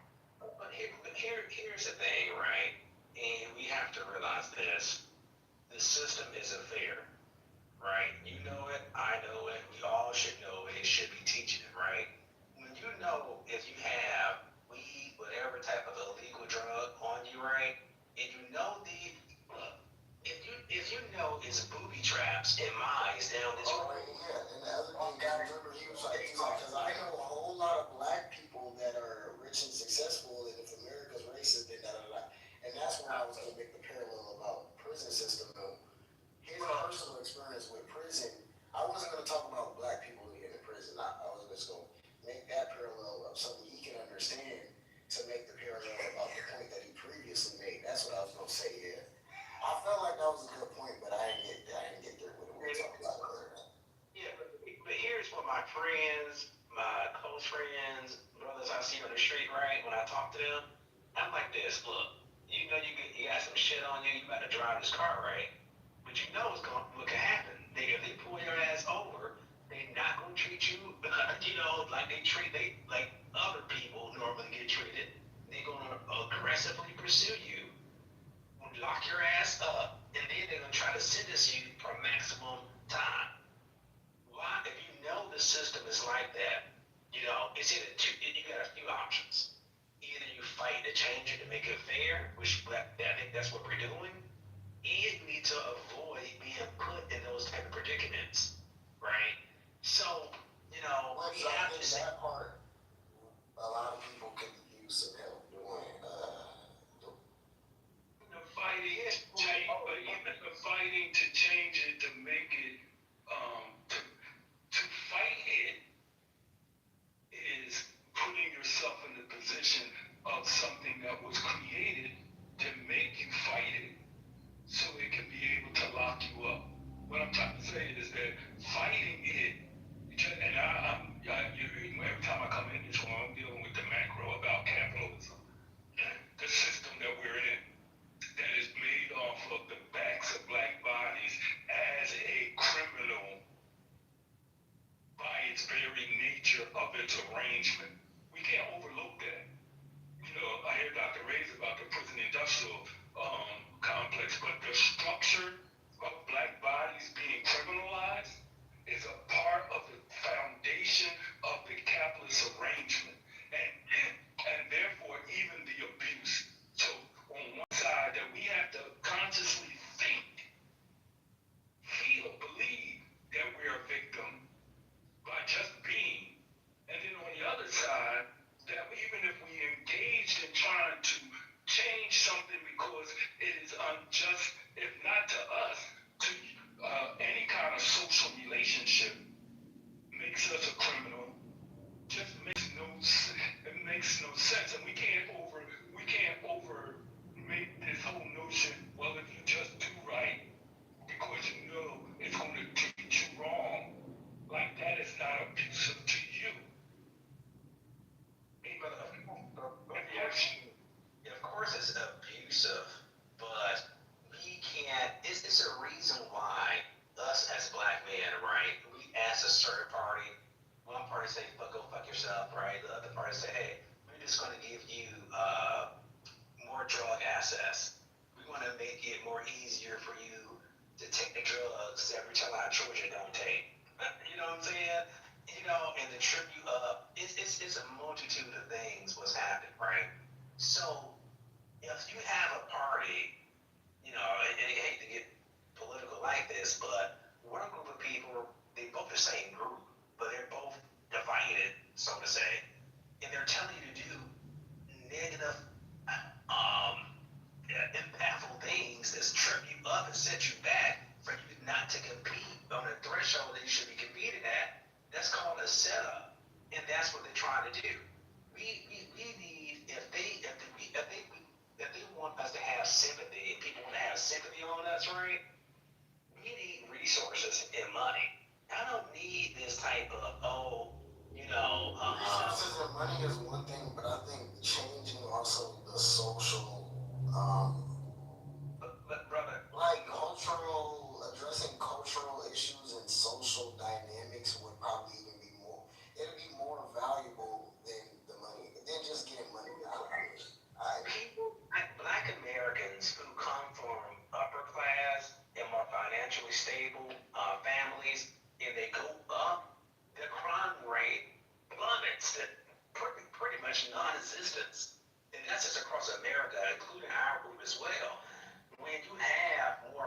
financial stability, it comes with net benefits, right? The crime rate goes down. Have you ever seen a kid or a young person, let's say 16, 17, steal a car when his parents just gave him a BMW? No, those things are not happening. Both white and black, they're not happening. But when you come and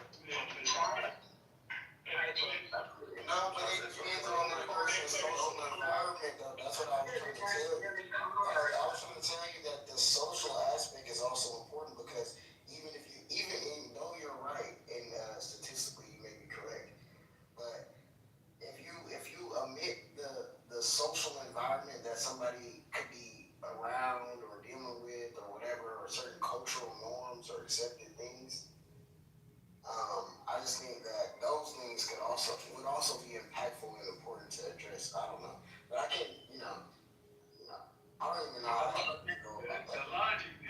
The logic for me, Nathan, doesn't add up. What you're saying is that there's social mobility of an individual in this sense, black, and I'm only thinking of black person, negates the probability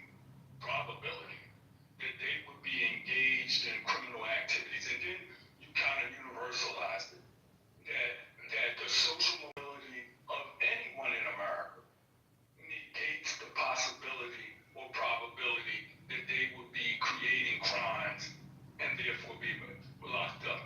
But the reality is, in general in America, this thing called white folks, at the highest level of the social economic structure, creates the most egregious crimes amongst most of the people, even by setting a standard of laws that will criminalize black bodies. They're not poor people. They're people at the highest level of the social economic system.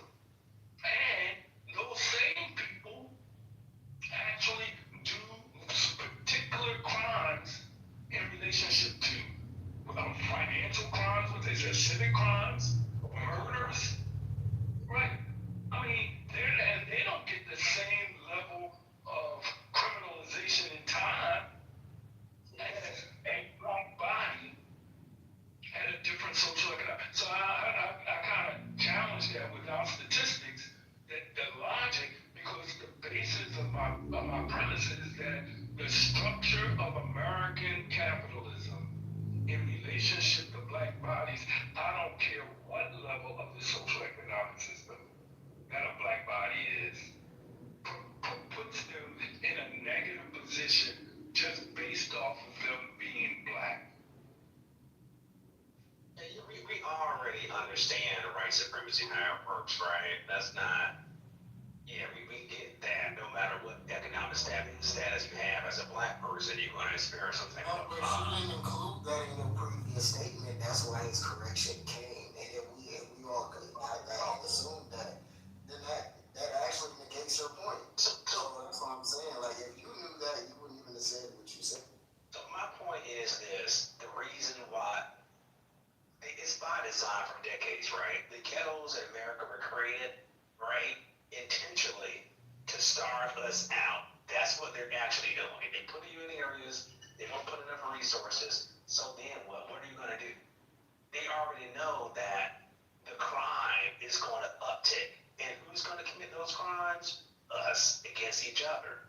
We kill each other. That's what poverty and starvation kind of does. It's us against one another. You ask people, black Americans, right? Why did you join this gang? Why are you selling drugs? Go talk to those people. And they will tell you, hey, I don't feel that my economic status that I am right now, I can't move up, right? It's no good prospects for me. Therefore, I'm doing this thing, even though it's hurting my community because I'm selling drugs to my own people, right?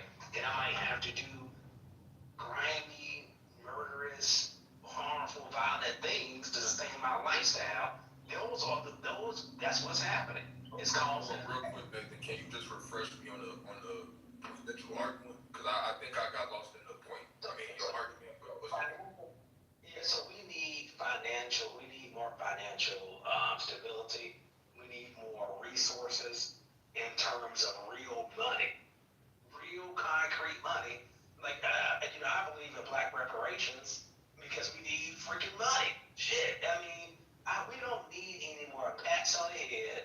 Oh, one of us got a job in the White House. We don't need all that. We need some real effing resources, some real concrete money to uplift us. This country, time and time again, these poor white people, right, back in the 60s, 70s, all that type of crap, this country put them, we call them rednecks. Now the rednecks got plenty of goddamn money. At first they was acting crazy, Bonnie and Clyde, killing each other, all this type of shit. But the government said, hey, we gotta put some real money in their pockets.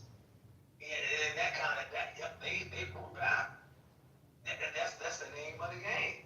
We need to focus on getting resources, and those resources will create opportunities for these young guys, these young brothers out here. And that's who really committed the hardest crime to these young brothers out here.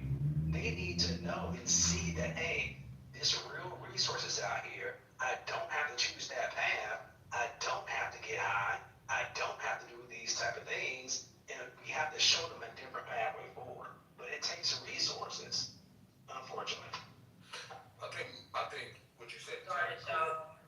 I arrived at the salon and it's too late for me to get my hair done. I want all y'all to cash out me at Dr. So I did hear me not right, but I tried. So yeah, I definitely don't disagree with what you say. I think crime is a superficial issue, and I think it's downstream from finance, right? Economic mobility, and I think that's downstream from education, right? When I say education, I'm not just talking about getting a college degree, but I'm talking about understanding how to critically think, right? The meta skills, the soft skills. I think the racial self-esteem is missing in a lot of us. I think we all understand that money is important. This is why, like you say, crime will naturally evolve in an environment that's been artificially constricted.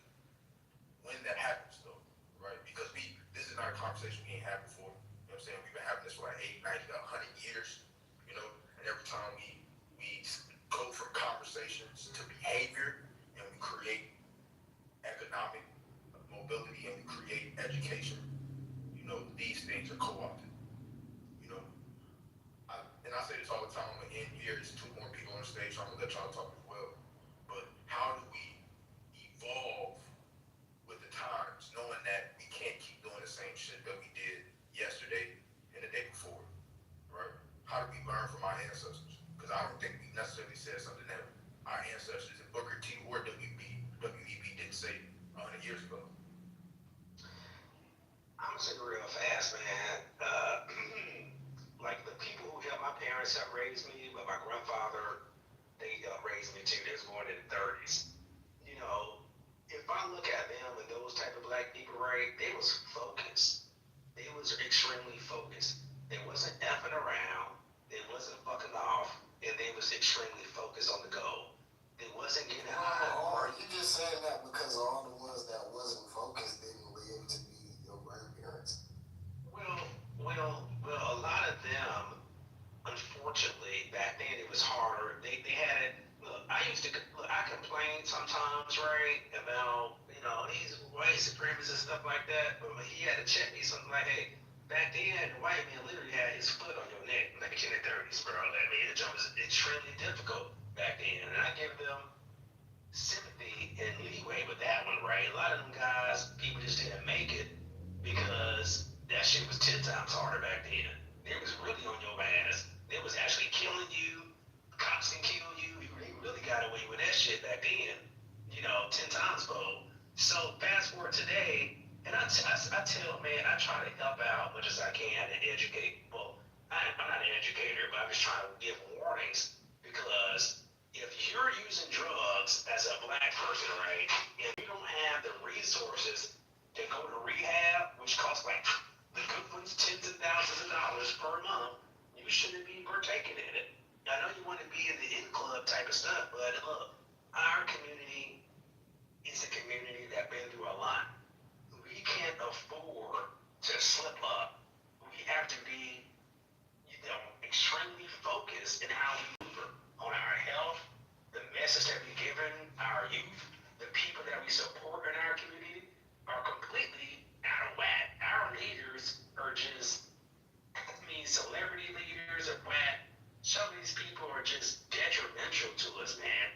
We really have to start focusing on smart, intelligent, non-selfish black leaders. And sometimes a leader isn't the person trying to lead and trying to get all the attention. Sometimes we have to choose a leader, a good person to lead us. But we keep choosing people who want the spotlight, personal financial gains. I think that's what the issue is. And once we get clear about all this type of shenanigans, But that's why I said the cultural and the social aspect is way more important to rectify than foremost of it takes both. It takes money. I'm saying if you're recognizing a pattern that suggests that, culturally we choose a poor leader or socially are the things we're looking for when it comes to a leader, I would say those are the things you would have to rectify before you can even actually, you know what I'm saying? Like, I don't know, Yeah, you made a great point, and that's why I believe that we should form our own party because our leaders are being picked and chosen from us, and we're not even choosing the real leaders that represent us. Another group is. That's not even us, Noble. When you talk about Democrat socialism, they're picking our leaders to lead us instead of we forming, a think tank, our own party, choosing leaders to represent us. They choose people who look like us, like a Trojan horse, and then when they get elected, they do everything against us. You know what I mean? Like, it's not anybody specific. It's a lot of what the Democrat Party is specifically, and the Republican Like you Party. said, the Democratic Party just chooses people for us. We don't choose our own leadership. Absolutely not. We do not. Most people don't even vote in the primary. Most people don't vote in the primary. These people that we don't even know where they came from, they got a battery back in their back, and they got funding. That you like, who is this person that just came out of nowhere? If you honestly, my fault, I cut you. So here's what, like, anybody, like, I know I don't know how it sounds to you all, but it's true. We're not picking. Most black Americans wait to the presidential election, not in the primaries, to choose. And I'm screaming I campaigned before in primary. Nathan, most American voters don't vote in midterm elections and in primaries. Why are you singling out black folks? Because I'm singling out black people so it's room for us to choose and take advantage of. But I'm not even saying. I agree with that. I totally agree with that. But you're making it out. You're using those statistics to say that the Democratic Party is just putting up people that don't even represent us. And I'm saying I know plenty of people that actually take advantage of the primary system and the fact that many people don't vote because that's how they can get in. That's literally how my last mayor won. And actually the first black mayor of my city. That's literally how he got in. And he's not alone. So my thing is this, right? We should formulate our own party. Because I'm saying two things. We should form our own party. So if Dr. Goddess wants to run on issues that we care about the most, right? In whatever place that she's at, she can tap back. See, the Democrat Republican Party, if they don't like what Goddess is saying, it goes against the grain. I promise to God, we've seen this over and over and over again. They will fund her opponent like no other. Give them all kind of money. She needs our financial support to fund her so we can make sure that she gets elected on things that matter to us. And so when you say that, are you talking about on the local level or on the national level? Or both? Even at the presidential level, if a black person is trying to run for president, it's going to come into the same problems. So the reason why I say that is because I don't disagree with you at all. Actually, I think we need several new different parties. I think that the Democratic and Republican Party should be damn it dissolved, and there should be new ones that come up. I think in order for that that to even matter for it to be a good decision, we would have to change the way that elections are in. We would have to change our whole election system, right? That's my opinion. I think this shit is super flawed. And I think it tried to be changed, but you have black leaders like Jesse Jackson who fought against it. You know, I think with that being said, again, the question I asked, how much do we learn about our past? Considering it is 2025, the landscape is so much different than it was in 1965, right? We don't necessarily need a leader in the same way. We've learned that when we have one leader, it makes it very easy to dismantle a movement. I think we have the high benefit of hindsight in recognizing, especially with technology and social media and all of this shit, there's nothing stopping anybody from making 50, 100, 200,000 a month, $1 million a month. There's no one race, no white person stopping us. So when we talk about financial inclusion, we've already gotten it. And so it's something bigger that we're talking around, which is America's ability to engage with our humanity, you know, on scale or like on mass. I think that's the issue. Every black person can't be a business owner, but there can be enough business owners to now, you know, create jobs for black people who are not entrepreneurs. With that being said, right, is it that we should be looking for political leaders, or we should be looking for people who are just good at organizing on a local community level instead of waiting for white people to vote in a black representative from a black party that's too super obscure? But here's the thing, right? That's not a lot of money, right? 200, whatever you just said, numbers, that's not enough. We've been here before they even called this place America, right? That's a long time. But we control now one thing that they need, or this country needs. We don't control any type of water resources, Coca-Cola, Nestle, bottle companies. We don't control any type of food source. We don't, in those type of industries, we don't control, we're not making really anything. We don't control, I mean, like I can go on oil industry, fishing industry, steel, all these things we're cut out. And unfortunately, it might sound like a lot of money. Oh, I just have enough money just to feed my family $200,000 a year, right? I have enough money to live comfortable, but you don't have enough money to hire 200,000 or millions of us. But they do. Microsoft, Elon Musk, Apple, come on, they keep the Google. These companies, and some of those companies I never actually work for, they hire massive amount of their own people, put money in their pockets and make it wealthy. Like we have to really utilize, and that's the part of us to have these. It takes a research. I'm not the best researcher, but hey, if you give me some money, I can really start, you know, as a collective, start really finding out a game plan. Every one of those businesses started in a garage, by the way. Yeah, but they have what Gorm doesn't realize.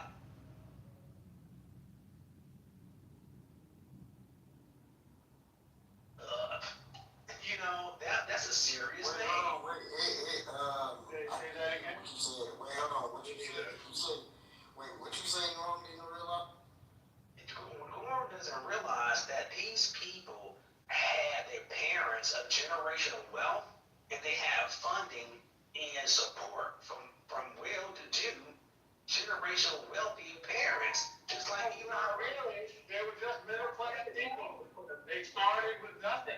They started in a garage with zero. Yeah, but they didn't have the impacts of what Durham, out of all people, you should know this, like the impact of the psyche of going through an extreme. You think that the Holocaust happened, which was horrific, but we was having a Holocaust every year for centuries in this country. That does something to the psyche that these men and women, right? If you go back in time and actually see them, their souls are really horrifically damaged. And just think the treatment out of them, how they're going to be raised by a parent with that type of psychiatric terrorism that's been placed against them. That takes time to overcome, and it has true impacts. And if I didn't have a grandfather like I did, I wouldn't understand it. But he helped me understand it through maybe decades of my life to really understand what they actually went through and why other people like him didn't make it. And about what happened. Yeah, I think you're making excuses. By the way, Steve Jobs was adopted. He was Syrian. He was an adopted kid.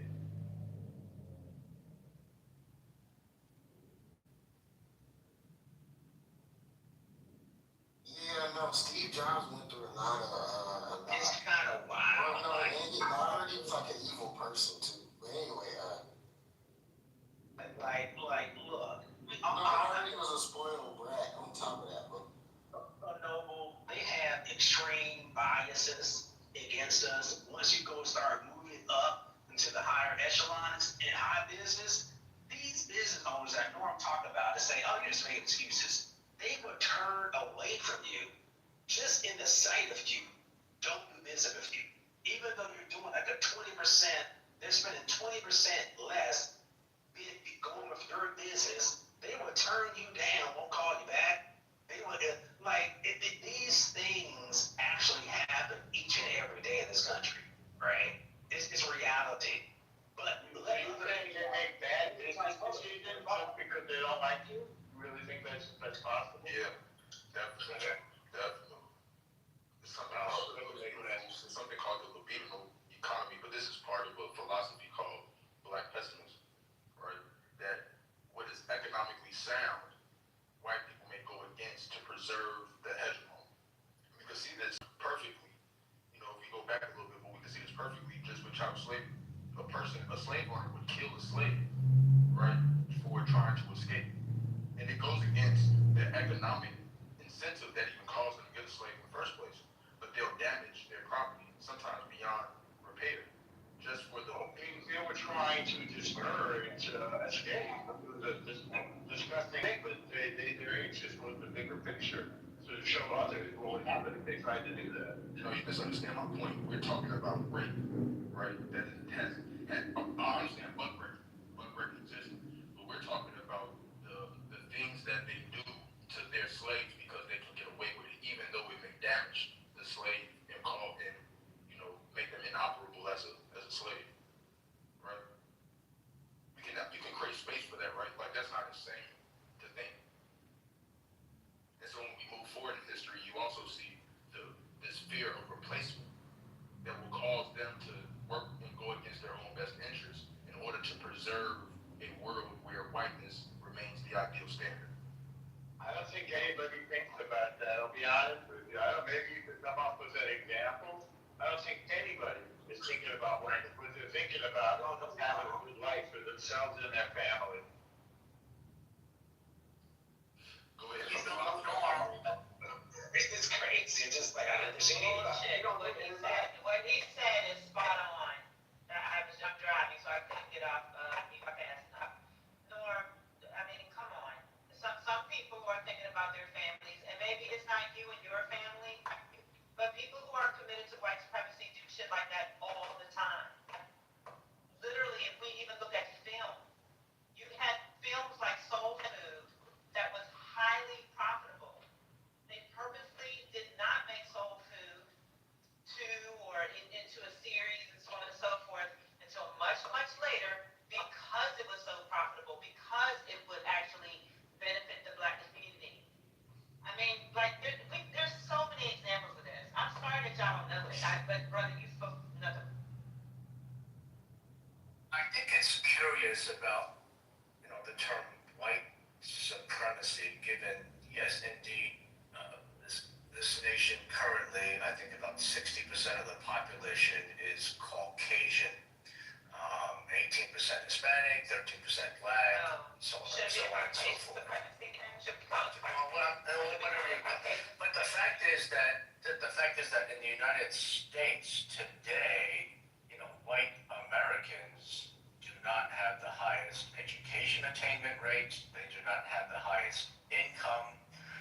And it's an interesting fact here that in the United States that folks from India have the highest education rate, and they attain elevation to C-suite roles, CEOs, CMI, can I finish, please? And of any group here in the United States. And then if you look at the highest income, I don't know off the top of my head, number one, this is per United States, from Taiwan, followed by India, followed by Sri Lanka, Japan, Korea, China. And Nigeria is way up there as well. Absolutely. And you know, Jews are not classified normal, but they'd be up there as well. But, you know, white Americans in general are number 8 in the United States as far as per capita income. So when you talk about whites, if I could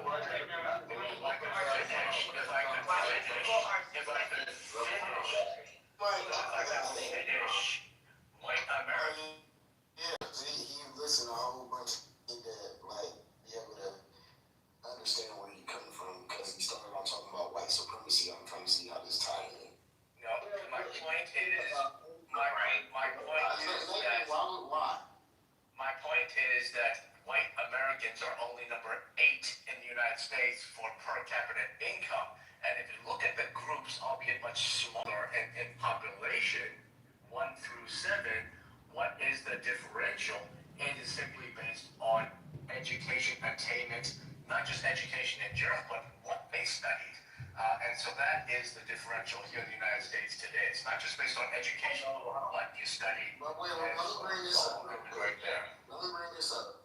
When we look at the top 1%, who is the majority of the racial dynamic there? You know, the top majority would be white people. They're 60%. So there you go. That's all. That's what we. So when you say it's so curious about white supremacy, what's so curious about what you just said? And then, What's so curious is that who's the most? Hold on. I don't know what you're saying right now, but what? Wait, hold on. What's so curious about white supremacy and everything that you just said when we consider that the top 1%, the overwhelming majority of the ultra rich are? Who did you say they were again? I'm sure. 60. I don't know what the data is. I'll tell them that he's racist because I know. Probably the bottom 1% is the majority are white as well, given that whites are at least 60% of the population here in the United States. So it's not a matter of most. My point is that here in the United States, the white population is number 8 on per capita income, and the groups above that earn higher on a per capita basis based on education, but not just simply education in general, but specifically the professions that they choose and what they decide to choose in college. It's simple as that. And overall, in the United States, globally, the difference between haves and have-nots is based on human capital skills, and so much of that is based on education. Thank you. So he's pushing this, but 80% of the white population are income, most of their wealth. See, he's not mentioning the word wealth. So that person who can make $50,000, $40,000, $36,000 per year income, that's his income. But his wealth is he owns multiple properties, right? He has generational wealth, stocks that's been passed on to him, land that has been passed on to him. So one person, a guy I knew personally, he made about $38,000 a year. He used to tell me about his grandfather who owned hundreds of acres of land, 4 houses on the property. That you know. So one day his grandfather passed away. Guess who that went to? They went to him. So his income, he still makes $38,000 a year, but his wealth is superseded. So your whole view is based on this one guy you know, or let me finish here. So, Nathan, that's a good. The wealth rise to in America is the white population. Well, there's 16%. So Nathan, they own all of it, above 98% of all the mechanisms that makes you wealthy. The wealth, the oil, the needs, the land, everything. So what are you talking about? What makes you wealthy? Education. Absolutely, Norm. So per Fidelity Investments, the Fidelity Capital, 80% of households in the United States of wealth over $1 million, 80% of families with wealth over $1 million was not inherited.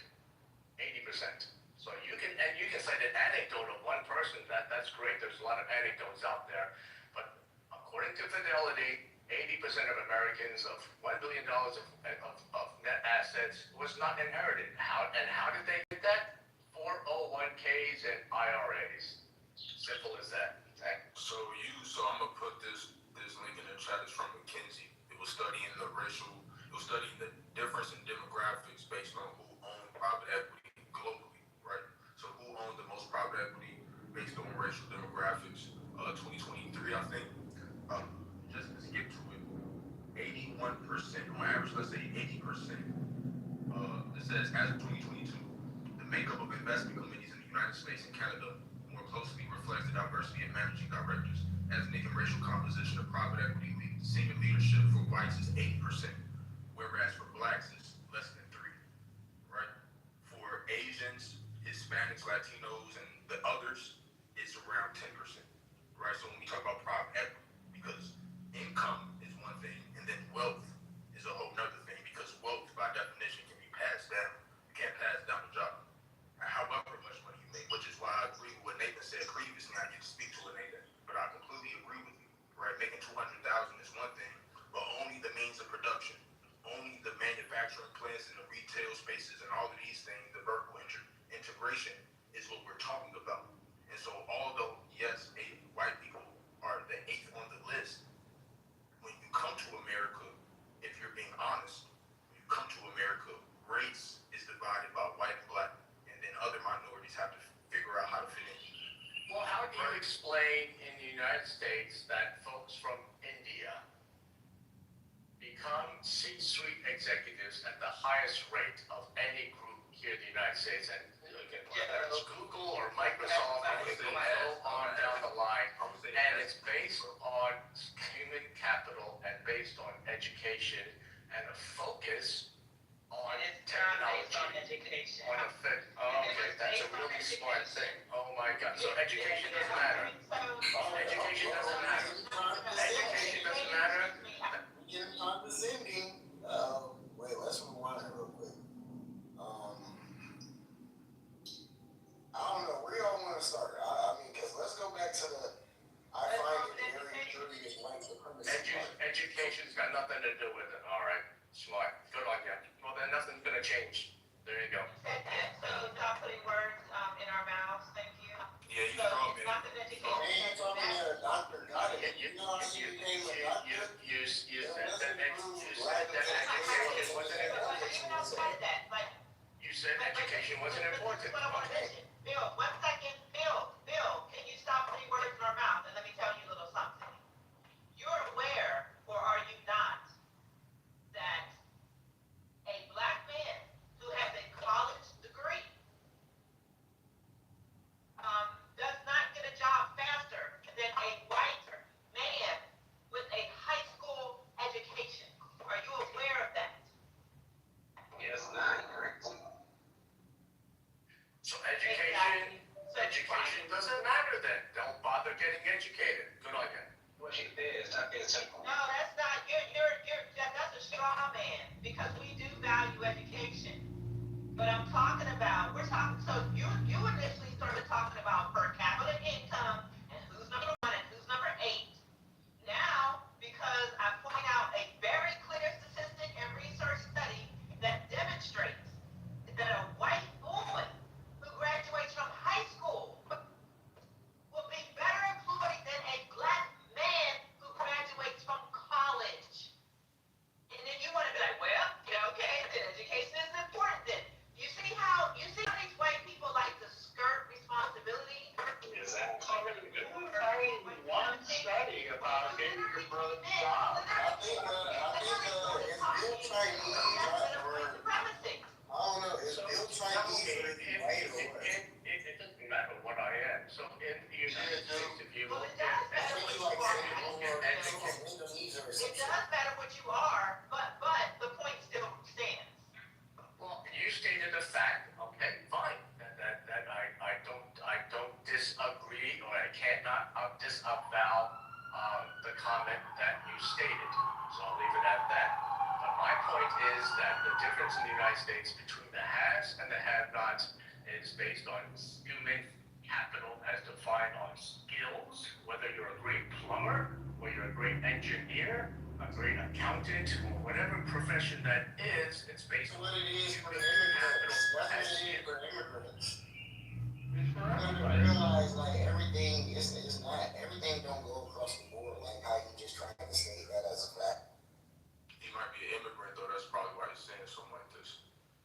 can solve a problem, then you have a job. That's that simple, because everybody wants their problem solved. But Norma, we're not talking about a job, we're talking about wealth, right? If you want to accumulate wealth, you start with a job. Well, if you want to accumulate wealth, you create a job and you hire. If you wish. Just hold on, bro. Just hold on. Just hold on. Just hold on. Talking about wealth, right? Acquisitions and ownership. Like the problem is that when black people walk outside, they don't feel that they own the house, the clothes that they wear, the language, right? All of these things that even subconscious, not to even go down that road. So we're talking. Then you have to fix your psychology. That's the problem. Hey, why do you hold on 1 second, bro? Yo, no, bro. Why do you feel so compelled to not only cut a motherfucker off when they talking, but to speak about some shit that you're not, bro? Just how about you? I'm just listening to you. Stop cutting you off. Just stop. I don't cut you off. You feel me? What I'm saying is just have a little bit of more humility and accept that people know something you may not know because they participate in it the way you're not. We're not denying the fact that capital is important and education is important. We're also saying that there are structural differences that make it so that our mobility is a little bit different than the mobility you experience. And because you haven't experienced it, you have an arrogance around your own experience, and you're making it a general conclusion of everybody. And it's not only arrogant, but it's just ignorant. So just create a little bit of space. I know you're older than me. You probably can do it. You probably should have a little bit more wisdom than me. Apply it in a conversation and hear what niggas saying before you try to teach them some shit on some white savior shit. Talk about arrogance. You have no idea what my history is whatsoever. Zero. And yet you just spoke to it. Unbelievable. You have no idea. A little autobiography. Talking to a person that his group, his ethnic group in America. I'm about to give us a little autobiography. 30 seconds. My people came here fleeing for their lives with empty pockets. My great-grandfather was a blacksmith. My grandfather was a window washer. My dad worked in a store. My mom was a secretary. That's my people. Didn't come with any inherent wealth. These are imaginary things that you're holding up in the sky as excuses. Wealth is, by the way, most wealth is dissipated within a couple of generations anyway. Everybody gets paid. Everybody gets paid. Yes, everybody gets paid. Of slavery. God bless America. Yes. Exactly. Everybody gets paid. See how you see? So you want people. Your grandparents got paid. Parents coming and working hard, but you have nothing to say to descendants of slavery, and there was no payment. That's why. Wait a second. Your grandparents didn't get paid? Excuse me? Not my great-grandparents. No, my great-grandparents He did not. committed to being a bitch, man. Like he committed to like. Because I don't have luck. Go ahead. It's just what this victim mentality, it's never been my energy, man. You get like it's what you do with where you come from. You get. We're not victims. Like, no. Cause I'm a Kenyan guy that come from Annigan's situation, but And you're not Black American. So do I have to be from America to have this? No, he's an immigrant to his country, so he has some experience. Go ahead, brother. Nah, but no, my point is this, yeah. What do you do with your upbringing? You get? It's either you take that victim side of things and you make the most out of it. You get? Like, Why y'all keep using that word family? I'm gonna let you finish. I just really want to. I hate why you use the word victim. We ain't said no. Some people make the most out of that victim shit. I hate that shit. We hate you for talking about it too. Build your life, man. Just do the most out of it, man. Just stop being a victim. I don't like that shit. You're a country. You know, wait. You talking about somebody that's a victim, but you never tell me I'm a victim. What's going on here? What's going on in Kenya right now? Shouldn't you be building something over there? Like, come on, bro. Just stop. Don't ever in your life think that you will come to another country and tell our people that we some type of anything. Hush your mouth, bro. You need to have a little bit more compassion because for only 5 cents a day, you can really help boost Kimberly. Nobody ain't replicating what y'all doing up over there. Yeah, I mean, nobody ain't trying to replicate y'all. one of our best things are after collision, driving, all different types of things. How come you're not in Kenya, not being a victim? What's wrong? I don't think he know. I don't think he know, bro. Check your grandfather did. Charlo.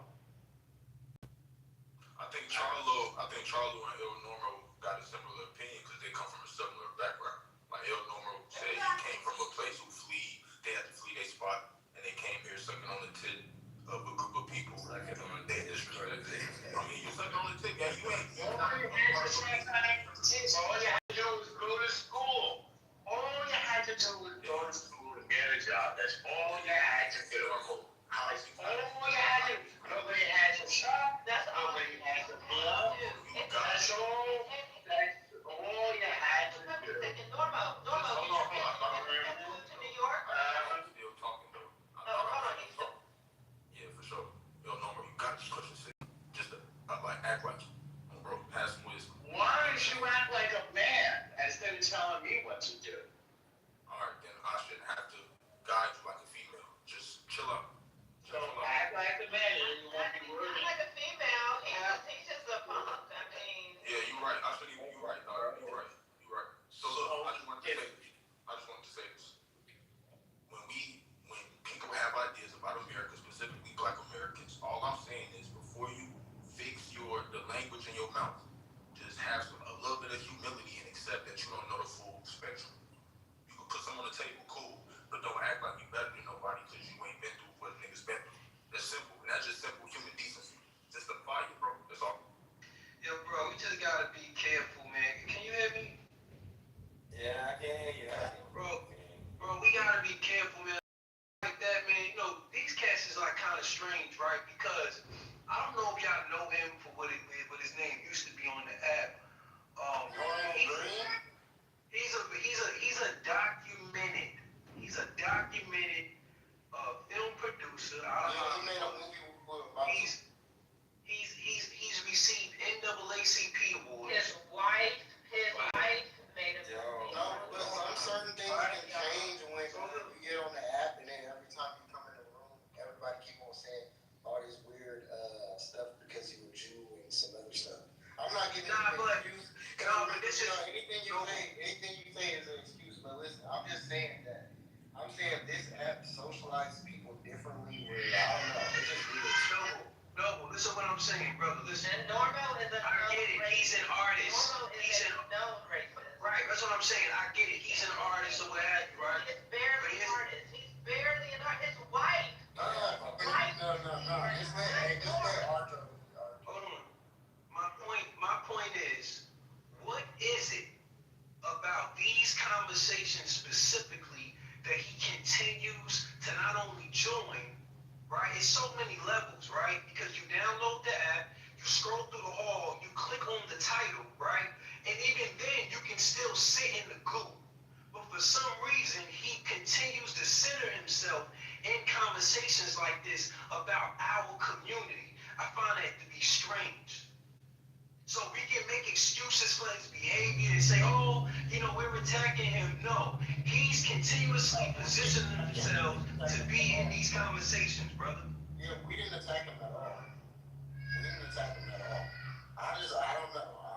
But anyway, listen. Yeah, I agree with what you said. But I think it's multiple sides to it, and some things I don't fully understand all the way because I haven't even really been involved in some of those spaces or whatever. But I just caught a glimpse of certain things. But it's like some cultural war thing. But I don't know what his thing is.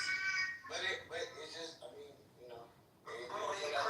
Now, when we talk about, first of all, when we talk about the establishment or systematic white supremacy, social engineering, he's a direct link to that. That's what he does for a living. He's a part of that, right? So, at the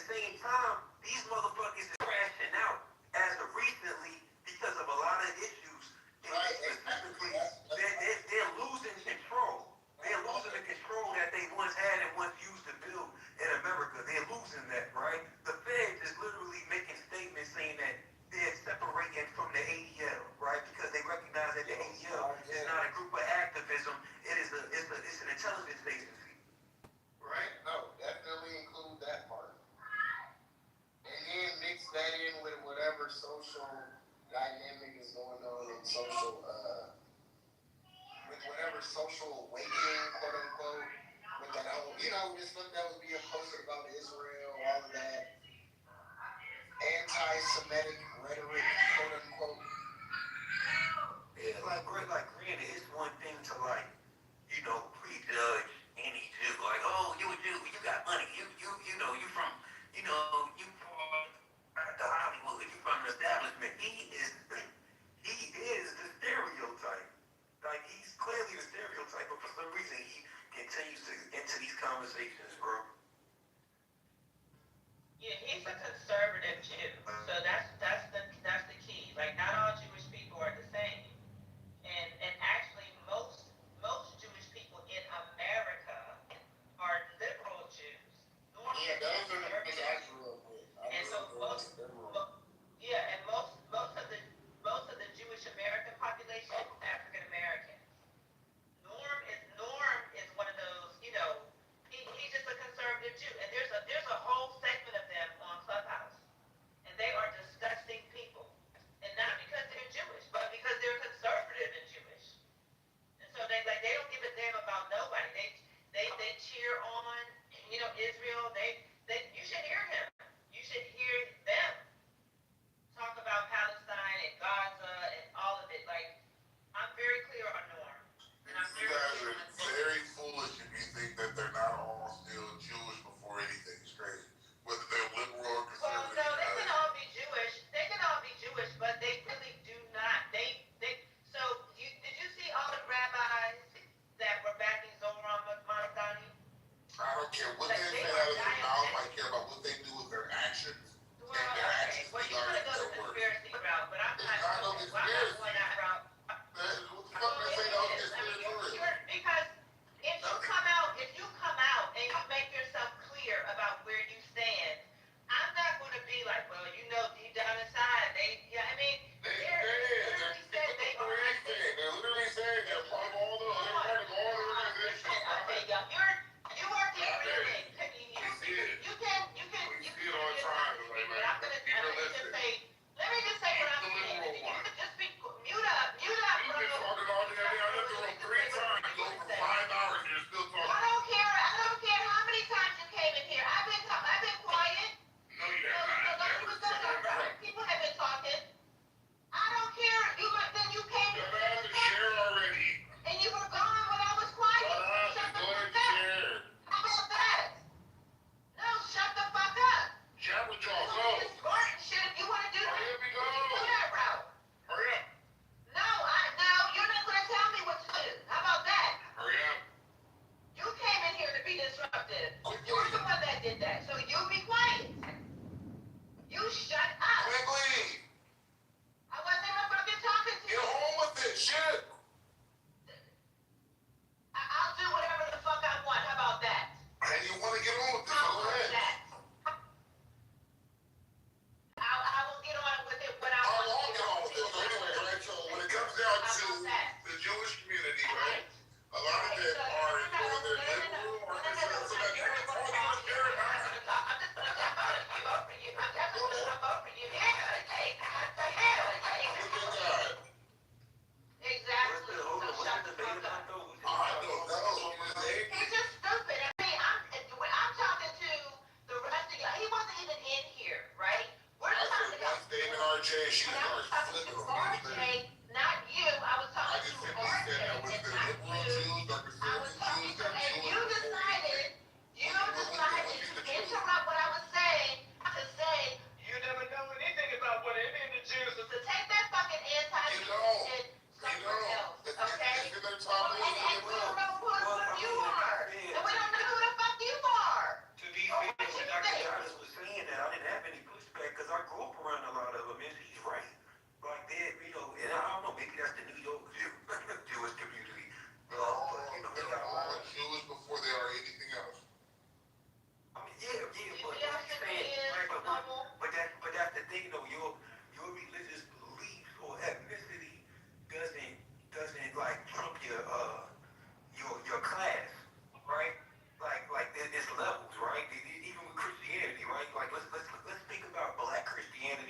America, you have people that's from the, the children's circuit churches, and then you got people that's from the mega churches that's more higher status, right? Like, so it's the same thing. No matter where you go, it's going to be different levels of opinion and thought because it reflects what they doing on a day to day.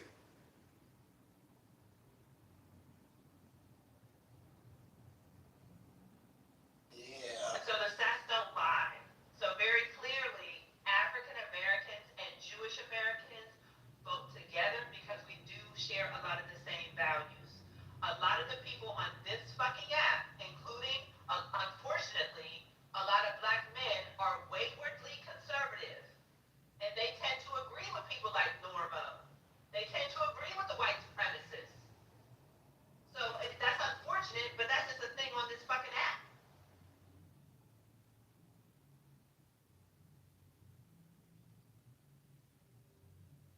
You did all that shit just to say that? Fuck that. God. As long as it gets a return, then I've accomplished my goal. Because before you came in, we were having a good conversation. She was probably, what was going to happen is she was probably just going to finish her point and then close her mic, and then you would have probably been able to speak right after that, and then it'd have been no contention. But that's just my theory, how, parallel universe type stuff. It's not a theory. It's a little crazy. That's your hypothesis, though.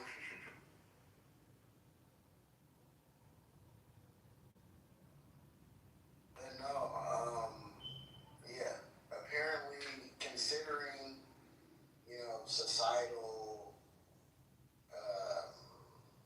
social realities is considered making excuses. So, and only when a certain group of people do it, not when other certain groups form large organizations and lobbyist firms in order to create, anti-Semitism laws.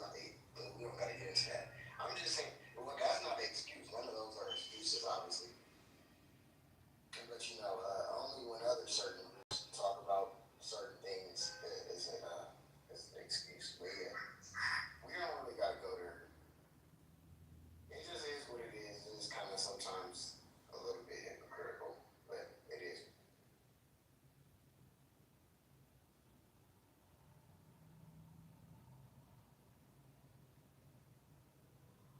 Yeah, man, we really need a break from them, man. I get it. I think people get upset when you just acknowledge their reality, right? Like, it's okay with just acknowledging reality and understand that, we gotta make a pivot.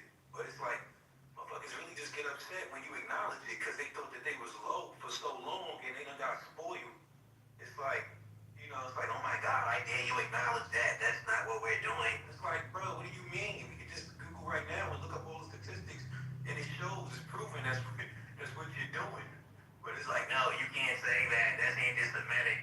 Like, bruh, it is what it is, man. Like, I'm not being anti-Semitic. It's not got nothing to do with religion. But clearly, y'all are doing something.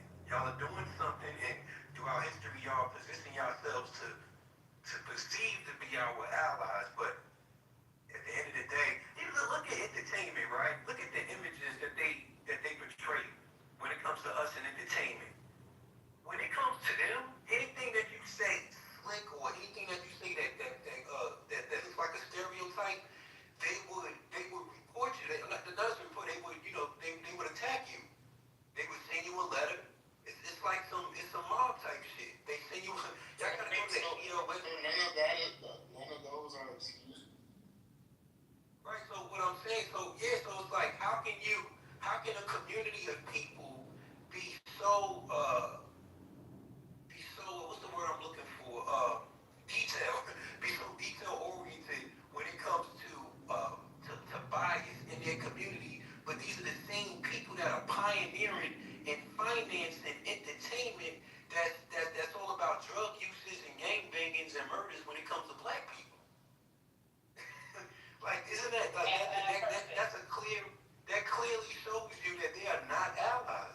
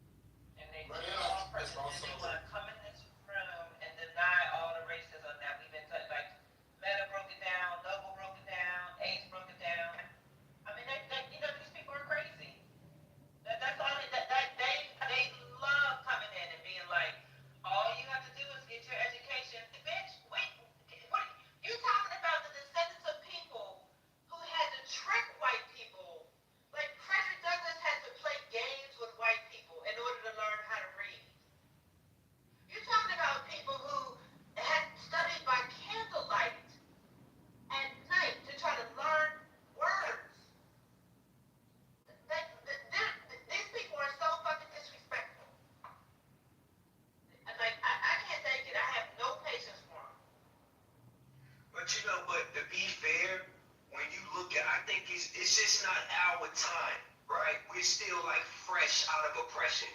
They've been oppressed for so long on a global level, like before, I'm talking about for like centuries, like before the slave trade was even invented, my G, like they were oppressed. So they went through that's why they're so tight knit, right? Because it's like a learned behavior. Like you know how many times they had to uproot and go to another part of the world and reestablish themselves? That's why they have communities the way that it is, and that's why like they monitor and like everything is done by just it's like learned behavior, from just centuries and centuries. You're talking about the jitters, right? Yeah. And so it's like we just so happen to be just so and when we talk about America is a baby to civilization. So America was open for anybody to come and build something, and they took advantage of that. They took advantage of it, But now we at a space where people are acknowledging that they've been taking advantage, and it's going to be some friction as they lose control.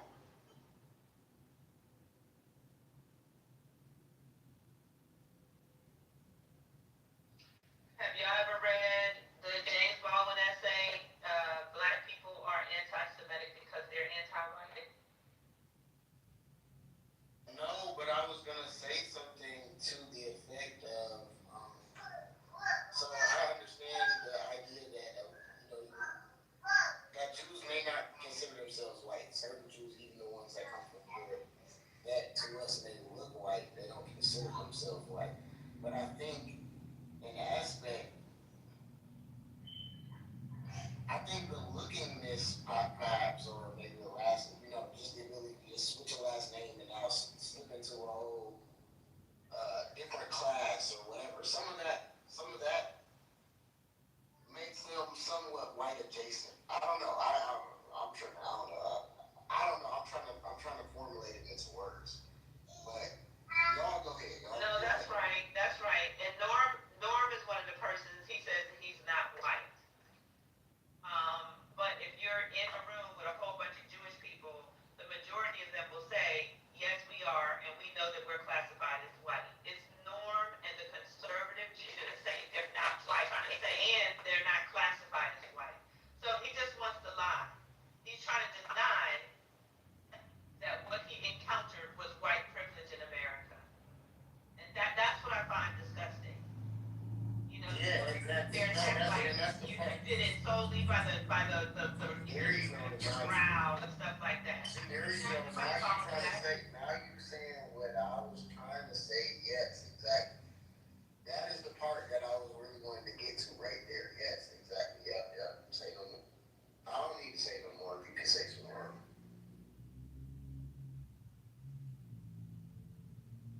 I'm gonna find this essay for y'all.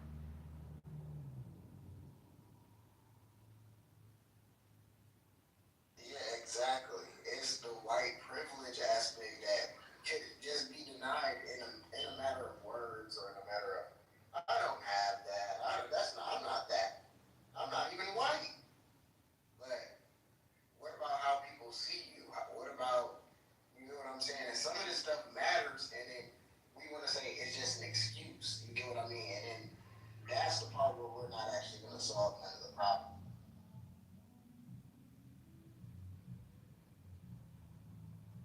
Because all this stuff is very well studied, very well documented, and it is what it is.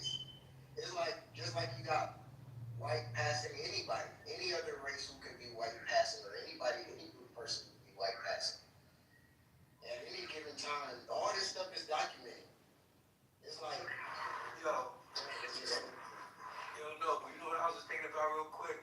So, y'all know the Israel Diamond District is the biggest diamond exchange in the world, right?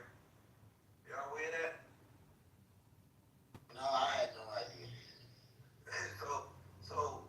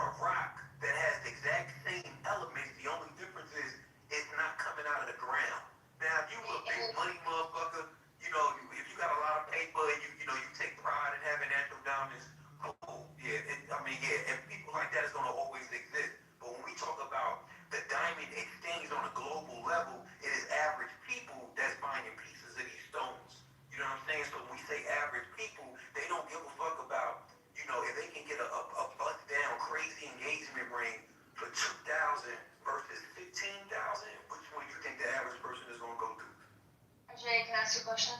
Yo, hold on, before you answer that question, I wanted to say real quick, RJ, you're definitely right about what you're saying about Israel because one of their highest exports is those same diamonds that you were just talking about. You know, like that's literally one of their biggest exports, the lab diamonds that RJ was just talking about. So that was just crazy to hear you say that. And the fact about these lab diamonds they can be produced relatively quickly. I mean, think about that. Like, in a matter of what, however long it takes, compared to millions of years to form these things, and then they can be utilized for technologies. Okay, go ahead. She's gonna ask her. Yeah, RJ, you were talking about that company you were studying with what was it called again? GIA. Yeah, GIA. So I had a friend from my school that used to work for that company actually in Manhattan, and unfortunately he died before Christmas last year and whatnot, and he sent me some pictures of some of the crystals that, he found or that he was working with. And actually the company is, pretty much Jewish owned, Hasidic Jewish owned, and the Diamond District in Midtown Manhattan is all like Hasidic Jewish owned. And Yeah, when you go to 47th Street in Manhattan, that Diamond District, it's all Orthodox Jews walking through the block. Yeah, exactly, So, it's just like really fucked up, because it's like, like people like you and me, like, we're just like the workers, like you can be cutting up the diamonds and whatnot, but you're not really gonna make any money, because they fucking own the whole shit, so that's what's really fucked up. Just like they own fucking real estate. Like in my building right now, I had 3 apartments that people moved in from agencies, and they weren't even showing the apartments to people, but these people are like ex-addicts or recovery people, whatever. And these fucking Hasidic Jews, it's a rent-stabilized building and shit in Queens. And these Hasidic Jews, they don't give a fuck about, the people who live in the building. All they give a fuck about is making the money. So that's what they've been doing. That they're still continuing to do, and that's just, I'll contribute more when I hear everybody else, I have to ask, in the chat. Wait, one second. My bad. No problem. I put the essay, because I've been talking about it. I put the essay in the chat. You guys, everybody copy it. It's from 1967, James Baldwin. Negroes are anti-Semitic because they're anti-white. So just copy that and read it at your leisure. Thank you. And Dr. Goddess ain't your dog. So let's get that straight. I did not call Yes, my thank dog. you. But look, that was not a term of like I wasn't being passionate. That's just the way I talk. I didn't say the N word. I didn't say the N word. I didn't say the H word. Like what you want to send to me? He was just playing. But you could call me darling and lovely and goddess. You could call me all beautiful. I love my dog. You kidding me? My dog laying on my lap right now. To me, that is endearing. Now you're making it work. Exactly. Now you're doing.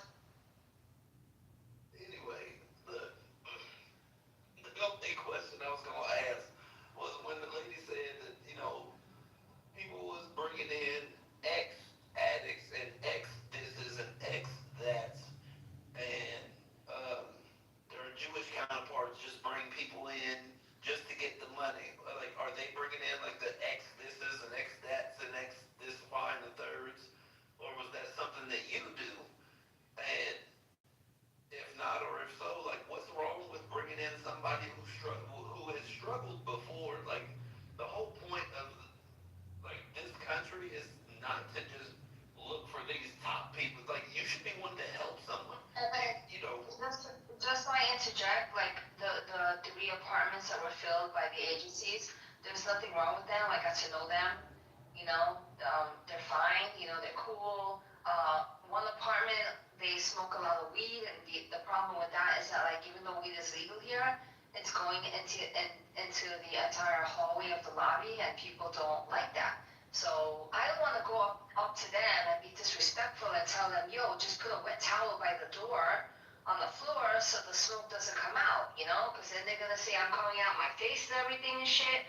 And I don't want to be like that. I don't want to be like that person. You know what I'm trying to say? I'm just thinking about like, just be considerate to your neighbors and shit. You know, like we all live in a building that has like 60 apartments, and nobody wants to come into the fucking lobby smelling weed all the time. You know? But you know, there's nothing wrong with them. I got to know them. You know, they're mad cool and shit. You know, but you know, that's about it. Who we talking about? Who's in your building? I'm not trying to live around no goddamn addicts or ex-addicts. I mean, I don't feel her on that. Thank you, brother. But I understand RJ is trying to get bleeding hard and shit, but come on now, dog. I know I won't live around that shit. That wasn't RJ, that was me. Oh, my bad. Chris trying to... I catch it straight. I didn't know it was you, though. My bad, bro. Yeah, people want to be bleeding hard and shit, though. But the reason why we go hard, we go to work and earn our money and try to earn more money is to get away from shit like that and to give and raise our kids in better environments and that. So, yeah, I kind of feel the devil. I like it. RJ's less. Hold on, I got to sit up for this. Uncle Ruckus ass motherfucker here. Hold on. What you say, no? Alright. Now, so they don't got nothing to do with a bleeding heart. So I was an ex a few of them things at one point in my life. Now I own my own little contractor business. I work for myself. I got all my own shit. But I never forget where I came from, and I always had to give things back to try to uplift people. I've been working with the Habitat for Humanity, trying to get homes for people that are less fortunate, doing some other separate things, trying to get a couple properties to help some other people. You need to just chill out. Oh, this way, but we did try to get our kids out of this. My kids are out of it. Matter of fact, my kids ain't never been in it. So I'm gonna live on Skid Row or something. Why would I live on Skid Row? Exactly. So why subject this lady to have to accept something she never had to accept? I did not say subject. I didn't say do this. I asked why. That was what I asked. I said why. That was it. Because I think that a lot of times what causes people to go to Skid Row is people like with attitudes like yours. That I don't want this person, that person, or whatever. It don't matter that they done changed their life, that they working now, that they grinding, doing everything they can to try to make better of a situation that was bad, and you can just turn a blind eye to it because you don't like it. And why? Because you, my sir, are a coach. I don't believe black people that are fucking addicts in my family. I'm sorry, right? Just because you happen to be an addict doesn't make me a coon. That's not a black struggle. That was your struggle, Chris. You're misconstruing me. I'm up with him, sir. You said everything perfect. You said everything perfect. I just want you to know. No, what I said is that if you want to smoke weed in your apartment, don't let the weed come out. When you're living on the first floor of a lobby or whatever apartment you at, don't let the weed come out and stink up the entire fucking hallway. That's what I was saying. Just put a wet towel by the door, and they're not doing that. So why do I need to be subjected?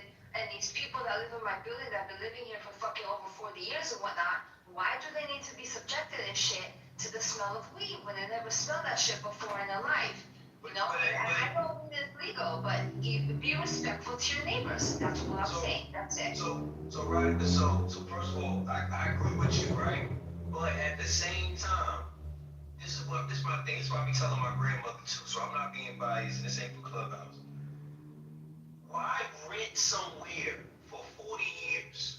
You're renting someone else's environment and still feel the need to attempt to control it.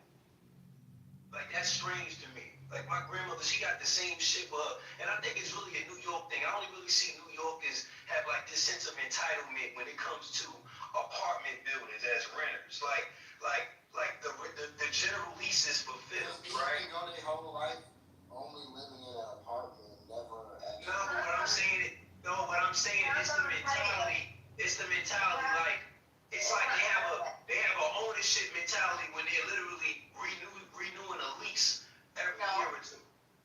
It's not entitlement. It's about respect to your other neighbors. That's all it's about. It's not entitlement whatsoever. It's just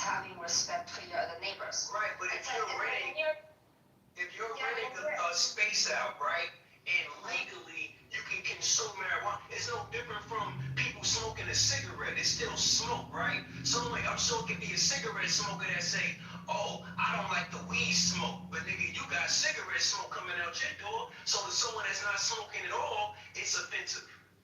Right? So it's like, to what level do we tell people how they should live in places that they're paying for as well? Okay, so what about that fucking New York City law that says after 10 o'clock at night you can't make noise? So noise control, smell control from the weed, like what's the difference? So, because after 10 o'clock, there's a difference between noise and smell.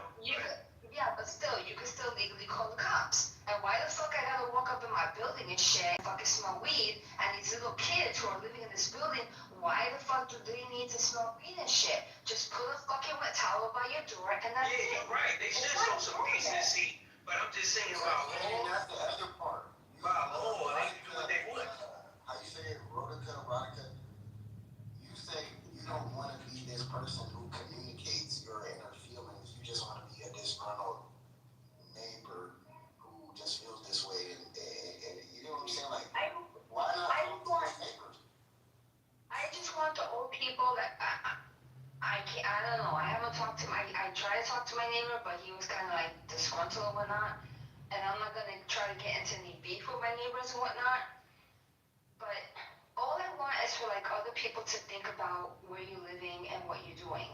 That's all I want. Like, be considerate to other people. That's it. You know, like, we're living in a fucking society and shit.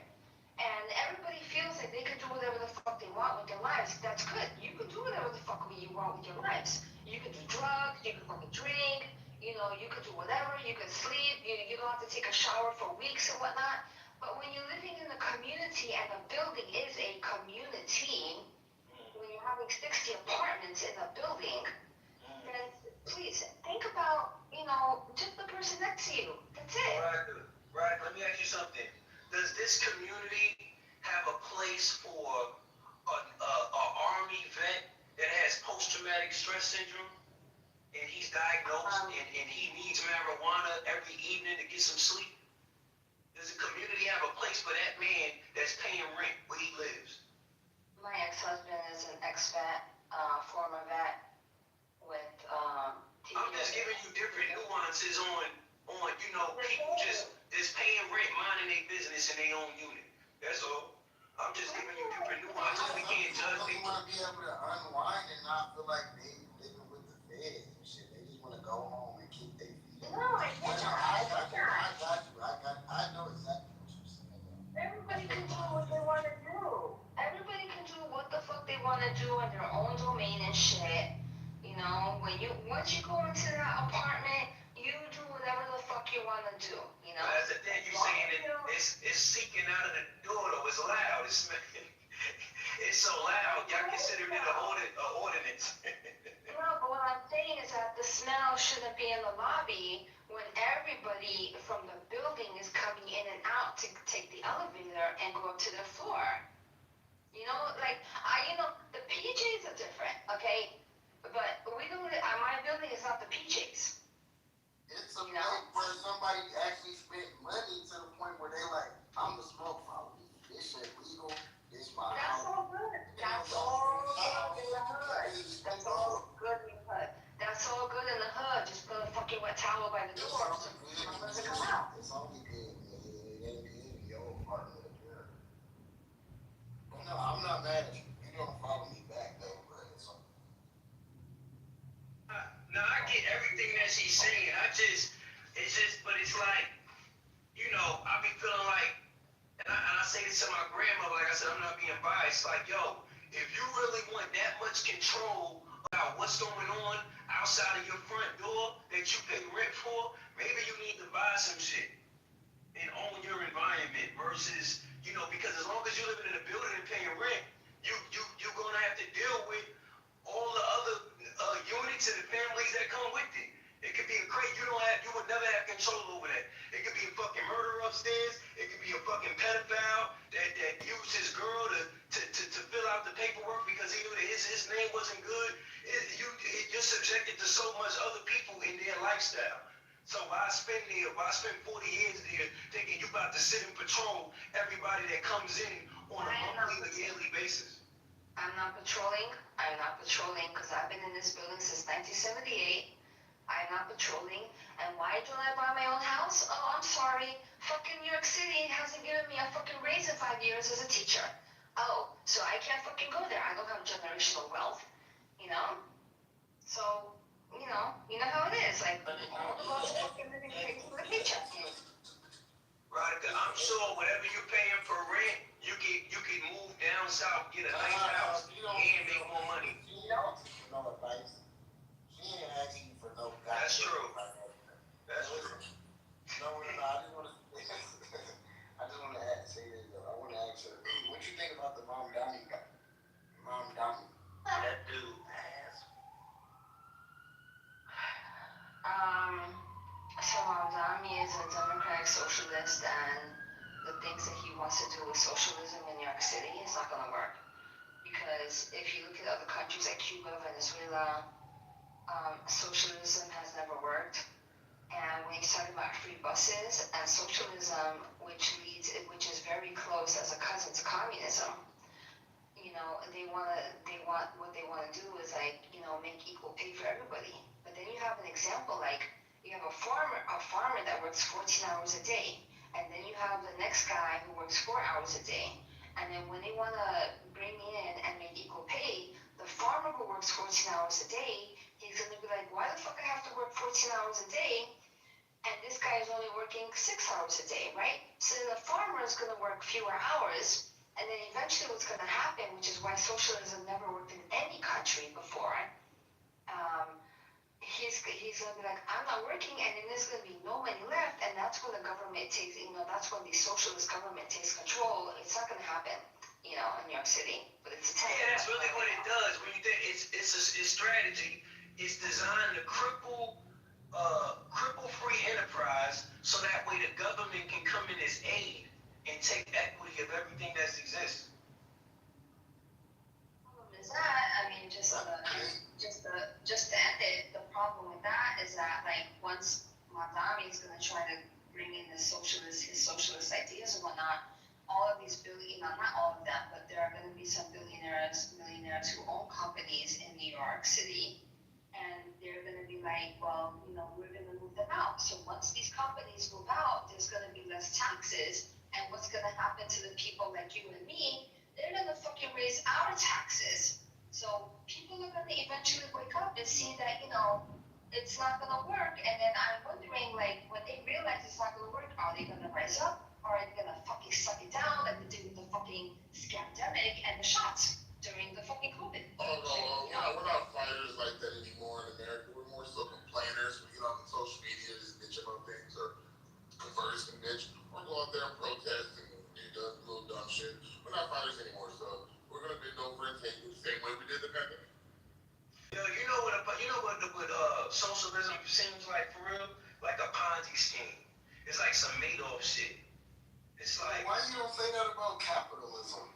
Now I'm gonna tell you why. Listen what I'm saying. Because with capitalism it is what it is, right? You get what you put in, you find supply and demand, and you fulfill that need. If you feel like you can fulfill the need on a mass scale and make $1 billion, you do what you gotta do to get to that. If you feel like you don't need $1 billion, you can fulfill a little bit of need and just make $1 million, then that's cool for you too. That's what America is built on. But when we talk about the socialism shit, it's like they're giving the people an illusion of everyone being equal, right?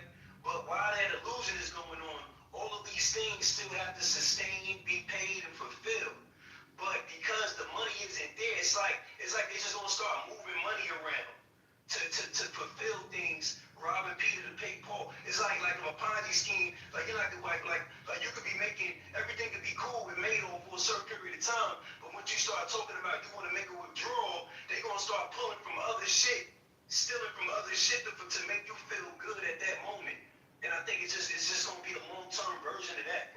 Just them moving shit around, taking money from here, hoping that it fit over here, and then when they see that it's fucked up over there, they're gonna start shifting other places. It's gonna be a big ass experiment. It's never gonna work in the end. It's gonna be a big bust. What you mean the money ain't there? The money is with the billionaires and all the people that he But it ain't gonna be no billionaires and millionaires in the socialism. It's like, example. They're basically, they have a social capitalist type system, and there are definitely billionaires and millionaires within that. Right, but the difference, it's not a democracy. I mean, we damn near don't have a fucking democracy. Let's be real. No, but I'm just saying like what it means. I'm just saying what it means. They say that it is a democracy. They do it. They say it's you gotta go look it up. It's a market economy. They're communistic governmental-wise, but as far as economic, they have a market economy. You know what I'm saying?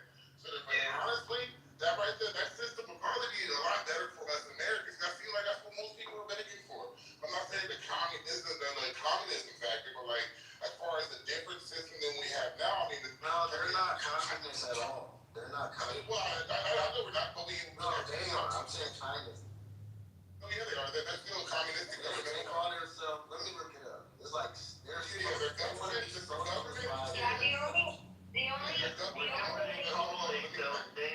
doing the right thing.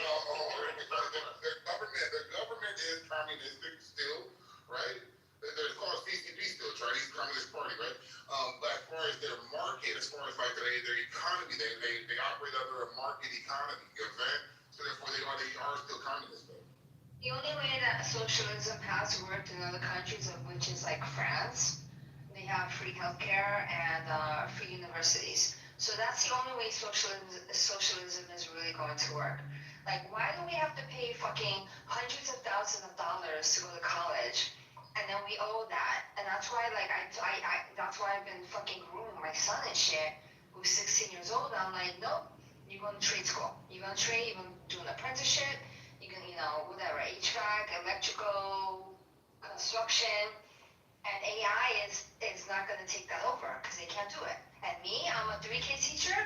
AI can't fucking teach 3-year-olds. AI is like, robots can't change fucking shitty, pissy diapers and shit. No. Education is about to go down. I know that, right? Robots were they could. Y'all know education is about to start getting low, right? It's already low, bro. We've been getting stupider for the last 30 years. No, I mean, like, it's about I'm talking about how much it costs to go to school. It's about the low, bro. It's about to go low. Trust me. But I can just see it. Like, I can see, like, when we talk about it's getting to the point now where like these institutions are desperately creating programs based on supply and demand versus like them just sticking to their guns with their curriculums. So it's like whatever. The degrees they offer, because most of them are useless, and people are going into debt for degrees that don't actually pay them in the end when it comes to the job market. I feel like they feel like 17, 18-year-old kids that don't really know shit about anything should not be on the hook for hundreds of thousands of dollars in student loan debt for dumbass degrees. Feel me, especially when they don't understand the market, they don't understand the job, they don't understand shit. So therefore, I think that they should cut out all the degree programs that they know are not going to get these students hired. So what they're doing, I'm gonna tell you what they're doing now. For an example, right? Let's say like a UPenn, right? UPenn have a certification on digital marketing, right? And they'll charge you $8,000. What do you get with this? You get to have a certificate saying that you learned digital marketing from UPenn, right? Whatever that means, right? Because at the end of the day, that environment doesn't even give a fuck about where you learned anything from. And you have companies like Meta, Google, TikTok, all of these companies have free certification programs that teach you how to work their system. So you don't even need to spend $8,000. You may have to spend $100 for an exam. They can put a stamp on your fucking name. But at the end of the day, like, it's just not needed. Like, I can see it lowering, especially these Ivy Leagues and these top prestigious universities. So can I tell you the research I've done about the schools and whatnot? So like, so AI right now is really big and whatnot, and I worked at corporate America for like 15 years, in marketing and finance and shit. And I was just like looking at people, like IBM laid off 8,000 people, but then they had to hire 8,000 people that were working with AI and whatnot. And then I was like putting on my Facebook, I'm like, you people that are in these redundant jobs and whatnot, you need to learn how to work with AI. And I was like, if you don't know how to work with AI, then you're gonna lose your job. But these people need to learn how to work with AI. So how are you gonna keep your job? You need to learn how to work with AI. You said you're a teacher, right? Yeah. Let me ask you, as an educator, right? Because I feel like they should start teaching prompt engineering in elementary school the same way they teach science, math, and writing. I think prompt engineering need to be part of that as well when it comes down to the future of this country. Well, the problem is that universities right now are still not up to check with their majors and incorporating AI in their majors. They're not. So there are so many fucking college students that have graduated and they can't fucking find jobs. They cannot find a fucking job. Where they can't find jobs. Look at the statistics. If you go online, look it up. Look at the statistics. They cannot find jobs. And not in most universities. No, they're not because they don't have it to it yet. Yeah, I know some of them. My thing is, how can you get it? Like these schools that's jumping on the train and putting out degrees on AI. It's kind of strange to me. Like it seems like a scam because AI. We got a space now where AI is growing literally like every fucking day. Every day is growing. So it's like, how can somebody pay for a degree on something that's still growing every day? Like there is no set in stone. Nah, it's a degree, bro. My wife is in school for it, bro. They have a master's program in AI. I hear what you're saying, but I'm saying when I had classes that taught stuff to AI, the class was based on AI. It taught you how to use AI with what you was doing, but also what you were saying, how can you do something that's still growing? When you graduate from college, you pay for the course. Most professors allow you to come back. Most schools allow you to come back and get something new that's taught. You get to learn that for free. I mean, at least the colleges I go to, they allow you to go back. You can come back in 2-3 years and there's something new added to it. The problem is that a lot of the professors in these schools, they're older, and they don't understand how AI works. So the only way that you're actually going to get an advantage with AI is if the younger people, the professors are younger. These old professors who are in their 50s and 60s, they don't know how to do that. They don't know how to teach you that, you know. And they don't want to learn how to do that shit. You know, so that's where I feel like most degrees and universities right now are not catered to AI. Like even writers, like I am on my AI and I'm writing 3 books right now with my AI. You know, I don't have to fucking have an English degree and shit. You know. The thing about that is you can't legally copyright it, and anybody can take the story and use it because you don't own the rights to it. Anybody take the copyright and use it when I have it all to myself. Yeah, that's not true, bro. When you prompt, your prompt, every prompt is customized, is a customized output. So whatever comes out of that output, she can go copyright, bro. No, you can't, bro. Yes, you can. You don't understand the copyright law, bro. I talk to the copyright people all the time. Bro, I write, and I talk to them about AI. You can't copyright something that AI writes for you. You legally can't because you didn't write it, they wrote it. Bro, this is what I'm saying, bro. Every prompt, everybody's personal prompt, bro, it has a different output. So who's gonna claim that you didn't write that if you got a copyright? How can the copyright office determine if it was AI or not? You don't really copyright that technology, bro. I call the copyright office every time, right before I copyright one of my scripts or one of my stories. And I talk to these people, they tell me you can't do that. It really don't matter. You can't even copyright an AI picture. Somebody, you're responsible for it to make sure that nobody else get it, but somebody else take it. And if let's say you copy, if you come up with a picture or you come up with a short story and you didn't write it, but AI wrote it, somebody else can still say. But okay. If we're talking realistically, like everything that has been created in America, the Chinese people have copied it also, and they sell it on Amazon. So you can't fight that. You can't sue them because they're copying the exact. But it's sort of the same thing. Because if they're creating a product that you have a license to in America, and the government agency, you have a license to it, but then the Chinese people are copywriting that and they're mimicking that product on Amazon, you can't fight them. You cannot fight them because they're in another country. So it goes the same kind of thing when it goes for writing. You know, when you're speaking to your AI and you're conversing with your AI and you're collaborating with your AI and writing a book and whatnot, that's between you and that AI. That's nothing. Nobody else has access to that except you. Do you understand? What I'm saying is, once you put it out, like, alright, you're the only person with the story. But let's say you want the story online, or you print up a book and put it out. Somebody completely take your shit because you don't own the rights to it. If you don't believe me, go up break office on Monday and talk to the people, bro. Like, I talk to the people all the time. Because I wonder how to break law.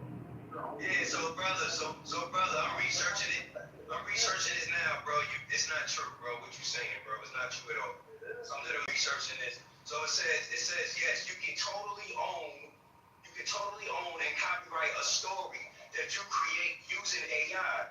The law is surprisingly chill about this one, as long as you do it the right way. Let me break it down in plain English so you don't get tricked out. It says if you, a human, are the creative force behind the story, you can copyright it. If it's 100% AI output with no meaningful human contribution, then you can't copyright that. Or you can't copyright that version. You know how that works, bro. It don't work the way you think. Yeah, so. You can't just say, listen, bro, I'm trying to tell you, you can't just say, yo, write me a story about this, this, and this. You can't do that. You have to have the whole story and everything already written, and then put it in AI, and add to it. You can do that, Bro, that's not, bro. Now you just making up shit. Before you said there was no way at all. Now you adding sauce to it, bro. I'm good. You can't have AI just write you a story just completely. And you didn't. Bro, nobody. I don't think anybody that wants to write a book is gonna let AI write it from front to back. They do. And them not make no tweaks and changes in what they want to do. Like, come on, bro. Because when I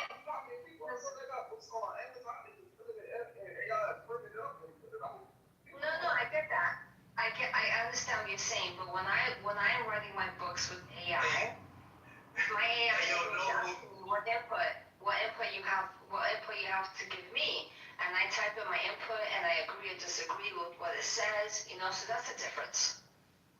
Hey, yo, Noble, real quick, yo, son. You know what's wild?